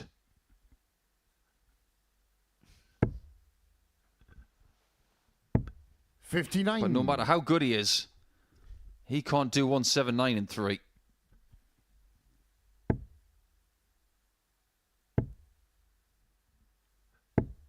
$28. And Here's a little bit of 56. tidiness just beginning to creep in as Hamilton returns to 56 to go 2-1 up in the contest. This is only a second darter double. It's the first miss at a double. Yeah, that's game short in the first. But it's followed by the next hit. Forward lag is Johnny to throw first. Game on. Johnny's not thinking about top spot. He's not really bothered. He just wants to get through. 140. But if he does win the remaining legs, he will still get to that top spot. Well, it's a case of 1 bird in the hand is better than 2 in the bush, isn't it? I never really understood 60. that saying.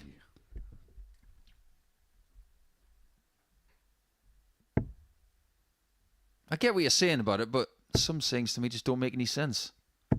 60. I'm just not a big fan of birds. So might as well just leave them in the bush. And I was never one to throw stones. So I'd never want to kill 2 birds with any stones. Never mind 1. You don't have to 45. literally do it. Don't start. Oh, I'm just getting you geared up for Murphy later on bet tonight. you are. There's no gearing these guys up. 26. That's a bad visit from Johnny. But if he is to afford himself one bad visit, it might be that. Because look at his lead, which is about to shrink. It could evaporate in front of his eyes. 140. That 140 now puts Haynes just on notice in this leg. If he comes up dry here, we have a favourite for this darts match. 100. And a new favourite to go through, but that could be a key find of his last dart.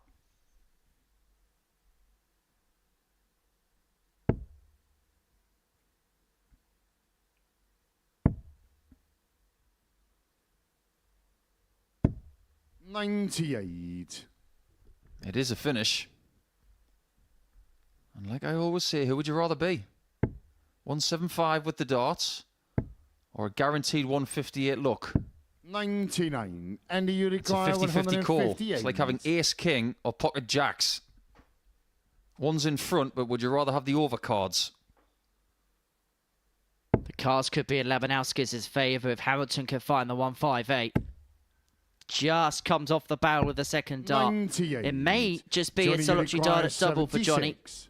to level up at 2-2. If Hamilton sat on 60 for the break, it may not be anything. It's 25 and bull, and he's hit the bullseye, and so Hamilton's going to come back, and he should have a couple of darts at tops here to break the throw, 68. move through 3-1 And in you front, require and then 60. have the darts to send Labanauskas through. Big or small 20? Small. Big This tops. game short in the fourth leg. Andy Now Hamilton. Labanauskas is starting to dream. Fifth leg, it's Andy to throw first. Johnny Haynes Game is on. not going to win this group. But can he find 3 straight legs to qualify? He has been in the top 2 since the off. He won the very first game of this group against Hamilton 66. by 4 legs to 1. Since that point, he has been in a qualifying position, and he might lose it in the very last match. 45. And he is kicked off dry of his first visit against the darts. It is full advantage Hamilton here.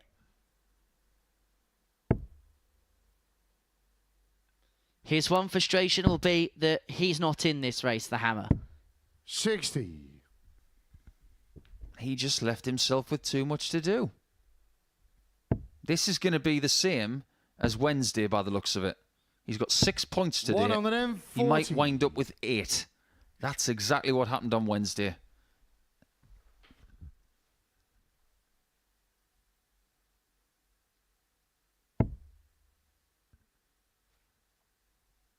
He is turning it on Hamilton for a key game, not for himself, but for Darius and for Johnny. 100. And let's not forget as well, Hamilton wins one more leg. We will get our first ever Lithuanian player in a Saturday night final. 60. That will be another country that's made Saturday night here. And if Labanauskas wants to go all the way, Lithuania would become the 13th different nationality represented at a Champions Week here at the Modus Super Series. Haven't seen a new nation 140. represented since Poland in Series 5. And Hamilton here, 135 to knock Johnny Haynes out. He needs a treble of some description. He finds one. 100. He's left himself on a And you finish. He has require left himself with an outside 135. chance. The 135 for the hammer to bring to a close Johnny Haynes' hopes of making it through. The bull. To win it in style. Shots and And a it's match. going to be Andy Darius that Hamilton. makes his way through. And it's going to be Johnny Haynes who departs. The most dramatic of endings to a Group C will see the Lithuanian Lucky D use all of his ace cards to progress through to the final. Well, that was an incredible ending, an incredible match, and an incredible performance by Andy Hamilton. 2-ton plus checkouts in there, including that 135 on the bull to finish. Well, what a group, what a crescendo. Myself and Paul Nicholson are going to reflect on all the action in a couple of moments' time.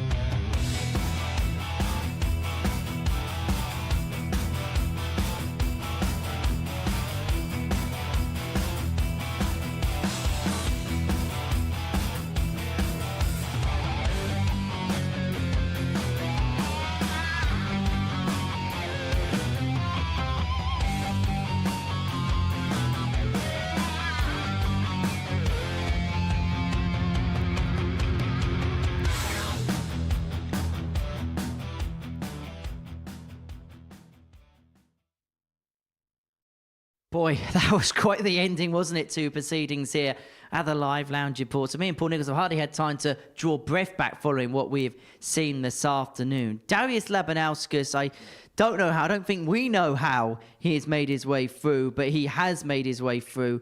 And look, he had opportunities in games. He took opportunities in games. And look at those 4-3s and 4-2 wins. Ultimately, that was what sent him into the final.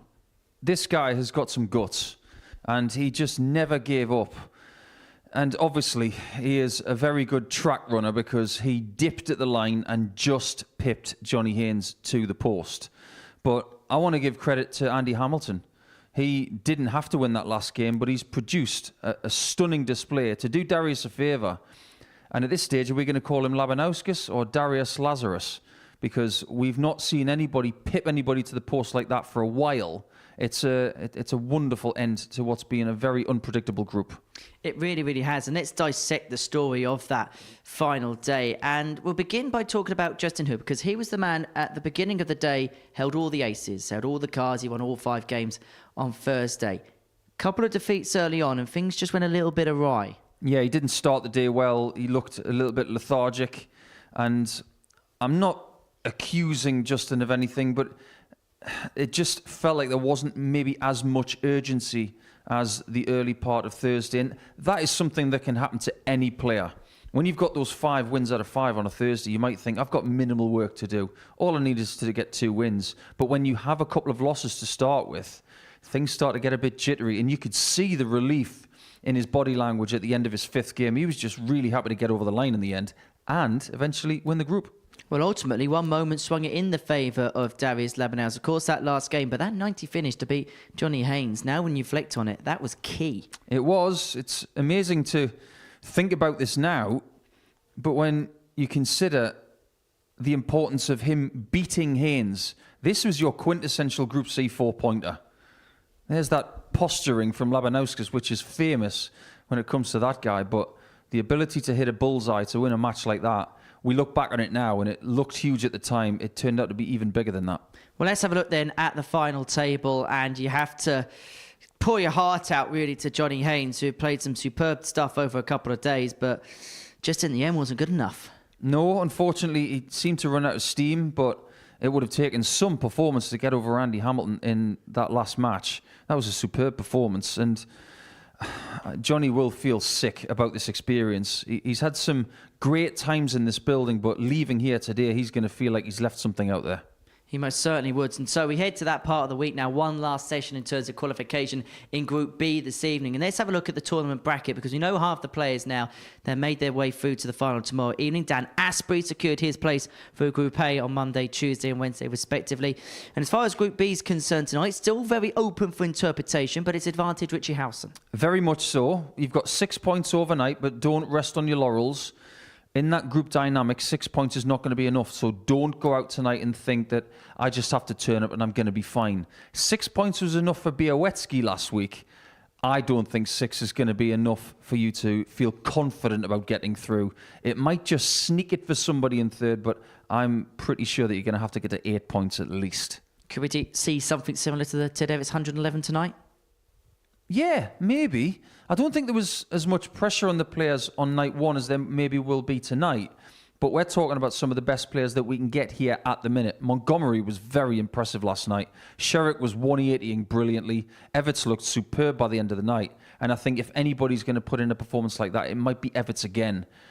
The way he was denied in week 12 of the previous series with a disappointing Group A ending and then losing out in Group B later on in the week, he's put that little ghost to rest.